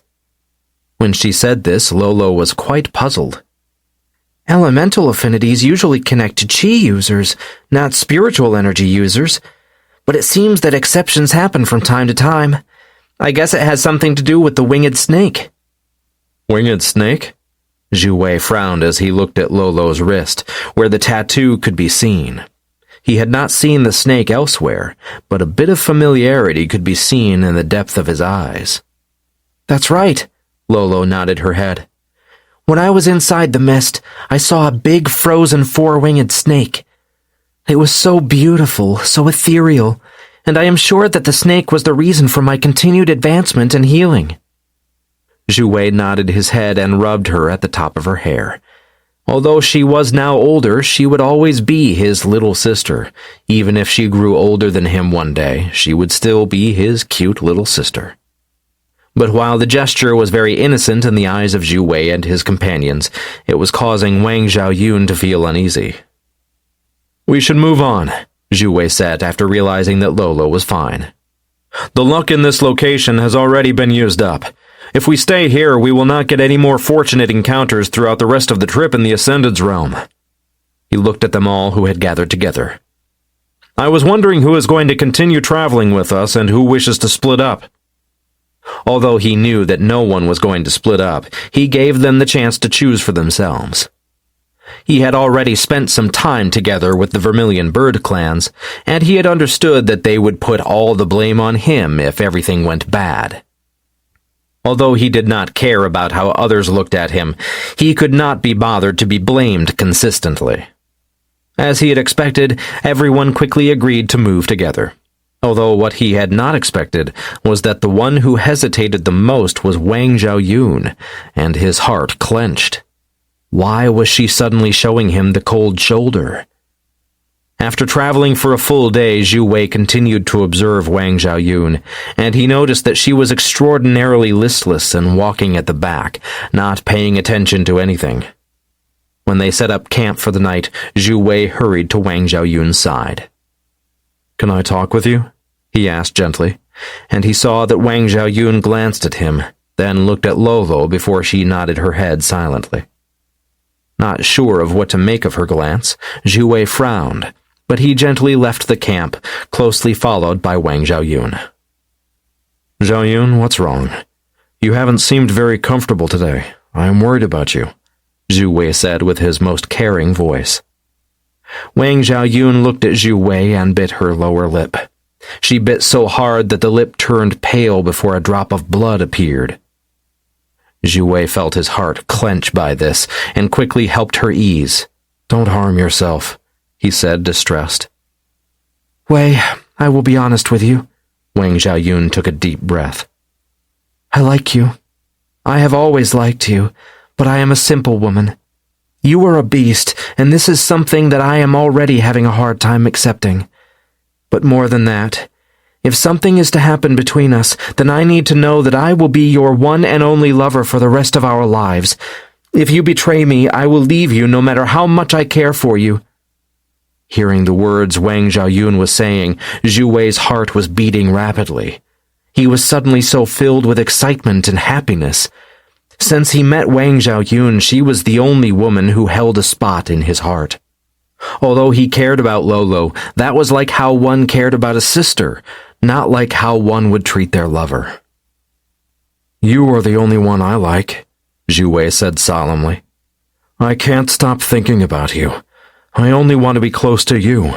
I even decided to become so strong that I could end the war in Chang'an for your sake." "But what about you and Lolo?"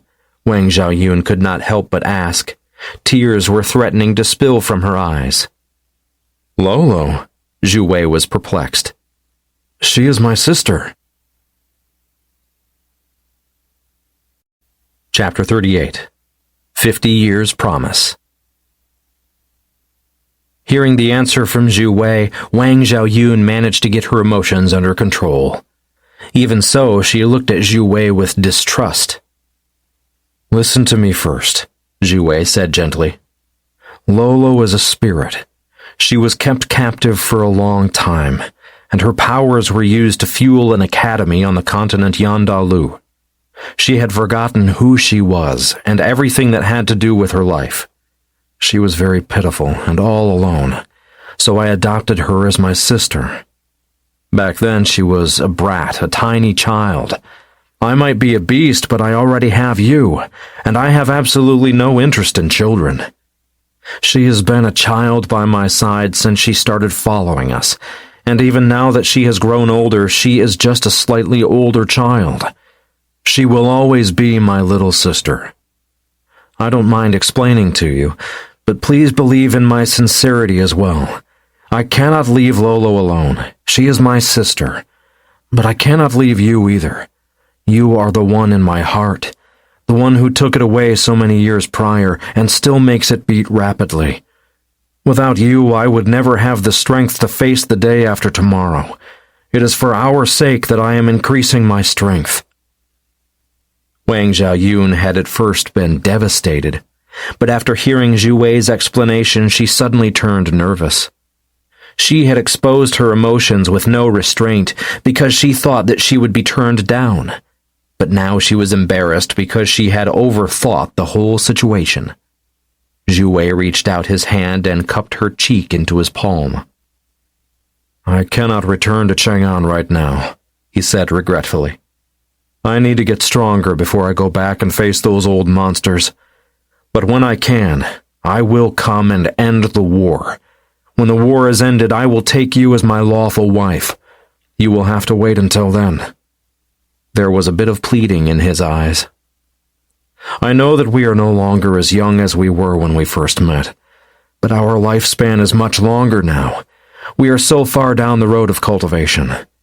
I promise that before 50 years have passed, I will come and make you my wife. Wang Xiaoyun's eyes widened in shock when she heard his promise. At first she had thought that it was many years, but when she was reminded that he needed to stand on top of the continent, she knew it was already the shortest time frame he could offer her. 50 years. It sounded like a lot, but the truth was that to cultivators it was not that much time. Although she was unsure if she would be able to survive that long, she would hold on with her last breath for Xue Wei's sake while fighting against the beasts. Although she no longer held hatred towards all beasts, the ones who were engaged in the war, she could not let go of them. Especially Chu Huayan, the ice harpy. She had to kill Chu Huayan with her own hands. Chu Huayan, who had murdered her entire family. Thinking about Chu Huayan, coldness seeped into her bones. But moments after, she looked at Xue Wei and took a deep sigh. 50 years. You better remember it, she said, her face finally carrying a smile. Her smile seemed as if she had let go of a large weight that had been pressing on her shoulders for ages. Hearing her reply, Xue Wei was over the moon. He knew that it meant that she had agreed to be with him, and he was ecstatic as he dragged her into his embrace, hugging her tightly. Wang Xiaoyun was stunned, and her entire body stiffened in nervousness. Don't worry, Xue Wei assured her. I will not do anything respectless to you. I can wait until we get married. Hearing this, her stiff body softened slightly, and Wang Xiaoyun returned the hug that Xue Wei was giving her. No one knew how much time had passed when they finally returned to the campsite. They were walking hand in hand, and everyone looked shocked, especially the ones from Chang'an. The vermilion birds were of the impression that Wang Xiaoyun, although beautiful, was just a person that Xue Wei had picked up randomly. Only the ones who had been with them for some time knew of their background, and they had no intention of telling anyone about it either. Sister-in-law! Lolo saw how they were walking hand in hand and hurried to her side, calling out a title that made Wang Xiaoyun flush red and embarrassed.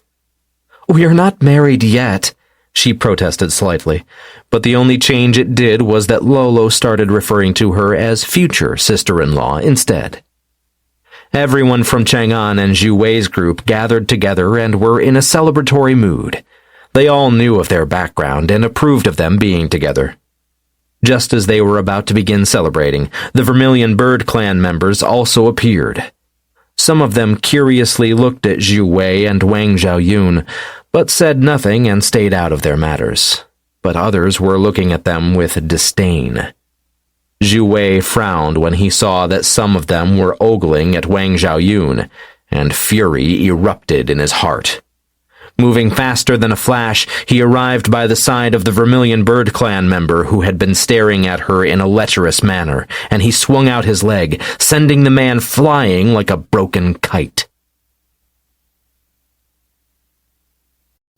Chapter 39. Chillinghorn.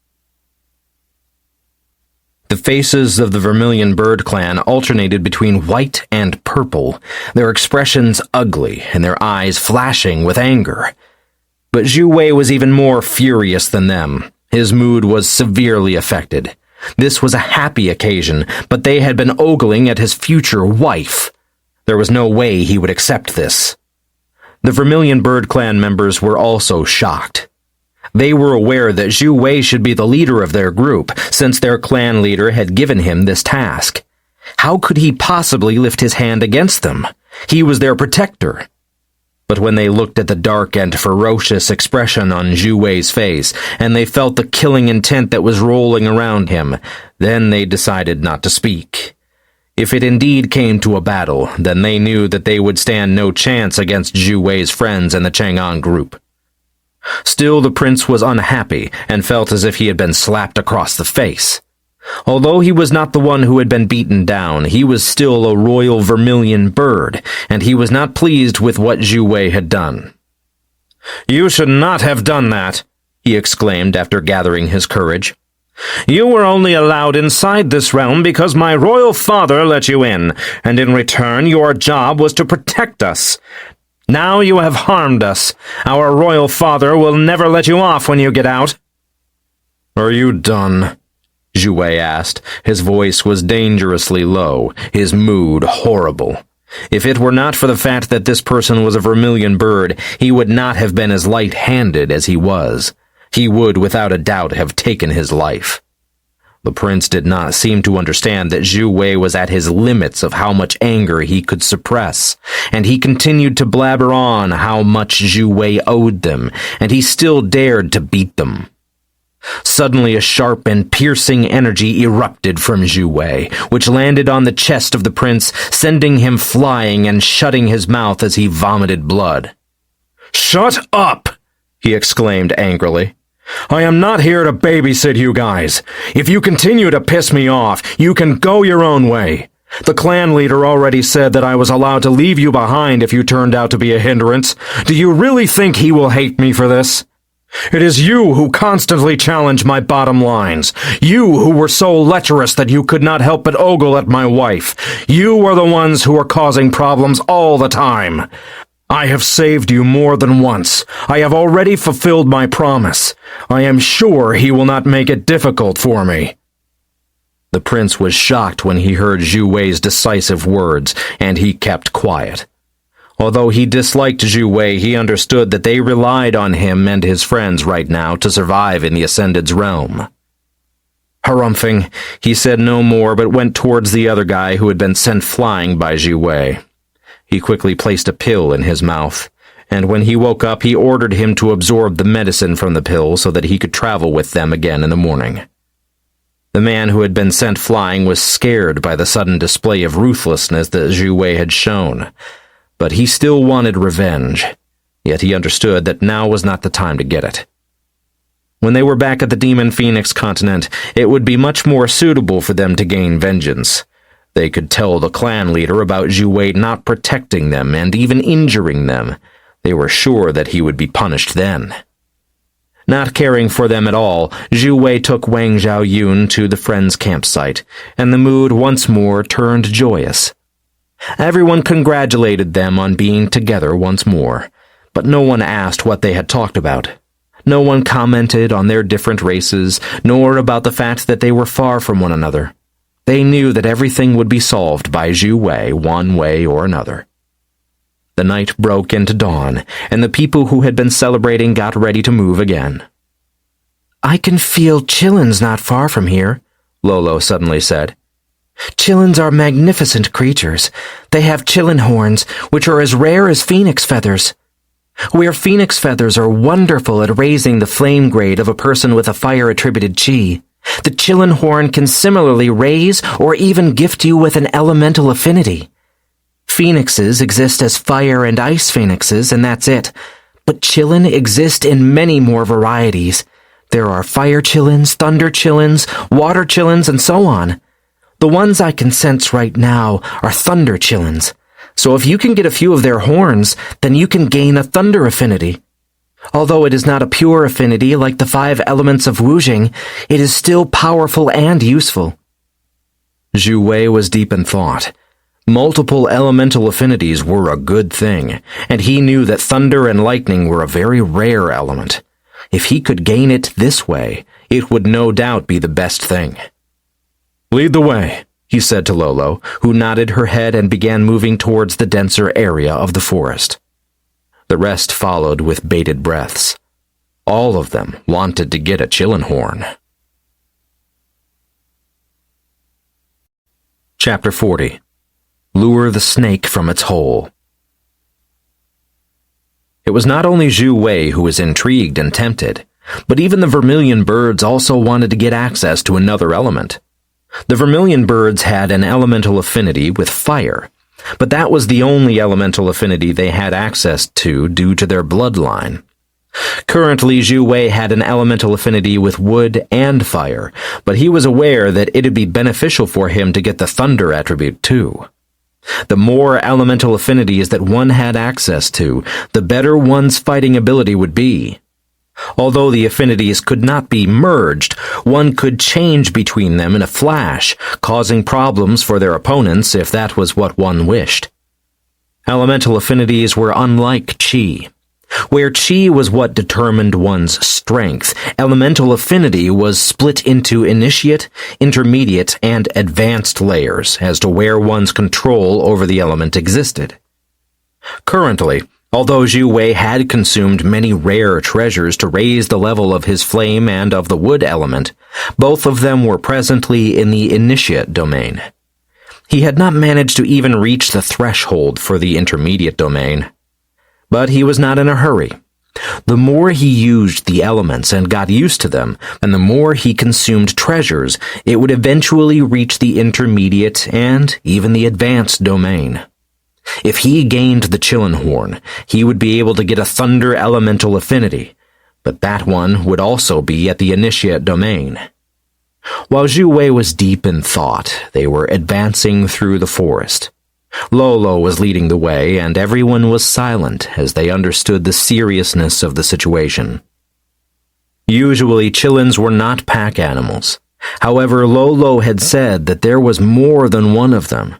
Could it be that they had all grouped up for the sake of mating, or was something happening that they did not understand? Xue Wei was also slightly worried and on high alert. But risk and rewards went hand in hand. If he wanted a chance to gain the elemental affinity, it was worth it. Even if he couldn't get it, if he could help his friends to get it, it would be worth it. "Someone else has been here," Xue Wei suddenly said. "It looks like the Qilins have attracted more than just us." The others were anxious to hurry to the side of the Qilins, but Lolo and Xue Wei continued forward in the same careful manner as before. They were even more careful now, as they knew that an ambush could be waiting for them. When they finally reached the battleground, all of them were stunned. They had thought that they would encounter a handful of Qilins, but it turned out to be a full 37 of them. This was simply unbelievable. Fighting them was a group of experts that were not foreign to Xue Wei. It was the same experts that had teamed up with them when they were fighting the Scarlet Queen Bee. The situation was very similar to back then. Just like right now, it was their group that was struggling to hold on. "Do you need help?" Xue Wei asked as he looked at them, and they quickly nodded their heads, their leader yelling out, "We will split the horns 50-50!" He had already worked with Xue Wei before, so he did not doubt his ability, and he knew that things would be much safer with his help. Xue Wei looked around and paused. It seemed that they were not the only two groups who had found the Qilins. It was clear that another group was observing them, waiting for them to be drained of all fighting power. Guys, go attack the Chillins, Xue Wei ordered before he too threw himself into the battle. Scale Shield, Devouring Azure Dragon. He instantly created an azure dragon from his chi, which had a will of its own. It could devour others' strength and convert it into its own, and thus it could fight for a long time.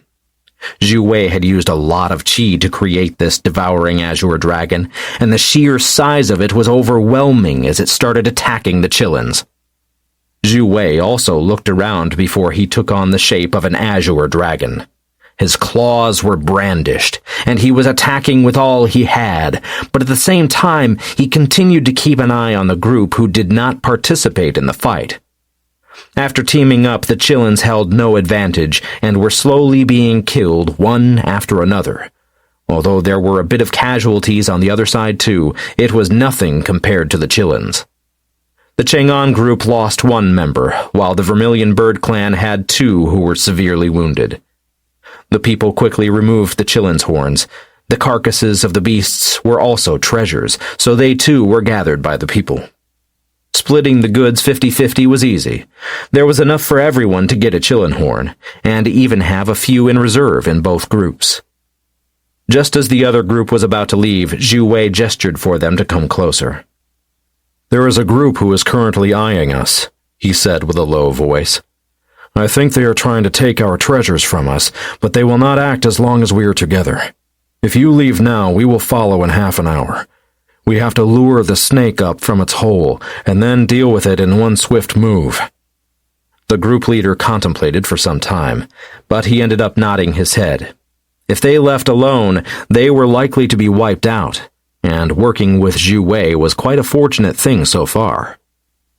We share the loot 50-50 again, Xue Wei said, a bloodthirsty grin on his face. Chapter 41. Pincer Attack. Looking back at Xue Wei's bloodthirsty grin, the other leader could not help but shiver slightly. He knew that Xue Wei was a beast. Although he seemed human when he was in his human form, he couldn't hide the ruthlessness that was inherited through his genes. His entire body was screaming for a massacre. He felt fortunate that he was allied with such a cold and callous person. He feared that if they were enemies, he would have died a horrible death. Let's go. We have caused a ruckus here, so there will be beasts and humans coming soon. We should hurry and leave right away. The leader might not be the best at spotting enemies around, but he was a brilliant actor. No one could see that he had already known that a group of experts targeted them. Xue Wei smiled wryly, but he nodded his head. It was a pleasure working with you. These Chillin horns will be a great benefit to us. Be careful in the rest of the time that this Ascended realm is open. The leader waved his hand and began leaving. Xue Wei paused for a bit and felt that the people who were observing them had also gotten ready to go. Well then, guys, on to find new treasures somewhere else. Xue Wei grinned as he gestured for them all to follow him. The Vermilion Bird clan members all had mixed emotions. Although they did not like Xue Wei, he had gotten them some fantastic benefits, so even if they disliked him, they shamelessly continued to follow him. They took a detour. It looked as if they were heading in the opposite direction of the other group, but upon entering the thicket of the forest, they made a large curve in their path, heading in the same direction as the other group had left. When we've cleared these trashes, we will pause for a bit. It is safest to consume the Chillin horn before we leave the Ascended's realm, Xue Wei muttered to himself. I need not only the Chillin horn, but also to raise the purity of my flame, the level of my elemental affinity domain. Xue Wei knew that focusing on chi cultivation would be hard. Although he had to advance to a saint again, he was not in a rush. He understood that the most important things were actually his flames and elemental affinities. The sooner one comprehended an elemental affinity, the bigger the chance it had to grow in the future, and one's level of the elemental affinity would also be likely to rise higher. Because of this, he felt that it was a good idea to spend some time after this to focus on his cultivation base and elemental affinities. As for his team, they had already reaped countless benefits since they came to the Ascended's realm. It was clear that while they could get more items, it was no longer necessary. The most important thing now was actually to keep on to the treasures they had found and not be robbed in the final time the place was open. It would be best to find somewhere secluded and use the many resources they had gathered. This way, they would be able to increase their strength and reduce the chance of losing their items later on.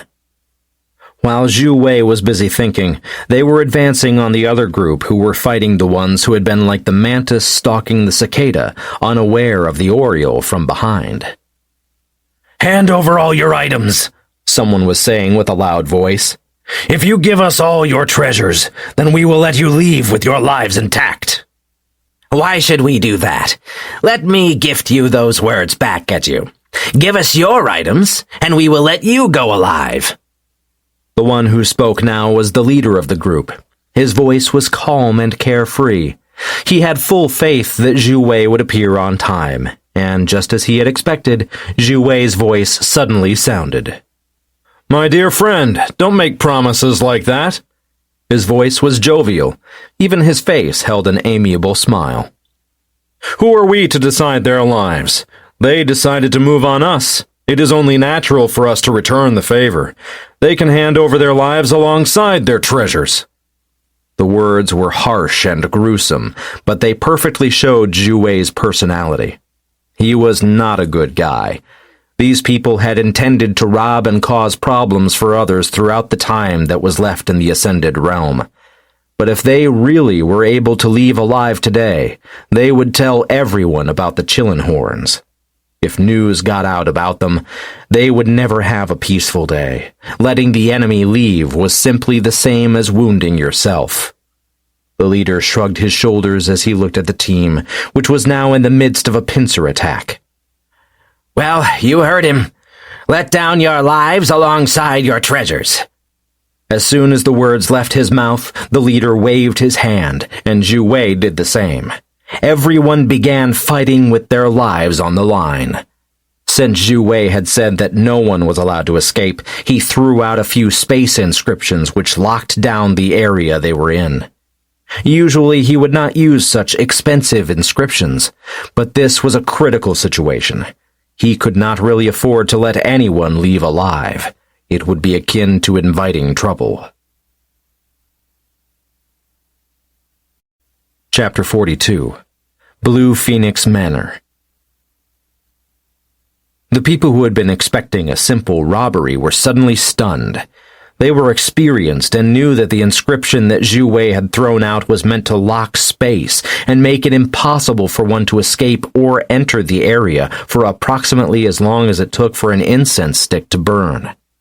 The people who had planned the robbery were filled with despair. They hoped that they could last long enough for one or two of them to escape, but it was a naive thought.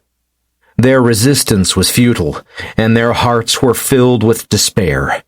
Where birds died for food, man died for treasure. Although they were aware that it was risky to rob another group, they still did it, and the result was very different from what they had expected. As the billowing of energies ceased, the corpses were strewn across the ground. This time they had lost no one. However, a few had a varying degree of injuries. It was still a short while before the space inscriptions would lift, and Xue Wei went out to share the medication he had, while he ordered the healthy to gather the spoils. Not long after, the two leaders met and split up. Although they were not one group, the share was not causing anyone to feel cheated. They were both satisfied with how it was shared, and both Xue Wei and the other guy began sharing it with their people. Soon all the treasures had been split. The people who had tried to rob them had encountered a stroke of quite amazing luck throughout their time in the Ascended's realm, and now this fortunate luck belonged to Xue Wei and the others. "Guys, I think it will be best for us to find a place to settle down now," Xue Wei said with a sigh to the others. "We have already gotten a lot of treasures, and everyone should have arrived in summer. If we continue to move on like this, we will, at some point, lose our luck and become the corpses that are lying on the ground, never to leave the realm again," Xue Wei said. The person who was listening in stopped in his tracks and looked at Xue Wei. Do you know why everyone is heading for summer? He asked, clearly aware of something that Xue Wei did not know. But due to the fact that Xue Wei had saved his life, he decided to share the news with him. Isn't it because the treasures here are more numerous? Xue Wei frowned. Well, yes and no, the other leader said. There is a mansion hidden within the depths of summer. It is said to be the residence of the entity that built the realm. He should have made 2 residences within the realm. One is underground, and one is above ground. Xue Wei paused. He had already taken every treasure that was within the underground palace.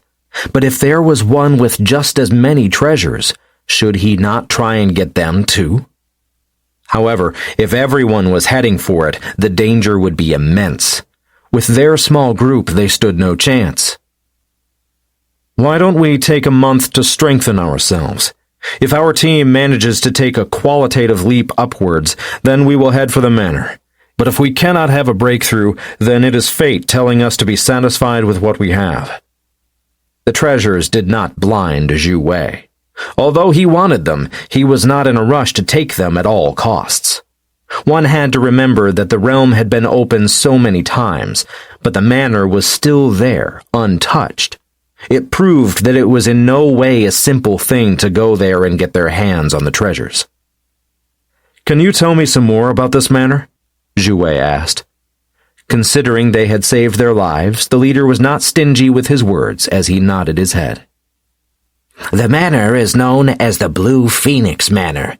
As to whether or not it was set up by the same guy who set up the realm is unsure, but it was an expert who lived here for some time. The manor is currently being protected by various inscriptions and beasts. The inscriptions have been faltering the last many times that the realm has been open, and it should collapse this time. As to what is inside the manor, no one knows with certainty, but it is a place where danger and chances lurk around every corner. Xue Wei was silent for some time. A blue phoenix? They were immensely rare, but this realm was created by a vermilion bird. Could the blue phoenix that had made the manor be a descendant? Well, let us see how much strength we can gain in the next month's time, Xue Wei said finally with a sigh. If we can't even guarantee our own lives, then it is stupid to dream about it. Can we stay with you? The other leader asked. He felt that working with Xue Wei would be a much better solution than going alone. Considering it for some time, Xue Wei nodded his head. It would be beneficial to have a bigger team, and although there was no trust between the two of them, they had worked well together up until now. Although they were teaming up, Xue Wei did not trust them. It was the same with the people from the Vermilion Bird clan and a few of the people from the Chang'an continent. They had been brought together because of profits, not because of loyalty. Seeing that the inscription was turning into nothingness, Xue Wei took out a vessel, and all of them boarded it before it sped off into the distance. Chapter 43. Absorbing the Chillinghorn. They flew for a long time until they reached a mountain range where they descended. Here Xue Wei used his strength to carve out a large cave in one of the mountainsides, and they all entered it, aware that this would be their home for the next month. As soon as they arrived, Xue Wei placed multiple inscriptions at the entrance, masking their cave and putting out an illusion for those who came by. Having accepted the protective measures, they all sat down cross-legged. None of them needed to guard, as Xue Wei would feel it the moment someone came close to his illusion inscription. Since they did not need to guard, all of them took stock of their treasures. Some decided to strengthen their qi. These people took out spiritual fruits and other herbs that could raise and enhance their qi foundation and layer. Others decided to consume their Chillinghorn and try to gain an affinity with the thunder element. There were many elemental affinities in the world. However, the purest were the 5 elements known as wujing. They were fire, metal, water, earth, and wood. While these elements were the base of all elements, many other elements were also beneficial. The thunder and lightning elements were especially very sought after due to the attack power and speed. Xue Wei was pondering on what to spend his time doing, but after contemplating for some time, he took out a chillin horn and a black scorpion lily. He had one in each hand, and while it was immensely taxing on his mind, he found that it was possible to absorb the black scorpion lily while comprehending the elemental affinity in the chillin horn. The chillin horn was not supposed to be eaten, nor was it supposed to be ground to dust and used as a pill ingredient. Instead, it was bursting with energy, which the cultivator was to consume. The power was chi, and it would have a beneficial impact on one's chi levels, but at the same time, the chi also carried with it the thunder and lightning elemental affinity. One would have to extract this, and then spend some time merging it with one's body before it became tempered. After being tempered with the chi from the chillin horn, they would be much more sensitive to the thunder and lightning chi. Hence, one could reach the threshold for gaining the elemental affinity. As to whether or not the person was able to have an actual breakthrough in this aspect, that depended entirely on the person's ability to comprehend the energy. The majority of the people present had taken their chillin horns and were trying to absorb the energy. The air in the cave was trembling, and thunder and lightning could be heard above the mountain from time to time. There was so much thunder and lightning elemental energy in the air that it was impossible to get rid of it in a short while. However, sensing this, Xue Wei was not too unhappy. He put away the black scorpion lily and began absorbing the energy in the air alongside the energy within his horn. There was no leakage of energy from his own horn, and a handful of the other experts also managed to absorb the energy with no leakage. Still, the majority did not have a firm enough control over their absorption rate. This meant that although they would gain the elemental affinity, it would not be as strong as if they could consume larger quantities of the energy. Xue Wei was not standing on ceremony with them. They were not his friends, and they were not his followers either. Absorbing the energy that was in the air was beneficial to him, and he was not stealing it from anyone, as it would dissipate if he did not consume it. The sounds of thunder and the flashes of lightning grew increasingly dense as the days passed. Some had come close to the mountain for the sake of finding treasures. They all assumed that the strange phenomenon was a sign of a new treasure being born. But no matter how much they scoured the mountain, it was impossible for them to locate a treasure, and after around a week, the thunder and lightning became less frequent. After 2 weeks, it had stopped altogether. Inside the cave, the thunder and lightning elemental chi which had permeated through the air was long since gone. Now it was dense with other energies. Some were soul energies, essences of heavens and earth, chi and spiritual energy. There was even the occasional elemental affinity of varying types. Although they had finished absorbing the chillin horns, they were all still in closed-door cultivation. They had initially planned to stay for a month, and Xue Wei was adamant about keeping this time to cultivate. The more their strength rose, the higher the chance they had of surviving in the Blue Phoenix manner. Seeing that all of them had varying degrees of success in absorbing the chillin horn, he now had more faith in their strength. The only two who had not consumed the chillin horns were Bai Tianyi and Lolo. Neither of them could use them, so they had focused on their spiritual energy during this time, consuming numerous treasures that enhanced their strength. Lolo was now like a 17 to 18-year-old woman. She was alluring and attractive, but although her age had only risen by 2 years, Xue Wei did not doubt that her strength had taken a qualitative leap upwards. The small snake was still attached to her wrist, and he could sometimes feel a dense aura being released from it. It seemed that the legacy that Lolo had gotten was not ordinary. Chapter 44. Splitting Up. Everyone had gained immense benefits throughout the 1 month they had been cooped up within the mountain cave. Xue Wei had focused on his thunder and lightning elemental affinity first, followed by his chi levels. He had consumed numerous treasures like the black scorpion lily, which increase one's chi levels. During the last week of their closed-door cultivation, Xue Wei had stopped consuming herbs and other resources, and instead focused on getting rid of impurities and stabilizing his foundation.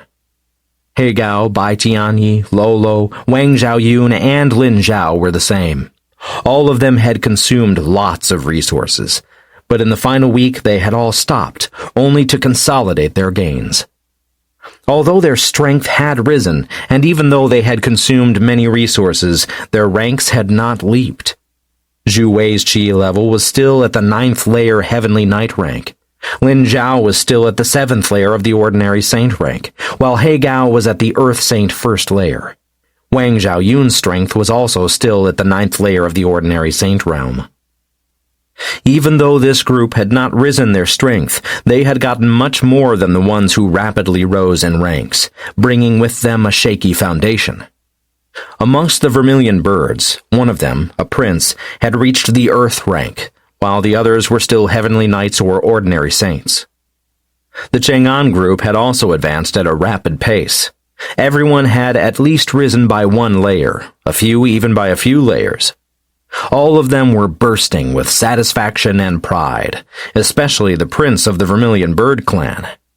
He looked at Xue Wei with disdain. Now, why would he ever take orders from a measly little Heavenly Knight? While the person was filled with self-righteousness, Xue Wei was considering the gains he had gotten. Although he had not returned to being an ordinary saint, he was very close to the breakthrough, and his current combat ability was far better than ever before. Having realized this, he felt that the danger within the Blue Phoenix Manor had lowered significantly. Even if they could not defeat all the teams they encountered, they could at least escape alive.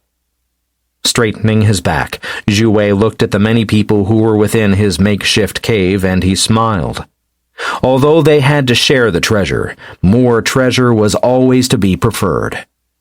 He did not currently lack anything, as he had all the resources from the Thunder Twilight Zone and the Underground Palace. But realizing that his group was in need of numerous resources, he knew that this chance was not one he could miss. "We are leaving for the Blue Phoenix Manor tomorrow morning," he declared. "Those who want to come with us are welcome to do so. Those who do not wish to come with us can either stay here within the cave and cultivate, or try their own luck as they travel around the Ascended's realm." "Who do you think you are, wanting to lead a group of saints with your strength as a simple Heavenly Knight?" The prince had been waiting for a chance to complain about Xue Wei, and now was the most suitable opportunity. "If you don't want to follow my lead, no one is going to force you," Xue Wei said casually, too lazy to argue with the person. "I will be leading a group. What the rest of you does has absolutely nothing to do with me. It is not my responsibility to worry about you, so pick what you want to do yourself." The prince paused and contemplated for some time before he haughtily raised his chin. "I am leading a team to the Blue Phoenix Manor," he suddenly said. "My team will be led by an Earth Saint rather than a Heavenly Knight. Those who want to get a chance of the treasures, would you prefer following a weak knight or an illustrious Earth Saint?" His words were very simple, and the others were moved, especially the group who had teamed up with Xue Wei multiple times. Although they had benefited so far, they were realistic. Xue Wei was merely a knight. He would not be able to stand out, whereas these vermilion birds were much stronger overall. Seeing their dodging expressions, a sneer appeared on Xue Wei's lips. It turned out he had been friendly towards a snake. "If you feel that way, then just pick whatever group you wish to join," Xue Wei said without a care in the world. The two groups were actually dragging him down in a way. While they would have a more significant, intimidating power, they would be an obstacle if it really came to a fight. With fewer people, it would be easier to escape. It would also be easier to go all out in battles. Not long after, the people from Chang'an also started to feel slightly worried. The Chang'an group was the weakest amongst them all. If Xue Wei lost the help of the majority, would he be able to keep them safe? As such, they decided to stay in the cave. All apart from Wang Zhaoyun would stay behind and use the many treasures they had already gained while she would follow Xue Wei to the Blue Phoenix Manor. In the end, the three groups had been formed. Xue Wei's group had narrowed down immensely, from before where everything had been considered his group, to now where it consisted of Lin Zhao, He Gao, Wang Zhaoyun, Bai Tianyi, Lolo, and himself. The biggest group was, without a doubt, the combined groups of their previous allies and the Vermilion Bird Clan. Chapter 45. Arriving at Blue Phoenix Manor. Xue Wei was not in a hurry to leave. He knew that the other group was rushing, as they felt that if they were slow, all the treasures would have been taken away by others. But Xue Wei was not in a hurry. This Blue Phoenix mansion had been at the Ascended's realm for a long time, and it had never been breached before. Even if they managed to get there, it would take some time for the protective array to break down. They really did not need to hurry. Xue Wei looked at his group. Although the Chang'an members had decided not to follow them to the Blue Phoenix mansion, Xue Wei was not feeling disappointed. These people were weak.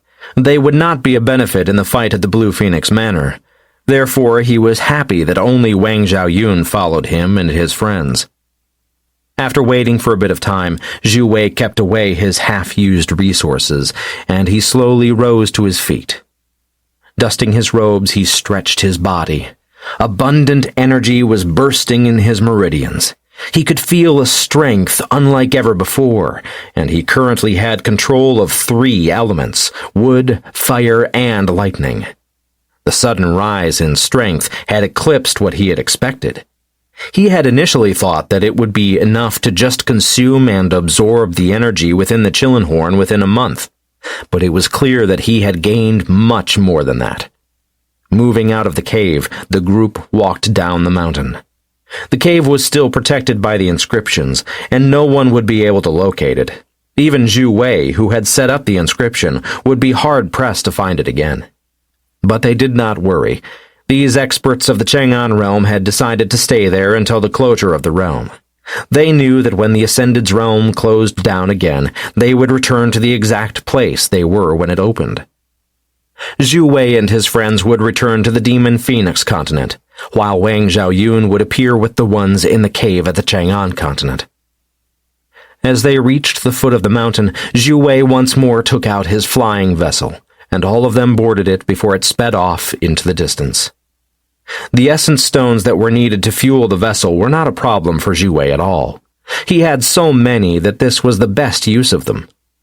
When they reached the center of summer, they found that others were also using flying vessels. All of them were heading the same way. Up until now, Xue Wei had not seen anyone apart from him using a flying vessel in the Ascended's realm, so he could not help but raise an eyebrow in surprise. It seemed that he had severely underestimated the groups that had entered the realm this time. The ones they had come across so far were not amongst the top groups of experts that had entered the realm. Realizing this, Xue Wei could not help but grin slightly. It was clear that there would be intense fights in the Blue Phoenix Manor, but he was not worried too much about it. Xue Wei was not one to back down from a challenge, and just one look at these many experts made his blood boil. Initially, they had been unaware of which way to fly, but after seeing that the others were all flying the same direction, he just followed the entourage of vessels.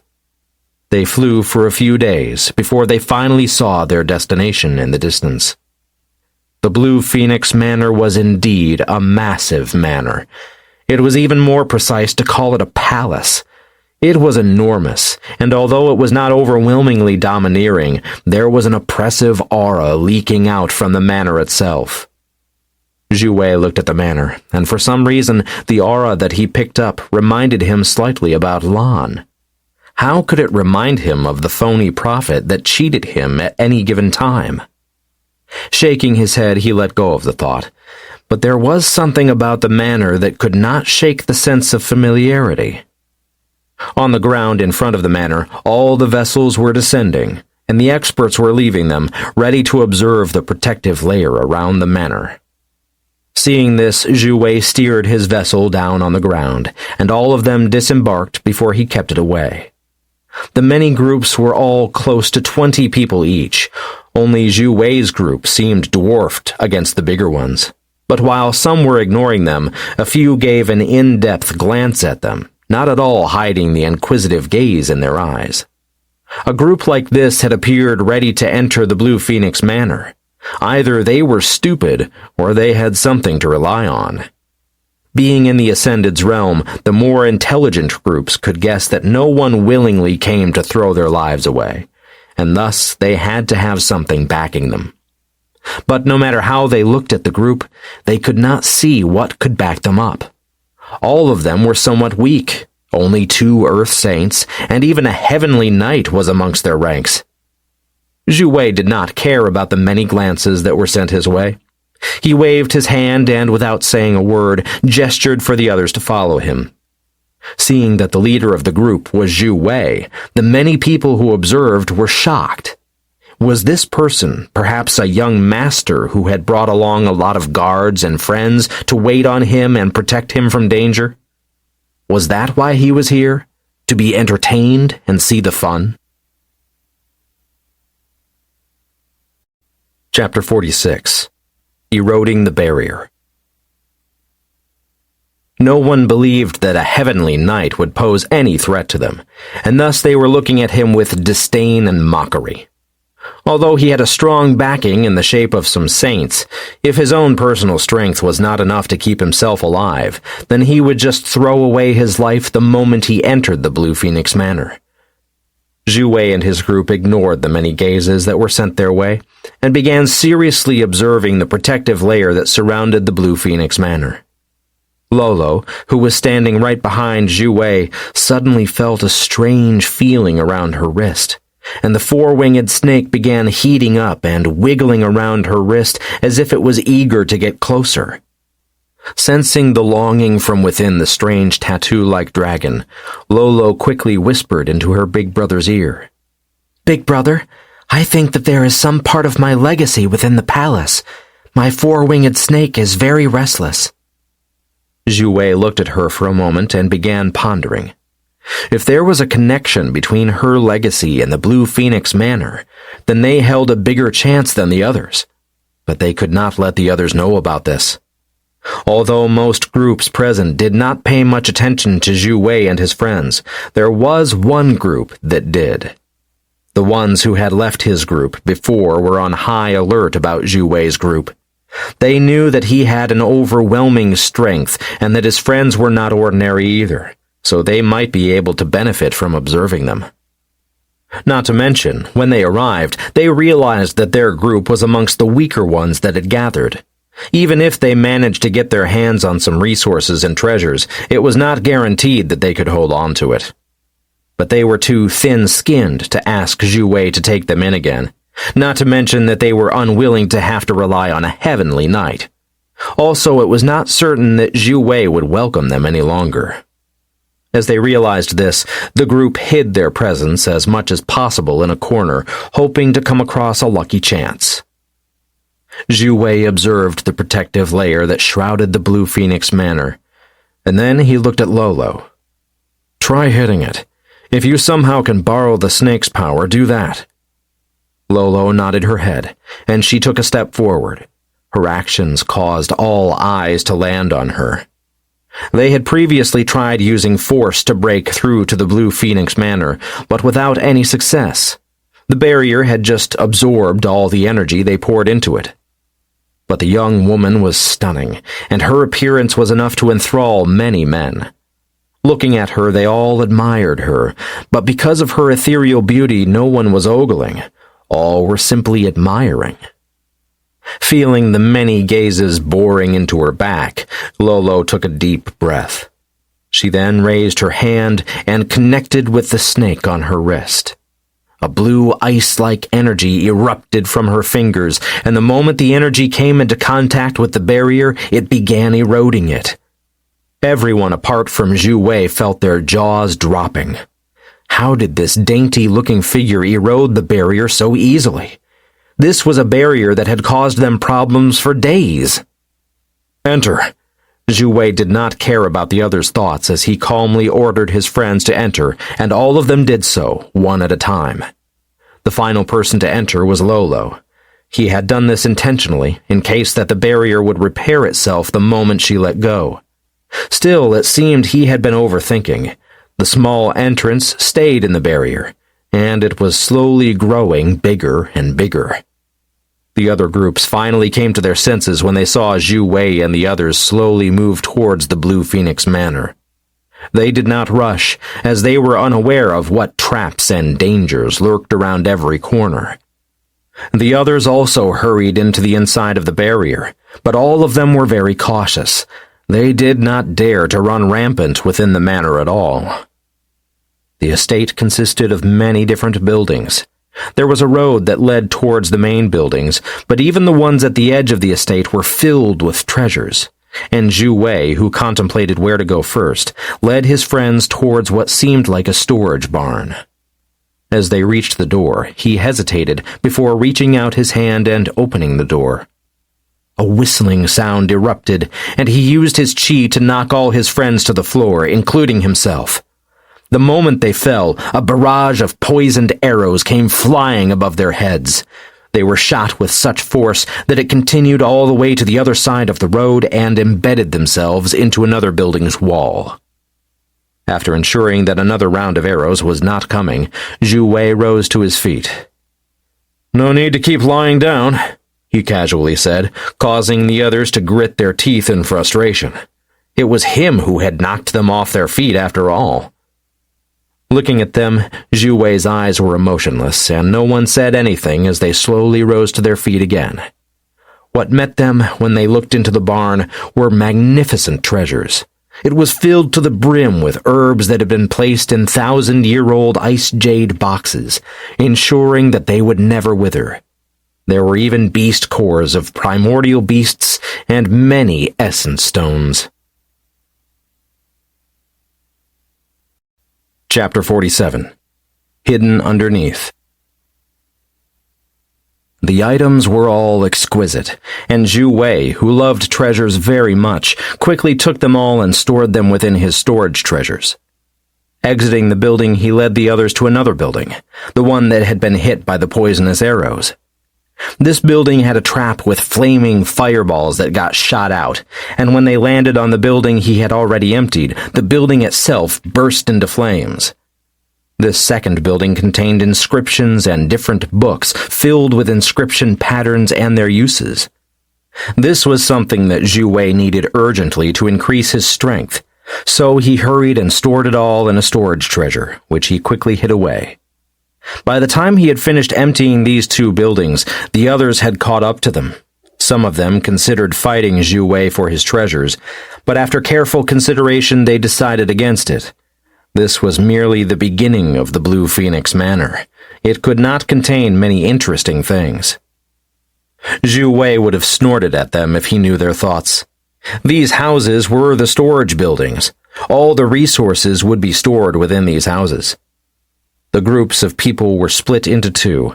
Half of them were heading straight for the main house where they wanted to try their luck at getting some rare treasures, while others were emptying the storage buildings first. Xue Wei was amongst the group who emptied the storage buildings. Many were not fast enough to escape the traps that were triggered when the doors were open, but even more people were waiting behind the others, so even if Xue Wei and his group were the first to enter the Blue Phoenix Manor, they only managed to take the items from 3 storage houses, 2 of which had been opened before anyone else arrived. After all the storage houses had been emptied, a sea of people went towards the main building of the Blue Phoenix Manor. It was very tall, many floors high, and those who had entered first were once again split into 2 groups. One group was turning over everything on the first floor, trying to get everything of value into their pockets, while others were rushing to the top level in the hope that the rarest of treasures was hidden here. When entering, Xue Wei instantly walked to a bookshelf, and he took all the books into his storage treasure. Many had ignored these books, but Xue Wei felt that there might be something of value in them. Hence, he kept them. Continuing forward, he found many broken treasures and things which had been turned over by those who had entered first, and he took some of them while leaving others. Suddenly, he stopped in his tracks, and a feeling of vigilance appeared in his heart. "We are leaving," he suddenly said, and without waiting, he started ushering his friends out of the building. They had only reached the second floor, so it did not take them long to vacate the premises. As soon as they left, the feeling of danger became increasingly prominent, and now not only Xue Wei could feel it, the others who had also gone through multiple life-and-death situations could sense that things were wrong. "We need to get out of the barrier," Xue Wei said, and they began moving fast to the barrier. As soon as they reached the barrier, they saw that the original small hole that Lolo had made had grown to a massive size. At least a fifth of the barrier was gone. "This is bad," Xue Wei said suddenly. "Why would the Blue Phoenix Manor be hidden beneath a barrier?" He suddenly asked a question to the others, but they did not know, shaking their heads. "Because it is the perfect place to keep a beast in captivity," he continued. "The barrier was obviously not made by the Blue Phoenix for the sake of protecting its home. It was made to keep something inside. And what that is, I think Lolo should know." Everyone suddenly looked towards the young woman, who was pale and trembling.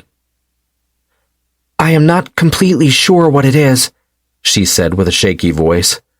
"But it is dangerous. The creature who left this inheritance I got also left a key to open this Blue Phoenix Manor. The beast beneath the Blue Phoenix Manor has been asleep for eons and has not awakened. But now that people are making such a ruckus above its head, it will definitely wake up. We have to hide." Xue Wei completely agreed with her when hearing this, and just as they got ready to leave, the entire ground began shaking. It was not a small earthquake. It was as if the whole realm was trembling. Space was distorted, and the surrounding temperature started dropping. "We have to go, now," Xue Wei said through gritted teeth, but Lolo looked around them. "It's too late," she said. "The entire space has a space lock inscription activated. We have 3 options now. One is to team up with others and fight the monster. Another is to hide and hope it does not find us. And the final option is for us to fight it alone." Xue Wei contemplated for some time as he looked into the depths of the Blue Phoenix Manor, where many of the experts had gathered outside the building.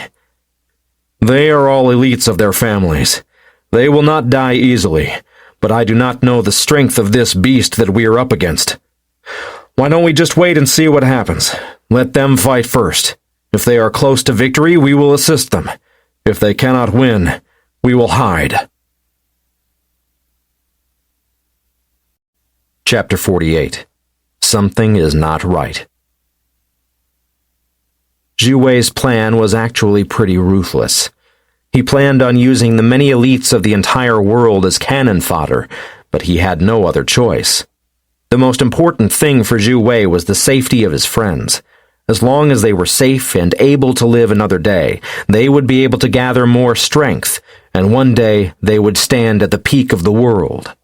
This was their goal, but to reach the goal alone was not what Xue Wei wanted. He wanted to do so together with his friends and family, but as to the way there, he did not mind being ruthless. Even if he had to build their foundation on corpses and blood, he would do it. Even if innocent people were slaughtered, he would not mind. In his world, there were only 2 kinds of people, his people and everyone else.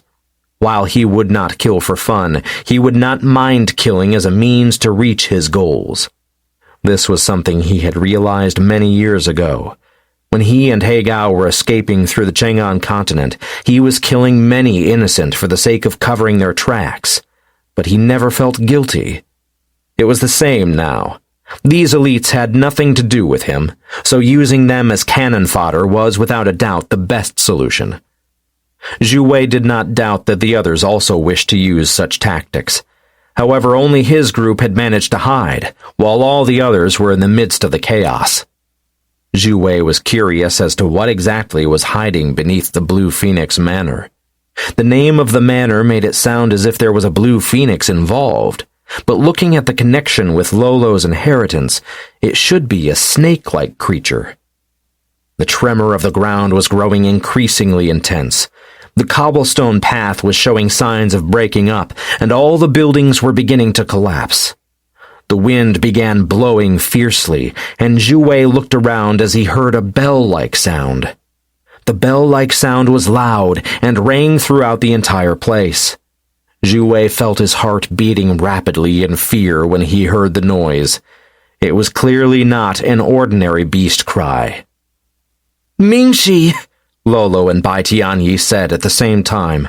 Both of them were spirits and had seen many things throughout their long lives. Mingxi? Xue Wei frowned. The first thing that came to his mind when he heard the word was Lan. A Mingxi is a snake-like creature. It is blue with 4 wings on its back. It lives in the mountains where you can find gold and jade mines. When they arrive, the wind will ripple through, and the sound of their scream is a bell-like sound. Normally, the Mingxi is calm and collected. It will only attack if its lair is in danger, but then it will become angry and aggressive. I think the Blue Phoenix Manor is its lair. Xue Wei nodded his head. At that moment, the mountain behind the Blue Phoenix Manor cracked open, and a massive beast, a blue snake, flew out. 4 majestic wings were on its back, but the eyes, which should have been tranquil, were red and full of hatred. This is not going to be a simple fight, he muttered as he observed the massive snake hovering in the air above the many elite geniuses of the many families of the world. But these were truly the elite. All of them were calm, even when facing this massive snake. All of them gathered in groups, began chanting spells using their treasure items, and activated their protective shields and barriers. The snake suddenly looked over, and his eyes landed on Xue Wei, or more precisely, Lolo. Hatred was suddenly within the eyes of the snake, but it was currently being held in place by the geniuses. Seems like we cannot hide, Xue Wei sighed. The snake wants to get here to us, but if it does, we will not stand a chance. Let's join all these heroes instead. The others did not question Xue Wei, but activated their items, and they all ran towards the battleground. Gravel and ice were creating havoc in the entire area. The scene was chaotic. Small wounds were appearing on the snake's body, but they were nowhere near severe enough to harm it. They were merely minor annoyances. But none of them had used their true killing moves yet either. However, it was clear that they were at a disadvantage. Although Xue Wei had decided initially to stay out of the fight, now that he had decided to fight, he was going to do his utmost to fight the snake. His eyes were flickering with a strange light as he lifted his hand. Flames appeared all over his hand, covering his fingers and playing around in his palm. Xue Wei tossed the flame around him, creating a big fiery shield. This melted all the ice that was coming towards him, and it also blocked the gravel. Standing in the middle of the battlefield, Xue Wei looked around. He felt somewhat surreal, and as if something was wrong. This snake was clearly aiming for Lolo, but why would it hate her so much? Was it because of her inheritance? Also, why would a Mingxi be living in the Blue Phoenix Manor? Xue Wei was not in a hurry to make his move, so he spread the flaming shield to cover all his friends. They were all confused as to why Xue Wei was so leisurely and casual in the middle of this fight. Was there something they did not know? Chapter 49. The Luan Bird. The other people who observed the battlefield were also frowning.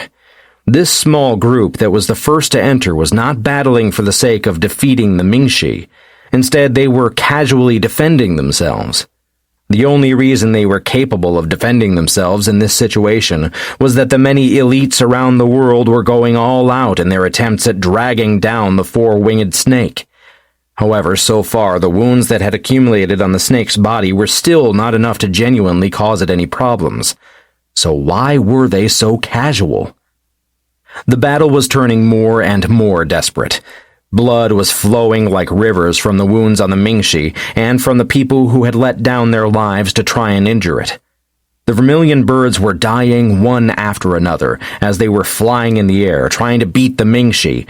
The experts on the ground were defeated equally fast, and the battlefield was littered with scattered limbs and broken corpses. Even so, Xue Wei stayed in the background with his group, looking around with a frown. "It should be about time," he muttered, and suddenly an ear-piercing cry resounded as the wind blew even more intensely than before. The experts and the Mingxi all stopped in their tracks and looked up, where a giant Luan bird was descending from the skies.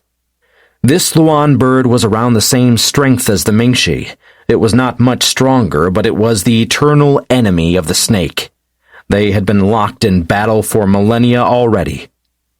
Now that the humans had caused injuries to the Mingxi, and it had also expended a fair bit of its energy, it was a much simpler target for the Luan bird. The many experts who had survived so far scattered in an instant, retreating as fast as they could as they observed the battle between the Luan and the Mingxi. They also couldn't help but look at Xue Wei with some shock and consideration. Their group was the first to enter the Blue Phoenix Manor. They had gotten the best results, and now they even knew to retreat in time. Could it be that they had some sort of information about this realm that no one else had? It would be a beneficial thing to either cooperate with them or capture them and force them to work together. Xue Wei was naturally aware of this, but he had no interest in sharing his deductions with anyone else. According to his thoughts, there should be another inheritance location within the realm, but it was likely left in the Winter Zone. The Mingxi inheritance was left, and a Mingxi was here. This was a Blue Phoenix Manor, so he had assumed there to be some sort of bird here, as birds were the natural enemies of snakes. But when he saw the Luan bird, and that it was a blue Luan bird which controlled the element of ice, his thoughts changed. Initially he had thought that the Blue Phoenix Manor was the second inheritance. Still, now he assumed that the second inheritance was within the winter region, and that the owner of the two inheritances had left the two beasts in the Blue Phoenix Manor. His thoughts were that these beasts were likely left to be tamed by the one who gained the inheritance. But upon seeing the Mingxi, Xue Wei realized that they had grown far too much from being within the Ascended's realm. It was simply impossible to tame these beasts. Hence, it was better for them to kill each other. What he was going to do was to try and gain the fisherman's benefit, acting as the one standing behind, waiting to benefit from the two massive beasts fighting against each other. "Let's go," Xue Wei said after thinking like this. The bird had suffered immense injuries, but the snake was even more injured as the two had charged at the mountains behind the Blue Phoenix Manor. This was why he had carefully kept his strength. He was going to see if he could kill both bird and snake, taking all the benefits from both beasts. But to do that, he would need his full strength. He also had to be shrewd and careful. It was not easy to trick these beasts into fighting against one another, and he had initially hoped for a blue phoenix, but a Luan bird was also a beneficial thing. Blue phoenixes were the rarest kind of phoenixes, as they were a mutated species. Luan birds were somewhat similar to phoenixes, but they were not the same. A blue Luan bird was reasonably common, and although they were rare, they were not comparable to a blue phoenix. At the same time, Xue Wei also realized that he had to be realistic. If he genuinely went to fight against a blue phoenix, he would likely not make it back alive, even if it was severely injured. A blue phoenix was a phoenix after all, and it contained the power of rebirth. The many people on the battlefield were all too busy looking after themselves, their brothers, sisters, and their companions to keep an eye on Xue Wei and his group, who rushed in the same direction that the two massive beasts had vanished into. Only a handful noticed it, and none of them were in the mood to follow. They had already lost a significant part of their fighting force, and everyone who was still alive had various degrees of injuries. Even if they knew that Xue Wei had followed the beasts, what could they possibly do about it? Their fighting force was still dropping drastically from their wounds. Chapter 50. Ice Against Fire. Although it sounded easy to follow the Luan bird and the Mingxi, it was not as simple as it seemed. The landscape where the two beasts had fought was filled with danger. Not only were there remnant wisps of energy, but there was also the problem of the entire landscape which had been destroyed. Earthen spikes were rising into the heavens, and deep, fathomless abysses were next to them. If one were to fall into one, it was certain death. So it was not easy to traverse the distance to the Mingxi and the Luan bird, but they did not give up because of the challenges. Instead, they soldiered on, stepping on one peak of earthen spire after another until they had reached the back mountain. Here, tremors were running through the ground, and shock waves could be felt through the air. It was clear that the victor of the battle had still not been decided. The battle was getting increasingly intensive. The shock waves were getting to a point where the danger of getting hit could claim their lives. So Xue Wei stopped their advance and stayed behind a part of the mountain which had been toppled over. This mountain was not able to contain the full force of the Luan bird nor of the Mingxi. Still, as long as it was merely the shock waves, it could withstand the majority of it, and although parts were being chipped off with each incoming shock wave, it was not so bad that it would cause them any damage. Xue Wei was using his senses to their limits, listening to the battle that was ongoing further away, and his heart was in his throat.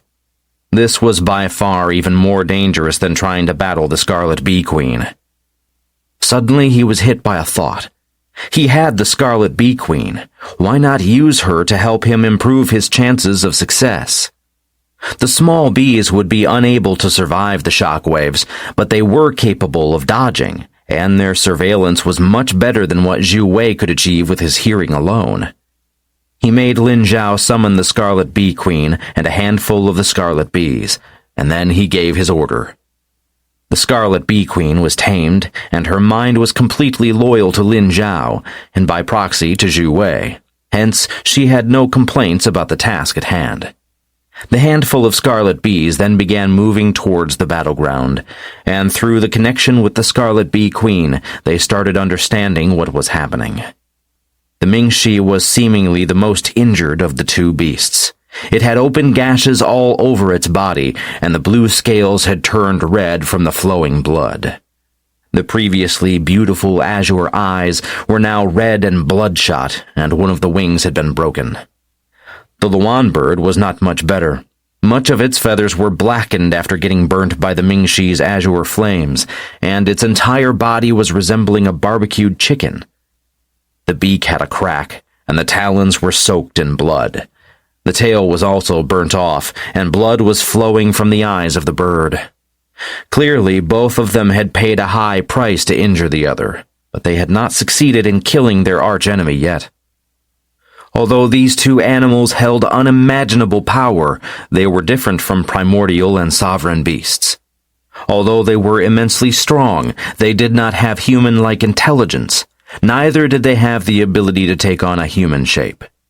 They were mainly driven by their instincts, and thus none of them even thought about retreating. Even when facing death, they moved forward, spending all their energy in suppressing the other beast. From the fight, Xue Wei instantly understood that the Mingxi was actually the strongest of the two beasts. Still, because of the battle with the elite cultivators of the world, it had fallen to a disadvantageous position. The Luan bird was aware of this and was doing everything in its power to keep suppressing the Mingxi, but even their natural elements were opposite one another. The Luan bird controlled ice, which was a mutated version of water. The Mingxi had an azure flame, which was a mutated version of fire. Water against fire. They were able to restrain one another perfectly. The flame was melting the ice, but the ice was killing the flame. As to who would be able to survive in the end, Xue Wei was still betting on the Luan bird, but that might just be his wishful thinking. These beasts had transcended the Earth Saint rank. Their pride and arrogance did not allow them to back off. They were both heavenly saints, even above the sky saints, and the only reason that the elites had lasted so long before was due to the snake just waking up, alongside its constant alertness of the Luan bird. Now that the Mingxi had completely woken up, its strength had been growing by the minute, but so had the Luan birds. That was until they began becoming severely injured. But as they kept fighting, their injuries increased, and their cultivation base became unstable and began dropping. They were dropping one layer at a time, from the 9th layer of the Heavenly Saint realm to the 8th layer. Moments after, it became the 7th layer, followed by the 6th layer. The shock waves of the battle also diminished in power, and the ground's trembling became more faint. "Let's advance," Xue Wei said calmly. But although he seemed calm and controlled, he was incredibly alert and on guard. If the least thing went wrong, they would end up as a snack for these two massive beasts. Chapter 51. Another Bird. The cultivation base of the two beasts continued to drop, but neither was letting the other get the upper hand. It was a desperate battle. With the outlook of the current fight, no one would end up as the winner. This was precisely what Xue Wei wanted to see. He wanted them to mutually destroy each other, and then he could benefit from their demise. Their advance was slow, but the speed at which the two beasts' cultivation base was dropping was going faster and faster. By the time Xue Wei and the others reached the threshold of the final battlefield, both of them had reached the rank of a sky saint of the 1st layer. They were riddled with wounds, and their bodies could barely hold them any longer. "Now!" Xue Wei suddenly turned into a big azure dragon and flashed inside the battlefield in a moment.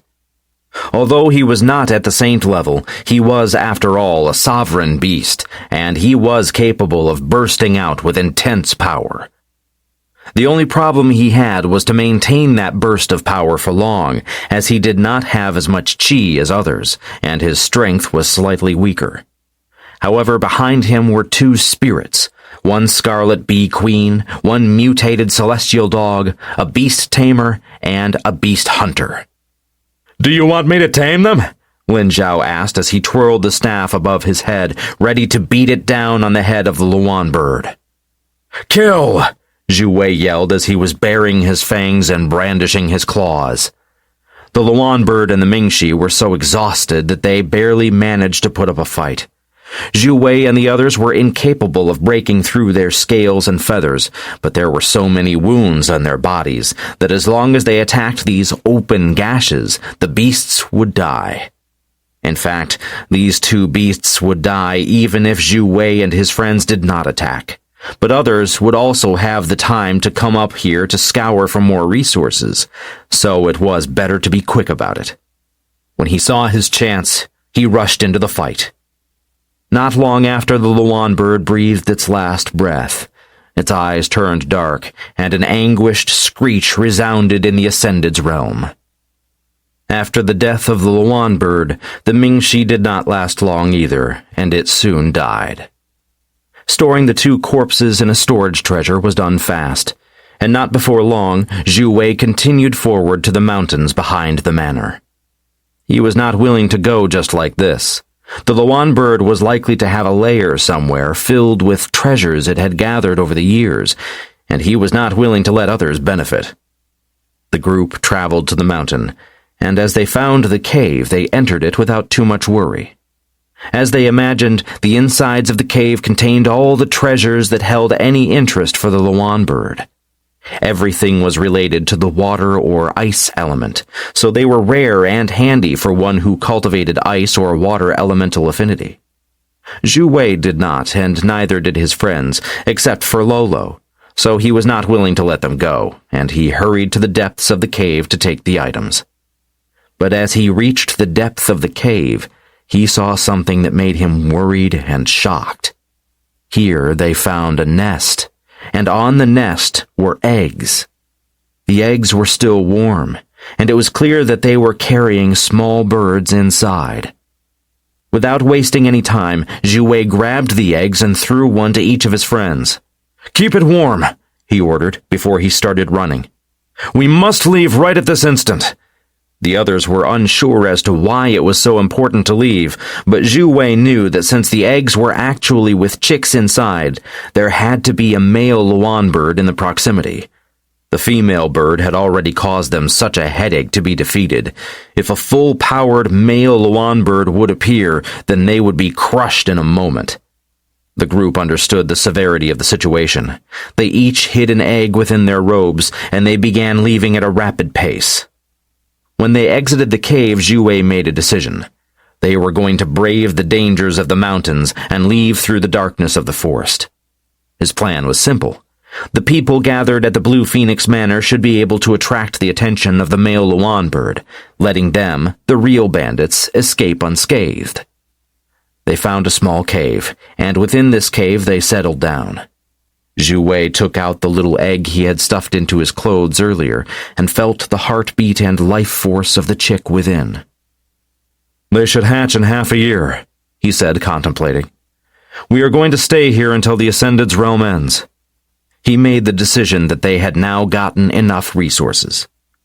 When a male Luan bird was involved in the equation, it was best to hide and strengthen themselves. Xue Wei handed some of the ice and water herbs and materials to Wang Zhaoyun. "Feed these to the Luan bird after it hatches," he said with a smile. "It will be connected to you with a spiritual energy band, and its strength will improve. It will become a great aid in a fight." Wang Zhaoyun said nothing, but nodded her head and kept the resources into the storage treasure. After this, they all sat down and began cultivating. They had a mountain of resources that could improve their strength, and after moving around for so much time, it was good to do nothing than just cultivating their inner energies. Chapter 52. Hatchling. Time flowed like water, and the days came and went. Xue Wei and his friends were hiding in the cave ever since they had left the mountain area behind the manor. Sometimes they could hear the screech of a Luan bird in the distance. It was full of agony and anger, but Xue Wei was not moved at all. Wang Zhaoyun looked at the egg. She was keeping it warm with complex emotions. She truly wanted the Luan bird within her egg, but she was also feeling sorry for the male Luan bird that was flying around outside the cave, looking for the eggs in vain, while having lost its mate. "Don't think too much," Xue Wei said gently as he placed a hand around her shoulder, dragging her into his embrace. "Even if you go to the Luan bird now, it will not value the eggs, but it will kill you in anger. You will gain nothing but throw your life away." Wang Zhaoyun was no saint. She would usually not have felt sorry for the beast. But after spending more time with Xue Wei, she no longer held the same hatred towards beasts as she did before. Although some of them were evil, some were good, just like humans. It was not fair to hate all of them just because of the evil deeds that some had done. But right now, Wang Zhaoyun felt like a bad person for the first time. She had seen the mother dying and stolen her eggs without a care in the world, leaving the male bird to be overwhelmed by agony and grief. But whenever she looked at Xue Wei and the others, what she saw was complete and utter disregard for the male bird. They had clearly encountered many ruthless situations throughout the years to make them so unfeeling. But upon pondering on Xue Wei's words, she understood that he was correct. Although the male Luan bird was strong, it still had the intelligence of a beast. It was not as smart as a human. Upon having been touched by humans, and being tainted by the human chi and spiritual energy, it was impossible for the Luan bird to take them back. She might as well keep her egg and her pity to herself. If she genuinely acted on the emotions, she would cause problems for the others, and she was not willing to do so. In this world there was no good or bad. There was the strong and the mighty. The winner took it all, and although Xue Wei could not battle the Luan bird in strength, due to his intelligence he could outwit the bird, and thus he had managed to succeed. Day after day went by, and soon they had been in the cave for 6 months. The eggs had grown at a magnificent pace. Their azure blue shell was lustrous, and a bit of lightning could be seen on all of them. This came from the lightning elemental affinity that they had gained from the Chillinhorns. When passing their chi and spiritual energy into the eggs, they had also used their own elemental affinities to enhance the strength of the Luan birds. The elemental affinities could be passed to the birds within the eggs if they were nourished with enough of the energy. All of them had at least one elemental affinity, with the element of thunder and lightning, but most of them had more than just one elemental affinity. Xue Wei wanted to give fire, wood, and lightning to the bird. Their natural elemental affinity was water, and if it could master both water and fire, it would be immensely strong. However, there was a high risk involved with this. Water and fire were clashing against one another, and when they did, there were 2 possible results. One was that the Luan bird would be injured by the clashes and have an early demise within the egg. Another was that it would grow increasingly strong and become so powerful that even Xue Wei might have a hard time controlling it, had they not already connected through a parent-child bond from feeding it his chi and spiritual energy throughout such a long period of time. Xue Wei was aware that the bird within his egg was still alive after being baptized in fire, wood, lightning, and thunder elements for half a year. However, its life force was weak. If the egg did not break soon, the bird would die. Xue Wei knew that what he was doing was risky, but he had no other option than to continue trying. If he stopped now, everything he had worked hard for the last half year would be wasted. Another few days passed, and suddenly, one night, the sound of cracking could be heard as the eggs began to crack. The first to crack was Wang Zhaoyun's egg. That one had merely been infused with lightning and thunder, so it was a healthy egg. After this came Lin Zhao's, which had also just been infused with lightning and thunder. Then came Lolo and Bai Tianyi's eggs. Their eggs were special. They had solely been nurtured with spiritual energy, and while they only had their water affinity, they would also have a strong soul power, able to make illusions and soul attacks. Also, Lolo's seemed to have inherited some ice attributes as well, which would sync well with their water attribute. After theirs came He Gao's. His Luan bird had darkness, lightning, and thunder attributes, alongside water. The lightning and thunder conflicted with the darkness, but it was not as much as fire and water. Hence, the bird was still reasonably healthy. It was not before the others had nearly finished their hatching that Xue Wei's egg began trembling, and a weak sound of the bird trying to break through could be heard. Chapter 53. The Bird's Potential. Xue Wei's entire focus was on the Luan egg in his hands. He infused chi and spiritual energy into it for the sake of helping it hatch. The egg was trembling. Thunder rumbled, and other elements were raging around the egg. Although the bird was weak, it was still controlling a large number of elemental affinities. The first crack appeared on the shell, and soon it started lifting slightly. A beak could be seen in the gap. The beak was orange, with a golden line that ran from the top to the bottom. A weak cry came out of the beak, and it continued to push its way through the shell. The beak slowly began consuming the egg's shell, which was full of nutrients. The Luan birds of the others were stronger and bigger than the one Xue Wei held in his hands. But while the others, apart from He Gao's who had blue feathers with some dark shadows around the edges, were blue, Xue Wei's bird was rainbow-colored. The feathers resembled a rainbow, and they looked amazingly beautiful. The light glistened onto the feathers. It was a beautiful-looking bird. The bird was weak, and Xue Wei instantly took out a lot of resources from his storage treasure.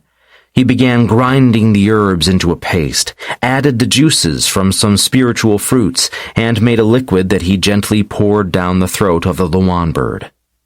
The Luan bird was keeping its eyes half closed and was slowly consuming the liquid that Xue Wei had prepared for it. Xue Wei was not too worried now. The bird had already survived, so he was sure that he could nurture the bird back to health. As long as it survived until it was hatched, he would use all his resources to feed it. The Luan birds were ancient beasts. Although they were stronger than primordial beasts, their intelligence was still that of a beast. They were unable to take on human form, and they were only beneath the sovereign beasts. Every beast within the Ascended's realm were ancient beasts. They originated from worlds outside theirs, and they were immune to the sovereign beast suppression. They were the perfect supporters, and as birds, they connected to the first living being they saw. These birds saw their owners first, and their hearts were thrown onto them. They recognized the energy that they had been given, alongside the first impression, and the connection had been created. They were all busy spending their time with the hatchlings. The small Luan birds were adorable and powerful. Seeing how Xue Wei was feeding his Luan bird with various resources, the others were enlightened. They quickly understood what resources could be used. They started using their elemental affinity, spiritual energy, or chi-enhancing items on them. The birds were feasting on the hard-earned resources that they had found throughout their time inside the Ascended's realm. Xue Wei took out a storage treasure and tossed it to Wang Xiaoyun. Previously, when they were together with the other two groups, Xue Wei could not have given her a lot of items, as others would feel greedy and kill her for her treasures. They all knew this, but now that it was merely Xue Wei and his companions that were present, he had no scruples and handed her a lot of items. None of his friends cared about these resources. They knew how many resources they had scoured at the Thunder Twilight Zone and here in the Ascended's realm. They had so many resources that even if they wanted to use them all, they had enough for many years, and many of the resources were not useful to them as they were a bit too weak. Even if they used them, the result would be minuscule, and thus the best usage of them was to feed the Luan birds and allow them to become stronger. Xue Wei handed a storage treasure filled with resources that were ideal for the Luan birds to Wang Xiaoyun, and she gratefully accepted it. She did not say thank you, neither did she stand on ceremony. She had recognized Xue Wei as her partner, and thus she was not going to pretend in front of him. Seeing her accepting it readily like this, he felt very pleased and happy. The others also thought it was natural. They had already accepted Wang Xiaoyun as their sister-in-law. Xue Wei put his focus back onto the rainbow-colored Luan bird in his hands, and he felt how the life force within was getting stronger and stronger. The body was also growing at a visible speed. The luster in the feathers also became brighter and brighter. A chirp escaped the beak of the Luan bird as it stopped consuming more of the liquid and nudged itself against the hand, settling itself in his palm, and fell asleep. While Xue Wei's bird fell asleep, the others began to play with their elements. Some of them practiced creating illusions, creating cracking lightning and thunder, and He Gao's bird began hiding in the shadows. Only Xue Wei's was trying to sleep in an attempt to convert the energy into life force and inner strength. Xue Wei observed his rainbow-colored Luan bird, and finally a smile erupted on his lips. The gamble had paid off. Although it would be more expensive to raise this bird, as it needed more resources than the others, and that its speed of advancing would be slower, Xue Wei saw it as an investment. The bird had much sturdier foundations than any of the siblings, and at the same time it commanded more elements than the others. It would become the strongest of them all if it had the time to grow. Chapter 54. Leaving the Ascended's Realm. Like this, the group spent the remaining time within the cave. It was time for the Ascended's realm to come to a close, but even so, Xue Wei had no interest in exiting the cave to look for more resources. They had enough, and at the same time it was immensely dangerous outside due to the Luan bird that was ravaging the entire place. Although resources were useful, danger and fortune coexisted together. Xue Wei had already gotten all the most amazing treasures from the underground world, and a lot of the items in the Blue Phoenix Manor. Xue Wei managed to break through to the ordinary saint rank again during the time they were in closed-door cultivation. But due to the 9 seals on his foundation, he was only able to reach the first layer. The others, who were also using numerous resources at the same time, had all advanced with a minimum of 2 layers. At the same time, they never forgot to feed their Luan birds countless resources. During the time they were in the cave, although their resources were abundant, a huge dent had been made in their collection. As such, they stayed in the cave until the realm began trembling. It was as if the entire world was collapsing, and Xue Wei, alongside the others, gathered in a circle. "The realm is closing," Xue Wei said. "We will be sent back to the place where we entered." He looked at Wang Zhaoyun, who was alone by his side. She had not entered the realm alongside them in the Demon Phoenix continent. She had come through a rift at the Chang'an continent. Now that they were being thrown out again, Wang Zhaoyun would be sent back to the Chang'an continent, while the others would end up at the palace in the Demon Phoenix continent. Looking at one another, they saw how their bodies turned transparent, the small Luan birds vanishing alongside them. Xue Wei looked at Wang Zhaoyun. His usual cold eyes were softened, and he said, "Remember our 50-year promise." Wang Zhaoyun nodded her head and smiled. She tightened her embrace on the Luan bird as if she could get a feeling of security from the bird. It was as if the bird, which was a gift from Xue Wei, would have been a way to relieve her anxiety and discomfort. But before she had the time to say anything, their figures had vanished from the cave, and the Ascended's realm was emptied of experts. Although many had died this time, even more had survived. Many of the experts had survived by hiding. Some had gone to other regions than Summer, and not even everyone in Summer was within the Blue Phoenix Manor, where the majority of the experts had died. Xue Wei suddenly felt the world spin around him. His body was floating in the air, and he could see nothing other than darkness. On one side it felt as if it took a long time, but on the other it was a mere moment before his feet landed on the ground, and his eyes saw the light again. Xue Wei found himself on the same platform that he had been on when he left the Demon Phoenix continent, and when he looked aside, he saw that all his friends and around a third of the experts from the Vermilion Bird clan were present. From this he could see that the survival rate of the Vermilion Bird clan was not too big, which did not surprise him. He would not have been shocked if the Luan bird had killed all of them. The Vermilion birds all looked at Xue Wei as if they saw the man who had murdered their father. On Xue Wei's shoulder was a small, rainbow-colored Luan bird.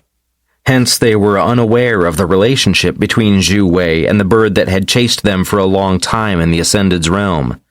But upon looking at the others' shoulders, they saw the many blue Luan birds and their faces twitched. Now they understood why the male Luan bird was so angry and aggravated, attacking everything that came into sight, killing wantonly. "You!" The Vermilion Bird clan people cursed at Xue Wei. As they saw it, he was the reason so many experts had died in their group. They did not question that he had gotten a whole lot of resources from his trip, while most of what they got was when they traveled with him. In hindsight, they were very jealous of Xue Wei, and many regretted not staying with him. They knew that they had lost a lot, but looking at his group, not one of them was injured or dead. Amongst the surviving people were the princes. The princes were filled with hatred whenever they looked at Xue Wei, and while they knew they could have done nothing in the Ascended's realm, they were aware that now things were different. Xue Wei was in their world now. It was easy to take their revenge. Xue Wei could feel the viper-like stare, but he did not turn his head. He knew exactly who it was from, but he did not think that the princes were worth his attention. However, what was worth his attention was the Thunder Flame Crown. He had promised Lan that he would get his hands on it, and now he had to actually do it. Deep in thought, he did not even notice that the Emperor had arrived. "So many survived this time," he asked, surprised, as he looked at a third of the ones who originally entered the realm. Although he had not said anything, it was common that only a few would survive due to the many people who entered the realm from all across the world. Chapter 55. Traitor. The Emperor was an intelligent man. He was very shrewd and had seen many people who had schemed against him, so although these princes were saying nothing, he could sense the hostility behind their gazes. Initially, he knew that many of the princes would be unhappy with Xue Wei being given the task of commanding them, but it proved to have been beneficial as they had managed to keep so many alive. Even so, if the princes were going to act on their hatred, he was not going to interfere, much like how he would not punish Xue Wei if he returned their attacks. This was a battle between the younger generation, not something he should or wanted to interfere with. But the thought of the entertainment that might come from seeing the princes clash against Xue Wei was something that made the Emperor smile slightly. The Emperor was aware that these princes had been hardened and sharpened in the Ascended's realm, so they were no longer the innocent and naive children that had entered the realm. But he also knew that if they were facing off against Xue Wei, they would suffer tremendously. It was not that he had any prior interaction with Xue Wei, but due to him being that woman's son. He had grown up in a world where both sides of the war were against him, and he had been forced to flee for his life for years on end. Although these princes had encountered some problems within the Ascended's realm and had been forced to mature, one had to remember that these vermilion birds were all between 30 and 50. They had spent 30 years being unable to cultivate, where they had been pampered and spoiled. Now that they could cultivate, they had been gifted numerous resources and treasures, feeding them until they were at their current rank. They had encountered some hardships within the Ascended's realm, but they had not understood the reality of life just yet. The dangerous people were not those who could be ruthless to others, but those who could be equally vicious to themselves. Xue Wei was such a person. To reach his goals, he would do anything, as long as his friends and family were not harmed, and if someone threatened them, he would turn into a murderous devil that no one could stop. The Emperor knew his sons well enough. They might try something underhanded against him and his friends, but if he found out what they had done to them, he would make them taste hell on earth. Many officials and royal family members had gathered to see the return of their younger generation, and while many were happy, there was also much grief around the platform. While many of them had survived, it was true that there had been losses, and their families were filled with sadness and a sense of loss. But none of them dared say anything about it. They had all known before sending their youngsters into the Ascended's realm that it was not an ordinary place. They would have been lucky if just a few survived. And now that so many had survived, it was unsightly if they caused a scene. The princes noticed these saddened expressions and looked at each other. They had the same idea. "Royal father," the first prince stepped up, his voice sounding magnificent in the morning air. "We beseech you to punish the traitor." His words instantly caused everyone to stop in their tracks. Traitor? What was going on? Xue Wei crossed his arms over his chest and observed with renewed interest. He had already expected something like this and was not flustered. Traitor? The Emperor observed his oldest son and asked with a masked mirth in his voice. He, too, knew what his son was planning, but he was not against following along to see just how far he would go. "That's right," the first prince said with a nod of his head before he pointed at Xue Wei. "Royal father assigned the task of looking after us to this Sir Xue, but after entering the Ascended's realm, he only followed us for a short while before he ditched us and went treasure hunting on his own. We met him a few times, but each time our groups split up again and again. I understand that the Ascended's realm is made to hunt resources and opportunities, but this young man deserted his comrades, and we suffered heavy casualties because of this." Xue Wei snickered slightly. It was such a waste to give a brain to this young man. Although he was not sure about what the normal survival rate of the vermilion birds was, he could tell for sure that these guys were at the bottom of the food chain within the Ascended's realm, even though the realm actually belonged to them. Their environment was simply too peaceful when growing up. They were unable to make proper use of the external dimension they had. Seeing that Xue Wei held a casual smile on his face, as his arms were crossed over his chest in a carefree manner, the first prince was so aggravated that he wished that he could tear him apart. "Oh, is that so? Then, Sir Xue, what do you have to say in your defense?" The emperor went to look at Xue Wei, curious as to how he would solve this issue. "A bunch of cowards," was what Xue Wei answered. His voice was light, and a trace of laughter could be heard within. "Oh, what makes you say this?" The emperor was amused, but the expressions of all the younger generation vermilion birds turned unsightly. Chapter 56. Your Blood. Would any of you have survived the tree spirit if it wasn't because of me? I told you that you could join me if you wanted to when we encountered the underground labyrinth in the desert, but you were too scared of possible death. Later, I saved you when you were almost captured, but once again, you decided to leave our group because you disdained me. It is not my fault that you are greedy cowards." The words that Xue Wei said could not be disputed. Were they not cowardly in not daring to enter the underground world with him? Were they not greedy and left the group time and time again?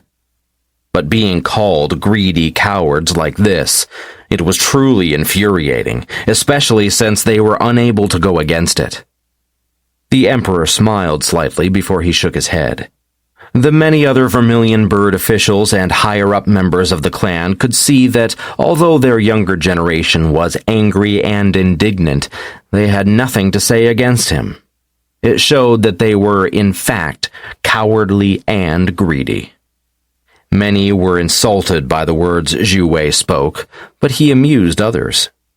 All of them had initially planned on using Xue Wei to temper their younger generation, but it seemed that they had split up in the Ascended's realm. Thus, they were excited to see that the younger generation was still wishing to rip Xue Wei apart. Many observed and found that the experts of the Vermilion Bird clan had enhanced their strength a lot. Many of them became ordinary and earth saints. This advance was enough to make the families gratified. There was only one person who was still a heavenly knight. "The Ascended's realm is over. Everyone go your own ways. Sir Xue and your friends, please follow me." Xue Wei and his friends nodded their heads and followed the emperor. After they managed to reach the study, the emperor asked everyone to vacate the area, leaving only himself and Xue Wei in the room. Even Xue Wei's friends were asked to wait in a tea room where the servants served them snacks and drinks. "What does your majesty want from me?" Xue Wei asked with a frown. He could feel that this emperor did not have any enmity towards him at all, but he was still puzzled. "Xue Wei, you received the bloodline of the Vermilion Bird, did you not?" the emperor asked. But although he asked a question, his expression looked as if he knew what was going on. Xue Wei frowned. He did not like that his hidden cards were being talked about so casually. But this emperor had been very gentle towards him up until now, so although he was alert, he was not panicked. "I do not understand what you were saying." Xue Wei did not admit to it. Although he had a favorable impression of the emperor, he was not aware of his hidden thoughts. Thus he decided to play dumb. "I can feel the Vermilion Bird blood within your body," the emperor said with a smile, not at all insulted over the fact that Xue Wei pretended not to know what he was talking about. "The blood is much purer than that of any descendant in our current younger generation," he continued. "Do you know about your mother?" he finally asked, and Xue Wei, who was slightly annoyed by being seen through, suddenly lifted his head, his eyes a little lost. He knew nothing about his mother. He did not even know if the man he considered his father was really his father, or if the man he thought his uncle was really his uncle. Seeing that he had gotten Xue Wei's attention, the emperor smiled slightly. "You look a lot like her," he said. "She was a unique beast. We all considered her our holy maiden. As you know, it is impossible to mix the blood of races now, but once upon a time it was possible. Because of this, once upon a time, the races married amongst one another, the sovereign beasts equally so. Due to this, the bloodline of the four beasts has actually diluted slightly, and mixed with one another, though it is hard to see that now, and after it became impossible for races to produce offsprings, the bloodline grew in density again. However, your mother was known as the Holy Maiden because she was special. She had the bloodline of all four sovereign beasts. She was the woman that all four sovereign beast clans considered their holy maiden, the one who kept us all gathered together. But one day she vanished. We do not know what happened to her, but she disappeared from the face of the earth. Looking at you, it seems that she found herself a lover and was not willing to continue living as the sovereign beast holy maiden. I do not know what happened to her, but I can imagine that she gave up her life force to feed you and allow you to be born. I can sense that you are half human, hence you can control human techniques and cultivate before the age of 30. Xue Wei was in deep thought. Things he had never known before suddenly started falling into place. The primordial beasts on the Chang'an continent were waiting for him and wanted something from him. Your blood is special, the emperor continued. You might not know, but because of your status as the Holy Maiden's son, having her blood flowing in your veins, you can mutate other beasts and bring their bloodline to new levels. Hearing this made Xue Wei aware that the mutation that He Gao had undergone could only be because of his blood. Even another sovereign beast could not cause it to happen. Chapter 57. Do you know Zhao Lei? Xue Wei was stunned by what he had been told. Although he was somewhat hesitant to believe what was said, he was also aware that it was likely correct. Whenever the emperor spoke about his mother, his face was soft and gentle. It was clear that he had known Xue Wei's mother well, and that he considered her at least a friend. Xue Wei lowered his head in deep thought, and the emperor let him think without saying anything to disrupt him. After a bit of time, Xue Wei lifted his head again, and he had hidden all his thoughts behind his emotionless face. But even so, the emperor was not annoyed. Do you know what happened to your mother? The emperor finally asked the question that he was worried about the most. But Xue Wei shook his head. I have no memories of a mother, he said honestly. Do you have any knowledge about an azure dragon named Zhao Lei? This was what Xue Wei was mostly interested in. He was unable to connect the relationship between him and the man claiming to be his father unless he heard about it from Zhao Lei. Still, now he had a chance to know whether or not Zhao Lei was actually his uncle. I know Zhao Lei, the emperor said while nodding his head. Zhao Lei was your mother's older brother. He doted on his sister more than anyone, and it was because of him helping her that she managed to run away and vanish as easily as she did. Xue Wei did not doubt that the woman that this emperor was talking about was his mother. Not only the fact that they had similarities in appearance, but also because he was capable of merging with various bloodlines of different sovereign beasts. If he was an ordinary sovereign beast, it would be impossible for him to become both an azure dragon and a vermilion bird. But now he was able to become both. Xue Wei was therefore aware that Zhao Lei was his biological uncle. So why on earth did he kill his father? This made things complicated and hard to see through, but Xue Wei could not entirely blame Zhao Lei before he knew what had been going on exactly.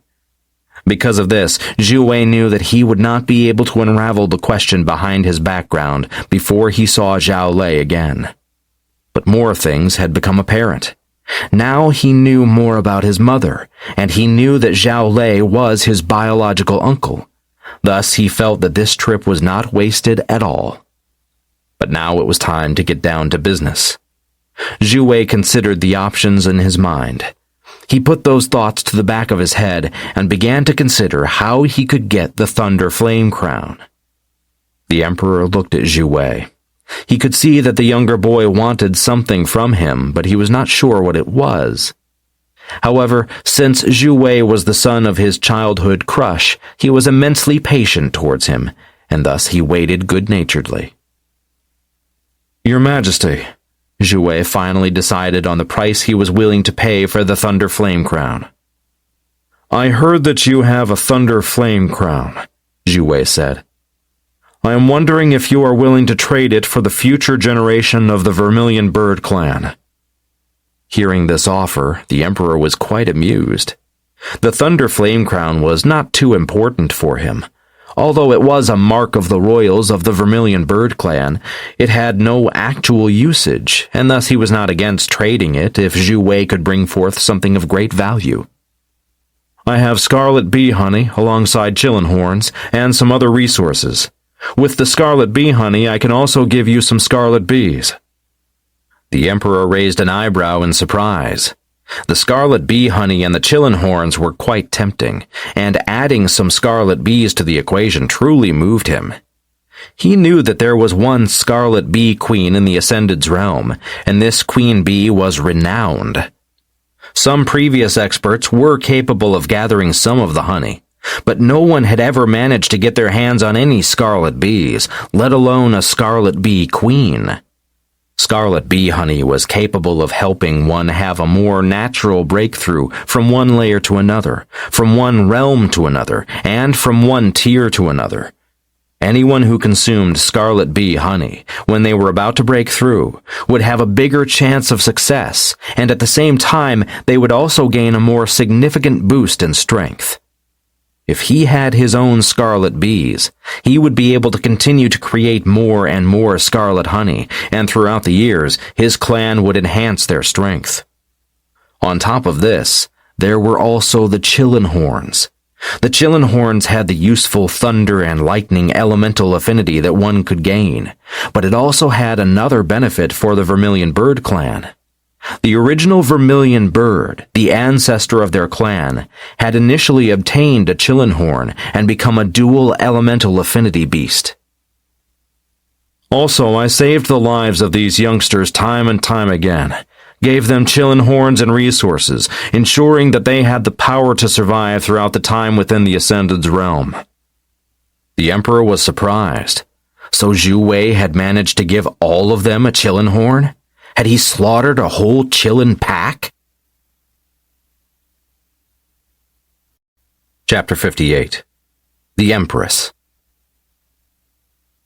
Xue Wei had in fact killed a whole pack of chillins and stole all their horns alongside the other two groups of people. Although he did not have a massive amount of chillin horns, he had enough to make the Emperor interested. But he also understood what Xue Wei was saying. He was not only offering the items that he had, but he was also reminding the Emperor that everything the Vermilion Bird clan youngsters had now was due to his effort. Although he did not say it directly, the Emperor easily understood him. He was once again utterly tolerant of Xue Wei and smiled. "I will consider it," he promised.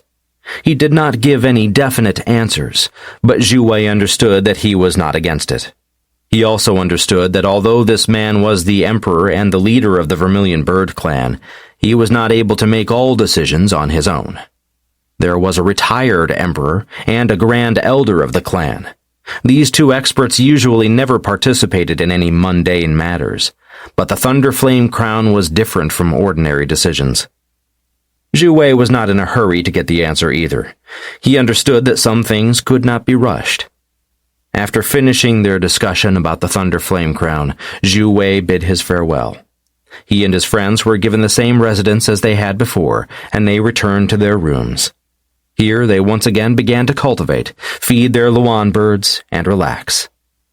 While they were busy, the princes and the other youngsters from the Vermilion Bird clan were busy complaining to their parents about the misery they had encountered. While many of the original members of the Vermilion Bird clan had a positive impression of Xue Wei initially, they had changed it throughout the period they were within the Ascended's realm. Many of them were jealous of Xue Wei. They blamed him for the losses they had suffered, and especially after seeing that they had a Luan bird each, they were all filled with greed, jealousy, and hatred.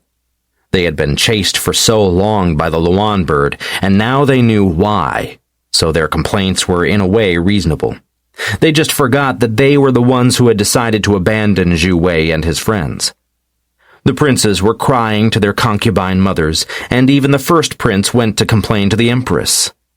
The empress was a woman who had been spoiled throughout the years. She was engaged to the emperor a long time ago due to her dense bloodline, and she also regarded her son as her lifeline. She was sure that he would become the next emperor, and to think that her treasure had suffered so grievously in the Ascended's realm, she was full of fury. Even more so when she thought of Xue Wei and his face, which reminded her of the woman she hated the most.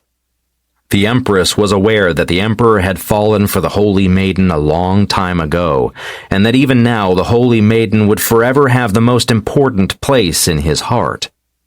Now that the Holy Maiden's son had arrived, the Emperor was treating him better than he ever had treated his own sons, and the Empress was full of hatred, anger, and jealousy. But because the Empress knew about the Emperor's favoritism towards Xue Wei, she was hesitant to make a quick move. She had to be careful and make sure that nothing would be traced back to her and her son. Xue Wei was not aware that the Empress was starting to plan against him. Even so, he was aware that many would be jealous of the attention the Emperor was giving him, but he was not scared. Even if he was going to encounter troubles, he was not going to stop pushing forward. Now that he had seen Wang Zhaoyun again, he was finally beginning to understand some things, and he knew that when he returned to Chang'an, he had to stop the war. So before he had the strength to do this, he could not return to Chang'an, but he had promised her to return within 50 years. He was in a hurry. He had no time to wait, and he was forced to pressure himself. As such, he knew that he would grow more in chaotic environments, so he was grateful for the ones who became his stepping stones. He could not afford to wait or slow down. Time was always flowing, and his life was waiting for him. His dear ones were waiting for him. Sitting in his bed, he took a deep breath. He then took out some resources from his storage treasure and began cultivating, while the small Luan bird was nestling on his lap. The Luan bird was cultivating at the same time as Xue Wei. As long as heaven and earth essence was entering his body, it was also entering the bird's body. The rainbow colors of the bird were lustrous, and the more it absorbed, the more it shone. Xue Wei was calm throughout the entire process. He was absorbing the heaven and earth essence, while also refining a treasure at the same time, absorbing the energy from within. A few days went by while Xue Wei was cultivating, and the city was bustling with life. Everyone wanted to celebrate that the Ascended's realm trip had come to an end, and a festival was going to be hosted 2 days later. Xue Wei heard about it while casually wandering the palace, and he was deep in thought. He had gotten many resources that he could not use. Some were too low level or of the wrong elemental affinity, and thus he wanted to get rid of them. It was not that he lacked essence stones, but because he needed space in his storage treasures. Chapter 59. Turbulent Undercurrents. Xue Wei decided to participate in the festival. He was not too interested in the festivities, but he knew that the golden chambers would give a large amount of resources in return for the ones he had. Although he did not need more essence stones, he might be able to trade the items for other resources that could be of use to him. If he was lucky, he could perhaps even purchase the next rainbow pill recipe. He knew that it was a far cry to expect to be able to get a 3-colored rainbow pill recipe, even if he paid a mountain of treasures. But it was worth a try. All the resources he had taken at the Thunder Twilight Zone and in the Ascended's realm were enough to fill thousands of storage treasures. He truly had to tidy it up. Even if he could not get the recipe for concocting and refining a 3-colored rainbow pill, then he might be able to get the ingredients for 2-colored pills. Even though he could concoct a few now, the resources were useful to feed the Luan birds. Hence, he was not willing to use them all for refining the pills just yet. Xue Wei had made his decision and returned to the courtyard that had been given to him and his friends. Here he gathered all his friends and told them his plans. None of them really cared, as the resources he was trading away were useful for warriors and knights. None of them were warriors or knights any longer, and thus they had nothing to use the resources for. The Luan birds were also unable to use them. They had been nurtured with their chi and spiritual energy, resulting in their energy also being the saint rank. The only difference was that they could not command as much of the energy as a normal saint could. However, all of the Luan birds could erupt with a strength equal to their owners for a short moment at a time. While Xue Wei was making his plans, the Empress was making hers as well. She understood that she had to be very careful, and she decided on hiring someone else to do the killing. This way, she could escape the blame, and if it failed, she was still able to push the blame to someone else. The Golden Chambers was an organization that not only thrived with merchants, they also had a killer organization and an information-gathering group. The killer organization was said to never fail at a task they had been given, and naturally the Empress went to the Golden Chamber's main office. Here she offered to pay to kill Xue Wei. But while the Empress was eager, the organization neither accepted nor declined. They promised her that they would have to do some research to see how much this mission was worth, and the Empress went away with a smile on her face. The moment she left, the steward who had accepted her rushed to the upper levels of the Golden Chambers building. Elder Zhao, he said politely as he entered. What makes you so flustered? Elder Zhao was surprised to see the steward looking slightly disturbed, and he was intrigued. This steward had previously been their best assassin. He was a cold-blooded figure, and not much could ruffle his feathers. The Empress has been here to set up a task, he said, cutting straight to the problem. It is not the first time she has turned to us. Why are you so flustered? Elder Zhao asked with a frown. This time, she wanted us to kill Sir Xue Wei. Sir Xue Wei? The eyes of Elder Zhao widened in shock. Isn't that the one that we heard from the headquarters to never touch? The one who has a VIP clearance, and someone our two bosses value greatly. That is indeed the person. Crap! Both were silent for some time, but then Elder Zhao sighed. We have to forfeit this mission. We cannot go against our superior's orders. And honestly, I am not willing to go against this Sir Xue Wei. I agree. The steward nodded his head. At the same time, I think we should warn him that the Empress has made her move. It might not mean much, but it shows our loyalty. Elder Zhao nodded his head. That's what we will do, then. The steward sent a letter to Xue Wei and another to the Empress. As soon as they were delivered, Xue Wei and the Empress were both in deep thought. The Empress was confused as to why they would need more time to consider the task. It was a mere assassination. Did they really need so much time to consider raw action? Her letter had stated that they did not reject the offer, but they had not accepted it yet either. At the same time, the letter sent to Xue Wei contained the knowledge that the Empress had gone to an assassination organization to get rid of him.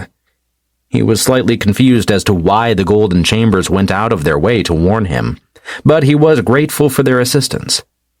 Xue Wei was instantly able to combine 2 and 2 together and figure out that the first prince was behind the Empress's hostility.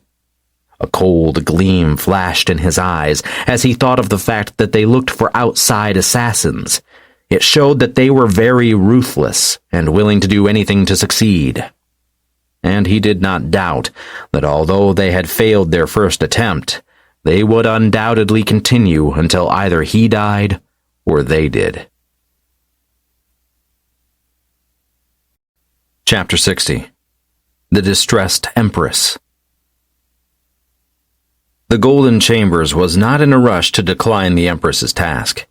They knew that when they declined, she would look for other options, and if she did that, then Xue Wei would be in danger. So they simply held on to the task.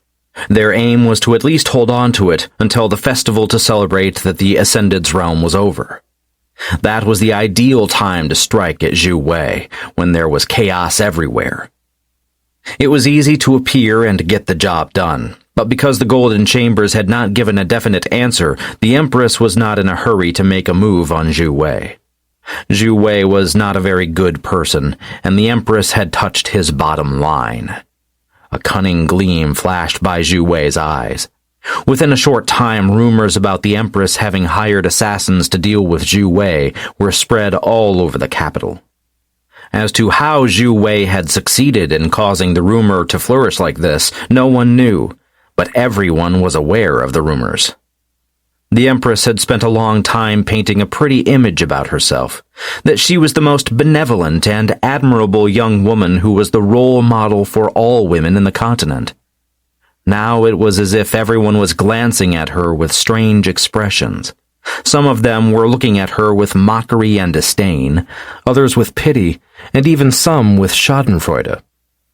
Although the Empress had a public reputation as being an angel, the many people from the palace knew otherwise, especially the many concubines. The Empress was jealous in nature, and she caused problems for the concubines one after another. Often she would suppress them, and sometimes she would even plot against them. Some had died in her hands. Even the Emperor's sons had died in her schemes. So they were all ecstatic to see her battle it out with Xue Wei. They even wanted to add fuel to the fire.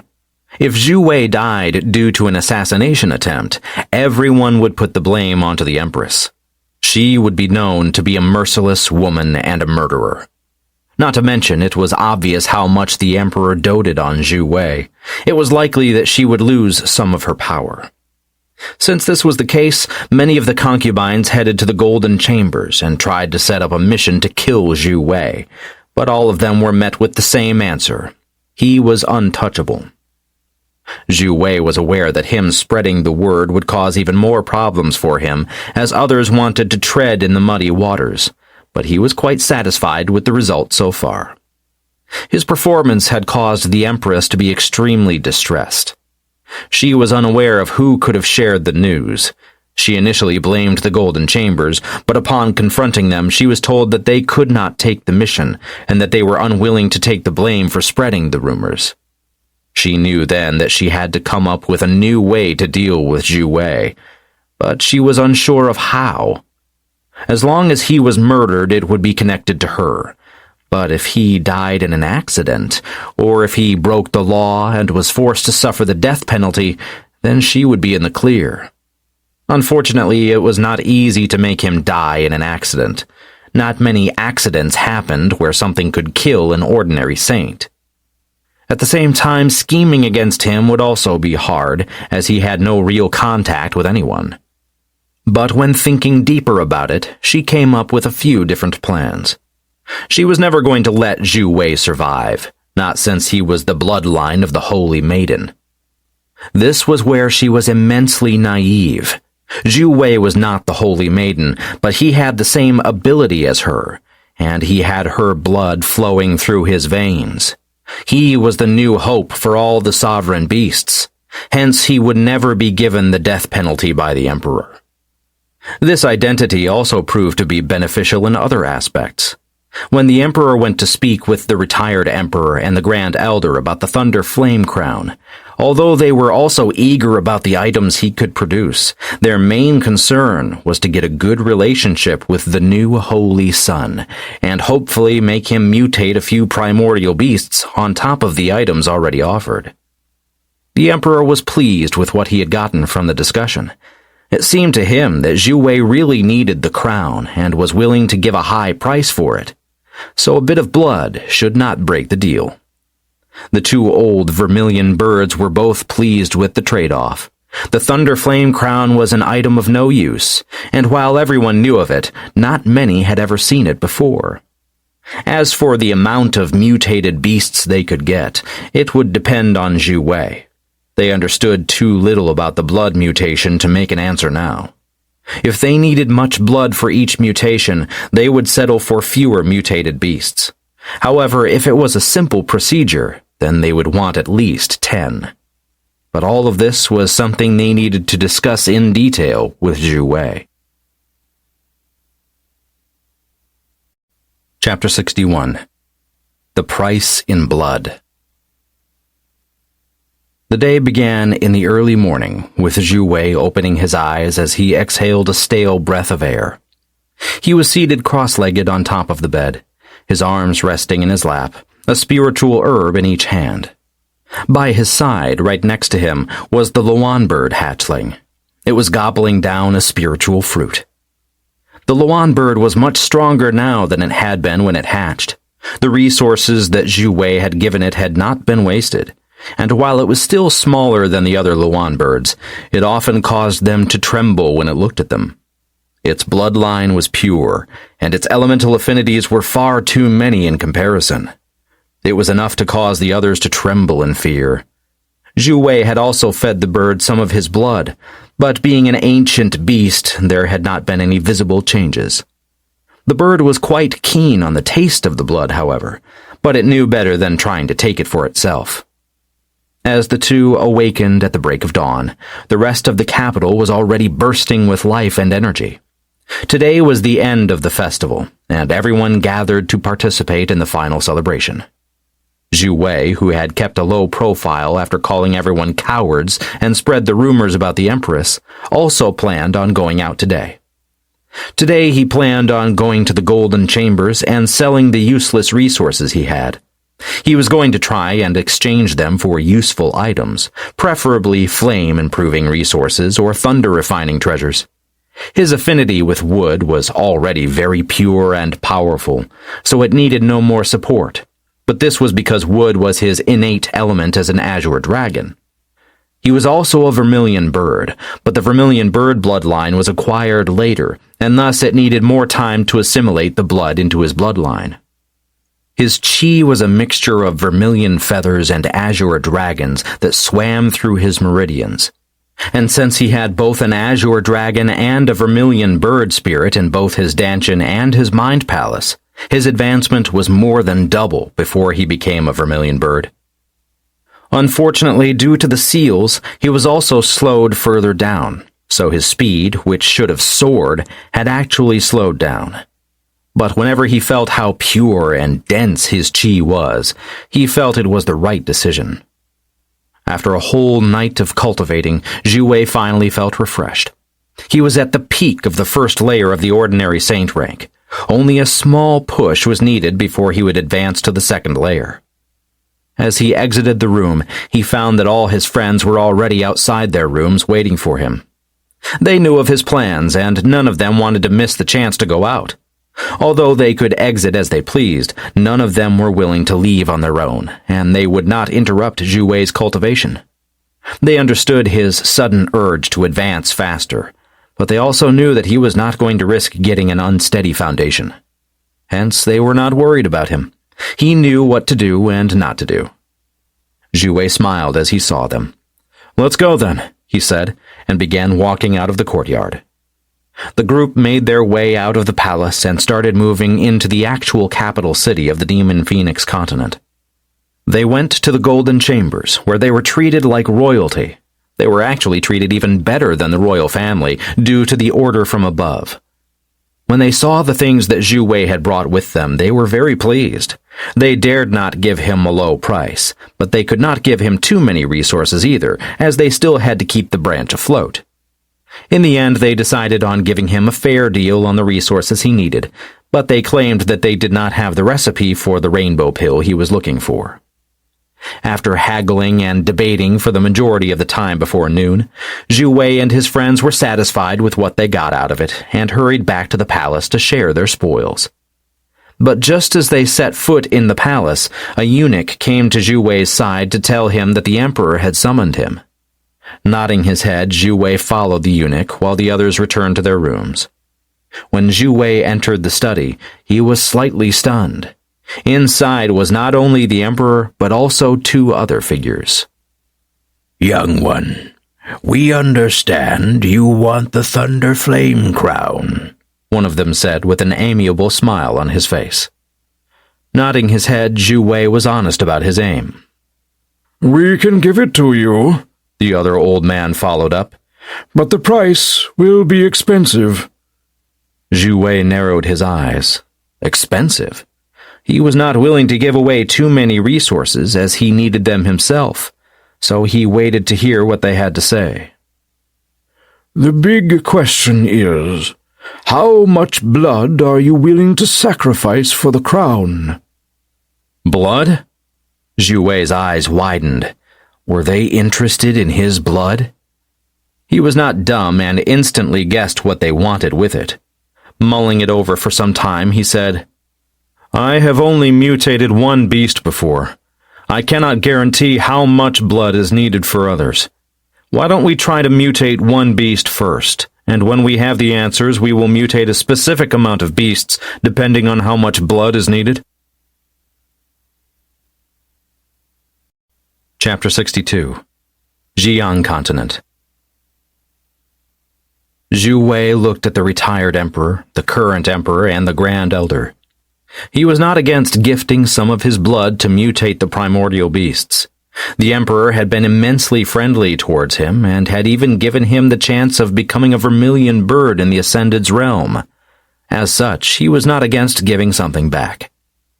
He knew that these Vermilion Bird Clan members were aware of his identity as the son of the Holy Maiden, and that he had her bloodline, the ability to become one of each beast.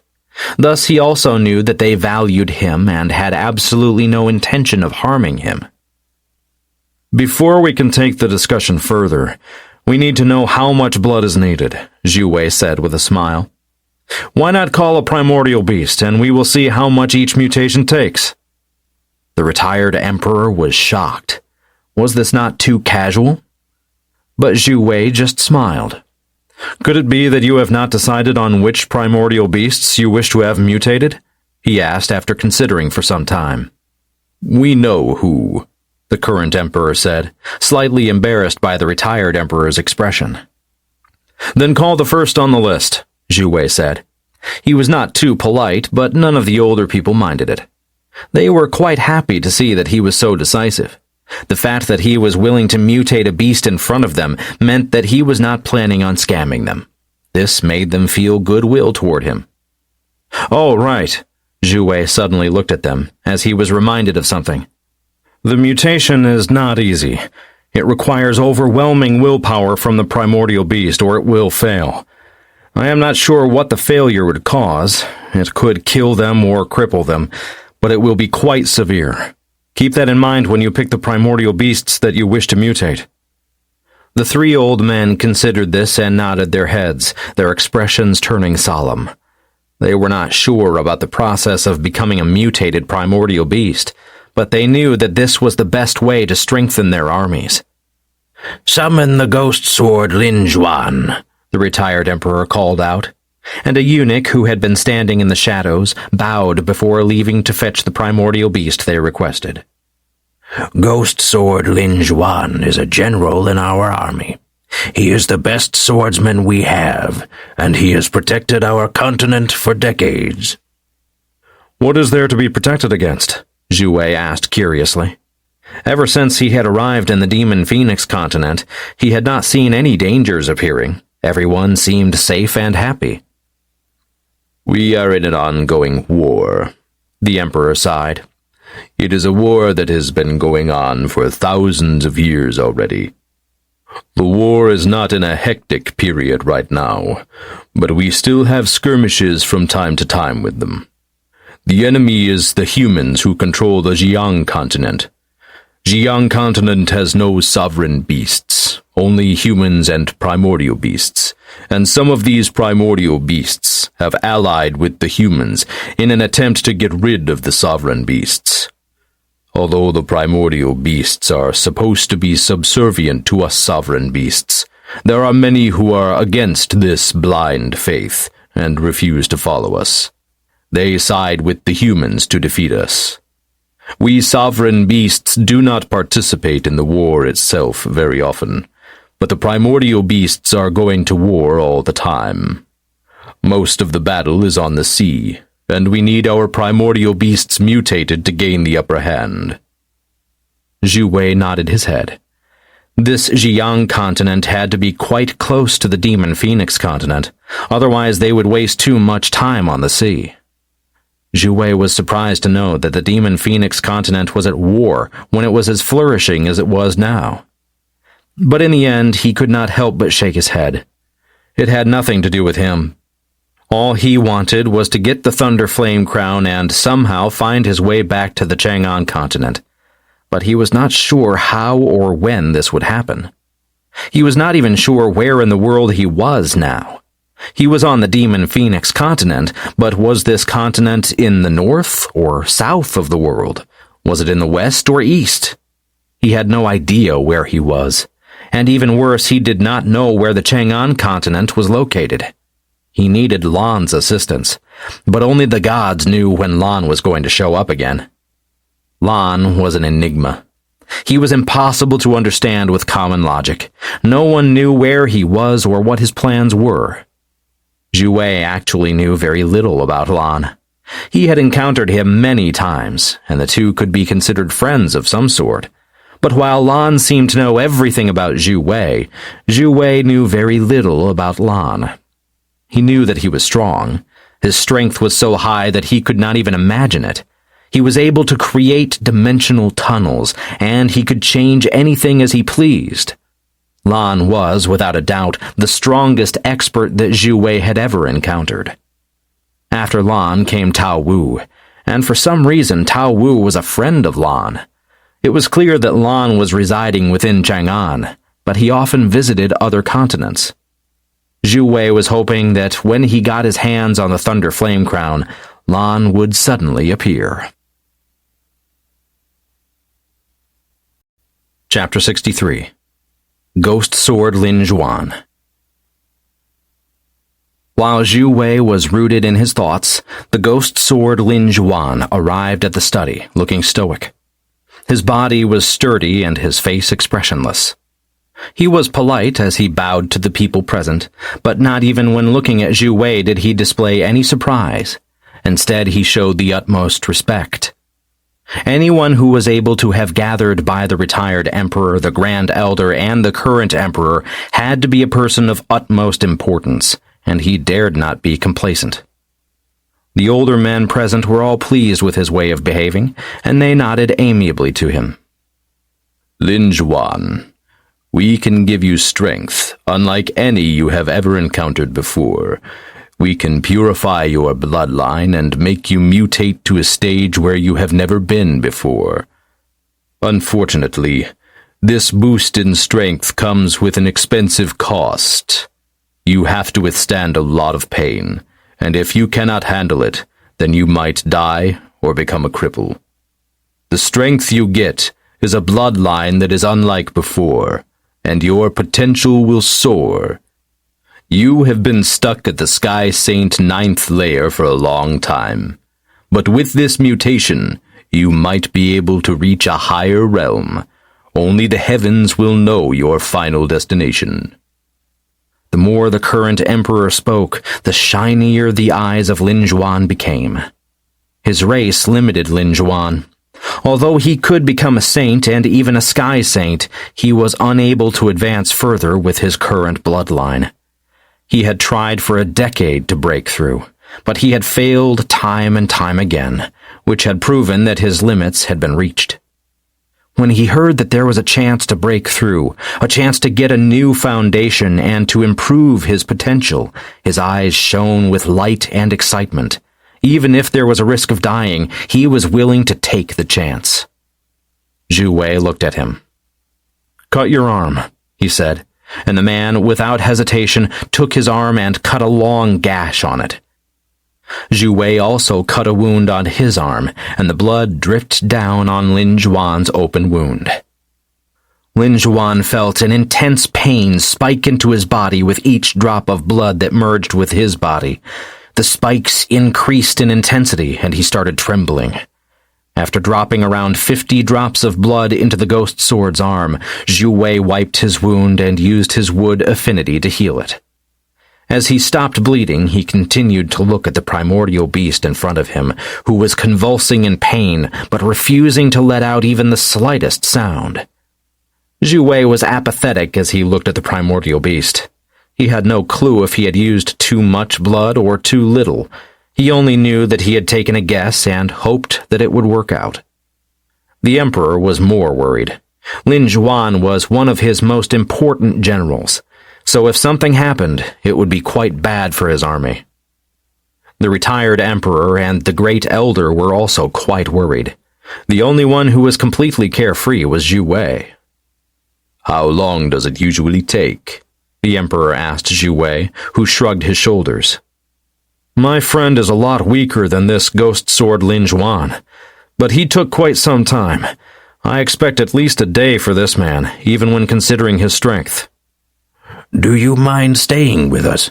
the retired Emperor asked tentatively. They had no experience with these mutations, so they would feel much more at peace if he stayed to look at it. Xue Wei nodded his head. "If we can get someone to tell my friends that I will be busy for a few days, then I do not mind staying here until we are done. Also, I suggest that we do not mutate more before we know if this is a success or not." The others nodded their heads and agreed silently. As their eyes landed on the general on the ground, they found that he had stopped trembling, but he had lost consciousness. His hair was growing at a rapid pace. The color was changing from black to azure blue. "What race is he?" Xue Wei asked curiously. "A black willow swallow," the current emperor said. "The black willow swallow is a swift bird, and this ghost sword Lin Juan specializes in speed. His sword is so fast that it is nearly impossible to see with the naked eye. His flying skills are also admirable." Xue Wei nodded his head. He was not surprised that it was a bird, but he had not expected it to be a swallow. This man was big and sturdy, but a swallow was small and agile. He was suddenly disillusioned. Like this, Xue Wei decided to sit down and cultivate. He did not doubt that the mutation would take a lot of time, and he was not willing to waste any moment that he could spend cultivating. So he sat down cross-legged and began controlling his breathing. The three older men within the room were all appreciative when they saw that Xue Wei was not even willing to waste a moment that could be used to cultivate. Like this, 2 days went by. Xue Wei was still not able to break through the bottleneck that was between him and the second layer of the ordinary saint rank, but he was very close and could feel how the bottleneck was loosening. As he was feeling the bottleneck loosening, a screech suddenly resounded in the room, dragging him from his cultivation. As he opened his eyes, he looked at the mutated Lin Juan, who had managed to break through to the heavenly saint tier. Chapter 64. Azure Willow Swallow. The heaven and earth essence in the entire surroundings of the palace was being drawn towards the study room and pouring into Ghost Sword Lin Juan. Lin Juan was conscious again, and he could feel the energy booming in his body. His Danshin was refining the essence as fast as it could, and Qi was pouring through his meridians at a rapid speed. Finally, he managed to take control of his energy, but he did not stop the influx of essence. He was eager to boost his cultivation base as much as possible, but at the same time not risk his foundations becoming too unstable. After reaching the third layer of the Heavenly Saint rank, he finally stopped his quick advance. He had broken through to become a Heavenly Saint, and now he could feel that he was able to advance even further. He finally understood what they meant when they said that they would remold his foundations and reignite his potential. He had thought that it was a kind of herb that had been found in the Ascended's realm, but now he found that it was, in fact, the blood of someone who could make this change in him. He was having a hard time believing it, and even more so when he looked at the strength of this person. Xue Wei was merely an ordinary saint, but his blood had managed to cause him, Lin Zhuan, to break into the Heavenly Saint rank. Not to mention he could feel that his entire body was changed. While he previously felt as if he was a bottle that was full to the bursting point, he now realized that he was like an empty bottle, able to contain much more qi within it. He might even break away from the saint rank. Lin Zhuan was grateful. Although he had encountered an immense pain so strong that he had collapsed and lost consciousness, he had also gained a lot. He was immensely grateful to Xue Wei. Although he did not know his identity, he could guess that he was not a normal person, that he was someone special for him to be able to mutate him like this. But he also understood what he should and shouldn't ask. He was well aware that if he were allowed to know about Xue Wei's identity, then he would have been told already. Since he had not been told, it was a secret he should not attempt to pry into. After his cultivation had stabilized, he stood up stiffly. His body was sore after all the pain that had wrecked his entire being, and now he was aching in all his muscles. His body was staggering slightly as he stood up, and a bit of dizziness arrived before everything cleared up and the pain vanished. Ghost Sword Lin Zhuan suddenly looked at himself. His skin had previously been tanned from all the time he had spent under the sun, but his skin was now soft and tender. It was like the skin of a baby. His hair, which had been black and short-cropped before, was now long and azure in color. His eyes, which had been brown before, were now light blue. "I think maybe you are no longer a black willow swallow," Xue Wei said tentatively. "You have mutated to become a one-of-a-kind beast, something that has never existed before, and something that might never exist again." Lin Zhuan was stunned as he looked at the skin on his hands and the hair on his head.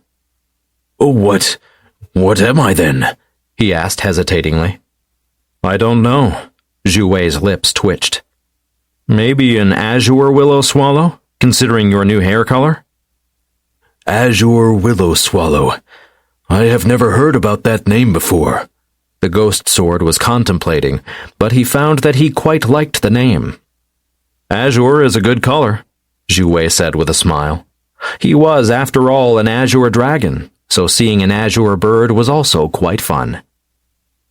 After a bit of time, Lin Zhuan left the study, and the two emperors and the Grand Elder looked at Xue Wei with excitement. He had spent 50 drops of blood and had created a mutated swallow. Now they had to discuss how many more experts he was to develop. "I suggest we make 10 experts," the Grand Elder started. 10 experts were 500 drops of blood. This was an immense amount, but if they did it over some time, it should be doable. This was also their first suggestion. They were willing to go down to 7 or 6 mutated experts if the need arrived. But Xue Wei was not in a mood to haggle. It was just blood, and blood was something he created all the time. It was not essence blood or heart essence blood. It was just normal blood. Nodding his head absent-mindedly, the 3 older men were shocked. Was he accepting it so casually? It was 500 drops of blood.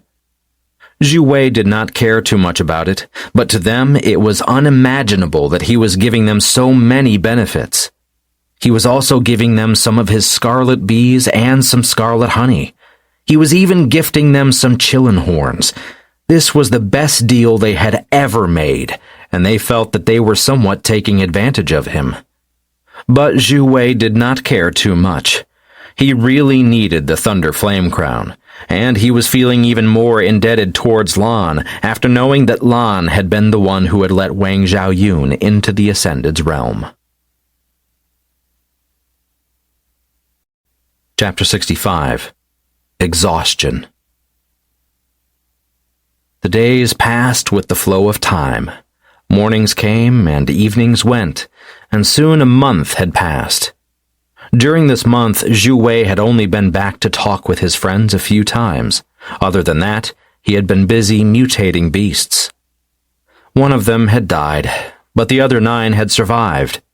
The one who had died was a young female. Her death was not due to lack of willpower, but because of Xue Wei being stronger than her, and the blood being too overbearing, simply killing her within a moment. After this, the retired emperor made a selection of who to use the blood on. He no longer picked weaker experts. Only those who were at the Earth and Sky Saint realm were able to withstand the powerful mutation process.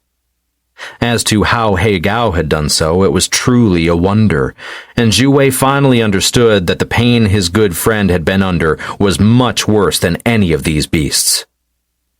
Xue Wei was apathetic throughout the entire process. He observed the beasts writhe in pain without any expression on his face. The 3 older men were slightly stunned by how cold and emotionless Xue Wei was. But upon closer thought, they understood it. They knew the situation of the Chang'an continent, but they were unable to participate in the battle. All sides likely chased Xue Wei after his identity was announced. Being chased by all sides, it was natural that he was not in a position to pity others. If he spent time pitying others, he was likely to end up harming himself.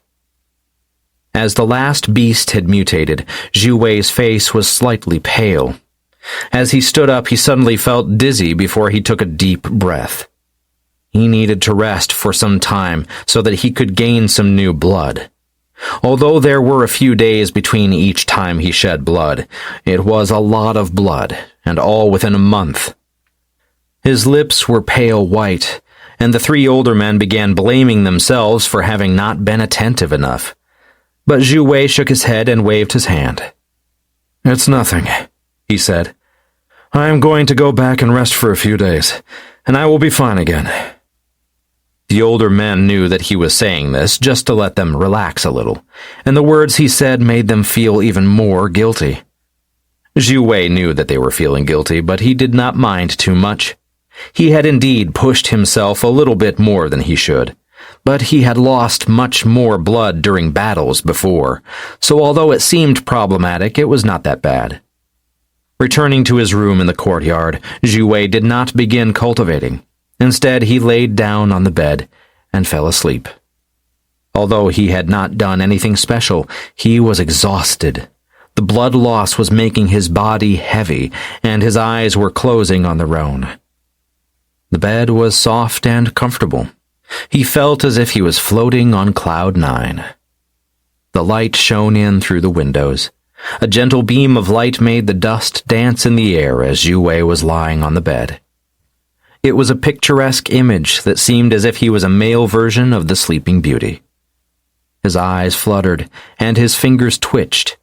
He felt as if he was being dragged from the darkness into the light, and he was feeling much more comfortable. Although his body was heavy, it was not as heavy as it had been before, and he felt rested. He opened his eyes and found the beam of light shining in on him. Xue Wei cleared his throat, only to find it dry and annoying.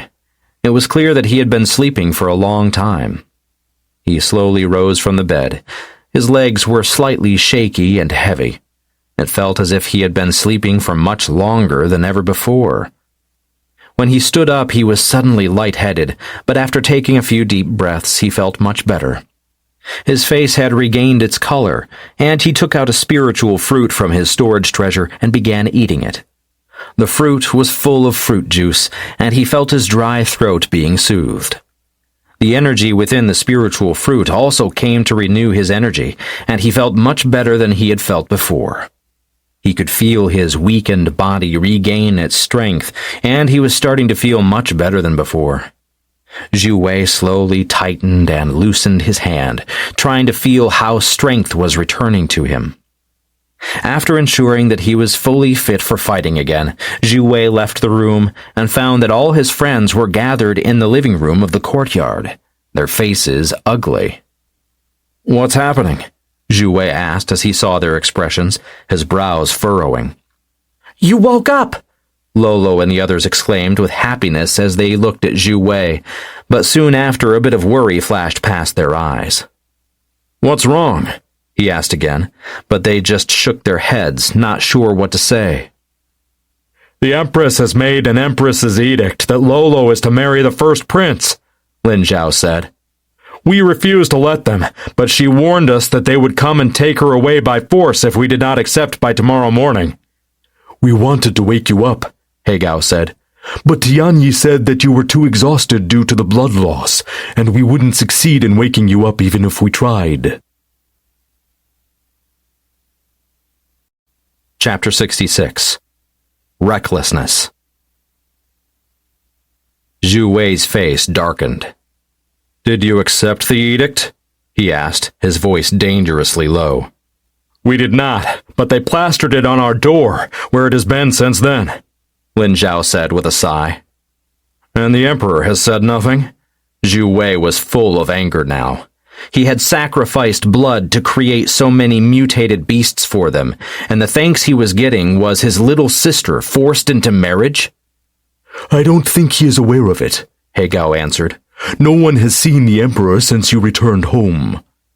Let us go and find them, Xue Wei said, dragging all his friends with him out of the courtyard, only to find that there was a group of royal guards stationed outside.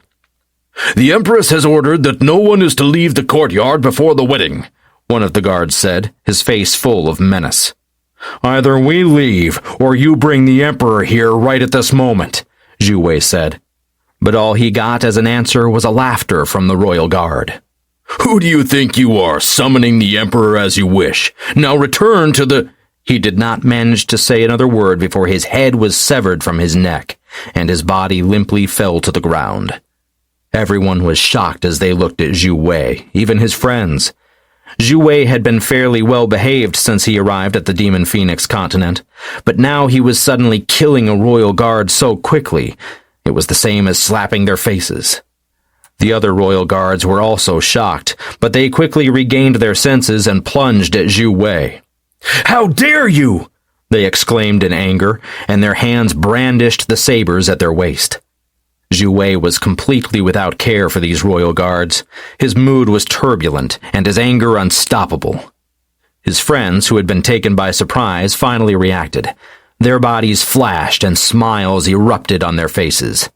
They had been suppressed for far too long, and now it was liberating for them to let go of all their frustrations.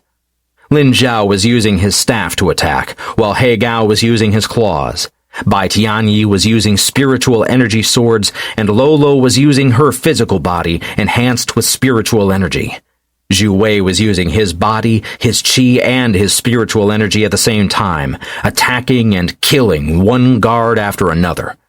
More and more guards came rushing towards them, but the more that came, the more he killed. Blood was flowing like rivers on the ground. More and more guards succumbed to their death as Xue Wei went on a rampage. He was angry, but he was not blinded by anger. His actions had another reason behind them. All the experts that had arrived were at most ordinary saints. Xue Wei and his friends quickly slaughtered all of them, and soon the ruckus drew others to pay attention to the small courtyard. Many officials were shocked and scared as they saw the ongoing massacre. The younger generation was also drawn to the fight, scared from seeing the ruthlessness of Xue Wei. Soon a high-ranking general appeared, and when they saw his face, all the royal guards seemed as if they had been given a second chance of life. General Lin Zhuan, please punish these heinous criminals who are wantonly murdering in the royal palace. Are you going to get involved? Xue Wei asked with a cold gleam in his eyes as he looked at Lin Zhuan. The battle slowly stilled, and while Xue Wei and his friends had stopped killing, the others dared not advance. Good sir, what mistake had these royal guards made? Lin Juan was aware that the identity of Xue Wei was unique, and even more so when he realized how polite the retired emperor, the current emperor, and the grand elder were towards him. He dared not touch this young man. Mistake? They want to force my companion into marrying the first prince, not to mention refusing to let us leave our courtyard. I asked them to get the emperor and hear if this is how the demon phoenix continent repays their gratitude, but they just laughed at me and tried forcing us into the courtyard again. Xue Wei was angry, and his voice was loud, his words causing everyone to be stunned. This man had done something that caused him to become a benefactor of the demon phoenix continent? The royal guards were not worried. They thought that Lin Juan was definitely on their side, so they scoffed. It is your companion's great honor that our first prince has taken a liking to her and wants to marry her. It is an honor that the empress personally sent an edict to make this happen. Who do you foreigners think you are? The more he heard, the darker the face of Lin Juan became. Is the emperor aware of this? He suddenly asked. Why would His Royal Highness need to be made aware of such small matters? The royal guard asked, puzzled, but his words made it clear that this decision had been made by the empress alone. Someone go and invite the emperor. Tell him that the empress has made a grave mistake and insulted someone that should not be insulted.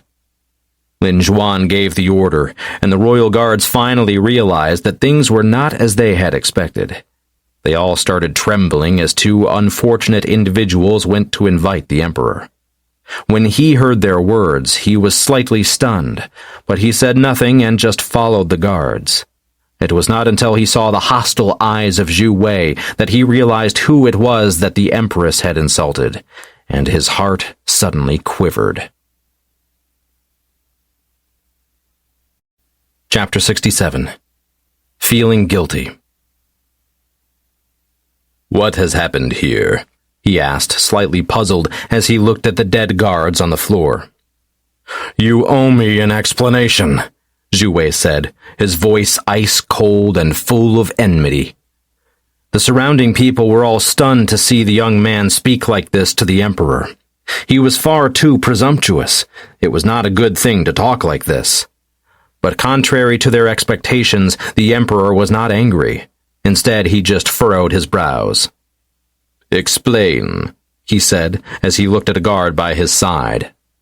The guard finally understood that they had done something wrong, and he was trembling, his teeth clattering as he tried speaking. It was the empress. She bestowed an empress's edict on my companion, Xue Wei said, his voice still detached and full of coldness. She is forcing my companion into marrying the first prince and locked us all under house arrest. Let me ask you, Your Highness, I went through so much trouble to help you all for days on end, drained my body of all its strength, and used my own blood to help you. But in return, my companion was forced into such a situation? Is this how my gratitude is being repaid? The emperor looked rather sheepish. They already felt guilty towards Xue Wei for having him undergo such a situation, which caused him to be so frail. But at the same time, his empress had caused such a huge ruckus. Now he was not sure how to handle it any longer. He had lost a lot of royal guards, and if he did not look to hold someone accountable for this loss, they would become displeased alongside the populace. But he also had to consider Xue Wei and his feelings. He had sacrificed a lot to mutate 9 beasts for them, and at the same time he had also given them amazing rewards. Although it was supposed to be a fair trade, they felt as if they had gained much more than they had given. Now he was unfairly treated by the empress, and he was unsure about how to act. That was until it struck him. Everything was the empress's fault, so why not use her as a scapegoat to divert the anger of the royal guards to her? If not for her suddenly deciding upon making such an edict, this would never have happened in the first place. The emperor was unaware of the feelings that the empress had harbored for years towards the holy maiden, and now also towards her son. He did not know that she hated them both and was doing everything she could to cause them problems. She, on the other hand, was unaware that Xue Wei had the same ability as the Holy Maiden, and thus she did not think that Xue Wei would be so valued by the retired Emperor and the Grand Elder. The current Emperor was able to make certain decisions on his own, but the moment it was an important decision, he would need permission from the retired Emperor and the Grand Elder. But she had forgotten that she was the one who had caused the problem by making an edict. She did not know that what she had done was the same as kicking a hornet's nest. "Go and invite the Empress here right away," the Emperor said. His voice was also containing anger and frustrations. Hearing that he was angry, Xue Wei understood that he was genuinely unaware of the actions of the Empress, but he was not feeling much better. To treat his friends like this, he would never accept it. Xue Wei crossed his arms over his chest before he glanced at the many scared royal guards that were all around him. They were lowering their heads, especially the three who had survived the initial attack. They had heard the words of the royal guard who had first died, and knew now that Xue Wei was not bragging when he said that the Emperor had to come to meet him. Now when they looked at it, they understood that Xue Wei was not a simple figure. But Xue Wei said nothing while waiting for the Empress to arrive. The Emperor was not sure about what to say. He was feeling embarrassed, and eventually he also summoned the retired Emperor and the Grand Elder. He had hardened his heart, and already decided what to do with the Empress, but he was not allowed to do it himself. The Empress came from a dominant branch of the Vermilion Bird clan. If he made a move on her without permission from the retired Emperor and the Grand Elder, they would cause problems. However, if the three of them together made a decision on her future, the family backing her could say nothing. Xue Wei saw that the retired Emperor and the Grand Elder appeared in a fluster, and not long after the Empress appeared as well. Her eyes widened in shock when she saw Xue Wei, who had blood on his body. Even bloodstains were on his face, and rivers of blood were flowing on the ground. "You ungrateful creature!" the Empress said with a frown on her face, ready to rebuke Xue Wei for having murdered numerous royal guards. "Shut up!" the Emperor yelled at her, stunning her slightly. She looked at the many dead royal guards, but even so, the Emperor was angry at her and not Xue Wei. Something was wrong. "My dearest, don't be blinded just because he is her son. He has murdered numerous royal guards. This is not something you can condone." Chapter 68. The Cold Palace. "Do you not know why he has done so?" the Emperor asked, not even bothering to hide the anger in his voice. "Making an Empress's edict and forcing his companion to marry your son, even putting them under house arrest to ensure that I would find out nothing about it. What a good Empress I have!" "I don't understand." The Empress tried to pretend to be clueless, but the Emperor interrupted her. "Don't understand? What is that Empress's edict that's hanging on their door, then? Who was the one who told them to stay in their courtyard until the wedding?" The more he thought about it, the more enraged he became. "I just thought that she would be a good match for our son." The Empress tried changing her tune when she realized that she could not pretend to be unknowing about it. But the Emperor was not satisfied. "She was a good match, so you forced her to marry him? She is clearly against the wedding, but to ensure it happens, you have abused your power and forced the royal guards to suffer from our young friend's anger. It was the same as asking them to die." The Empress had by now understood that the Emperor had every intention of pushing the blame onto her. She looked pitifully at the retired Emperor and the Grand Elder, but all she saw was disappointment within their eyes. She started to feel worried. If not even the retired Emperor or the Grand Elder spoke up for her, then her punishment was sure to be grave. "Let me ask you, what enmity do we have with one another? First you hired the Golden Chambers to kill me. Now you have tried forcing my companion into marriage. Clearly you are targeting me, but I have never harmed you before. Could it be because of your dear son?" "What does he have to do with anything?" the Emperor asked while frowning. He dislikes me. Xue Wei did not bother speaking politely any longer and said it as it was. He instigated the other youngsters to revolt against my command multiple times, and eventually he succeeded. This is also why so many died. During the time I was in control, we lost at most a few, but now it's much worse. He felt it beneath him to take orders from an expert weaker than him. He also disdains my identity. The Emperor was usually a man who had great control over his temper. However, now he had been angered time and time again, and he was so mad that his eyes had turned red. "What a good son you have raised," he snarled, partly blaming himself for the fault. If he had not left it to the women to raise the princes on their own, this would never have happened. "Little friend Xue, I apologize to you on behalf of the Demon Phoenix Continent's royal family," he began, and even bowed to Xue Wei, a display of lowering himself towards this youngster, stunning everyone present and making them fear who precisely this young man was. "It's all that slut's fault! At first you were entranced by her, and now you want to look after her bastard.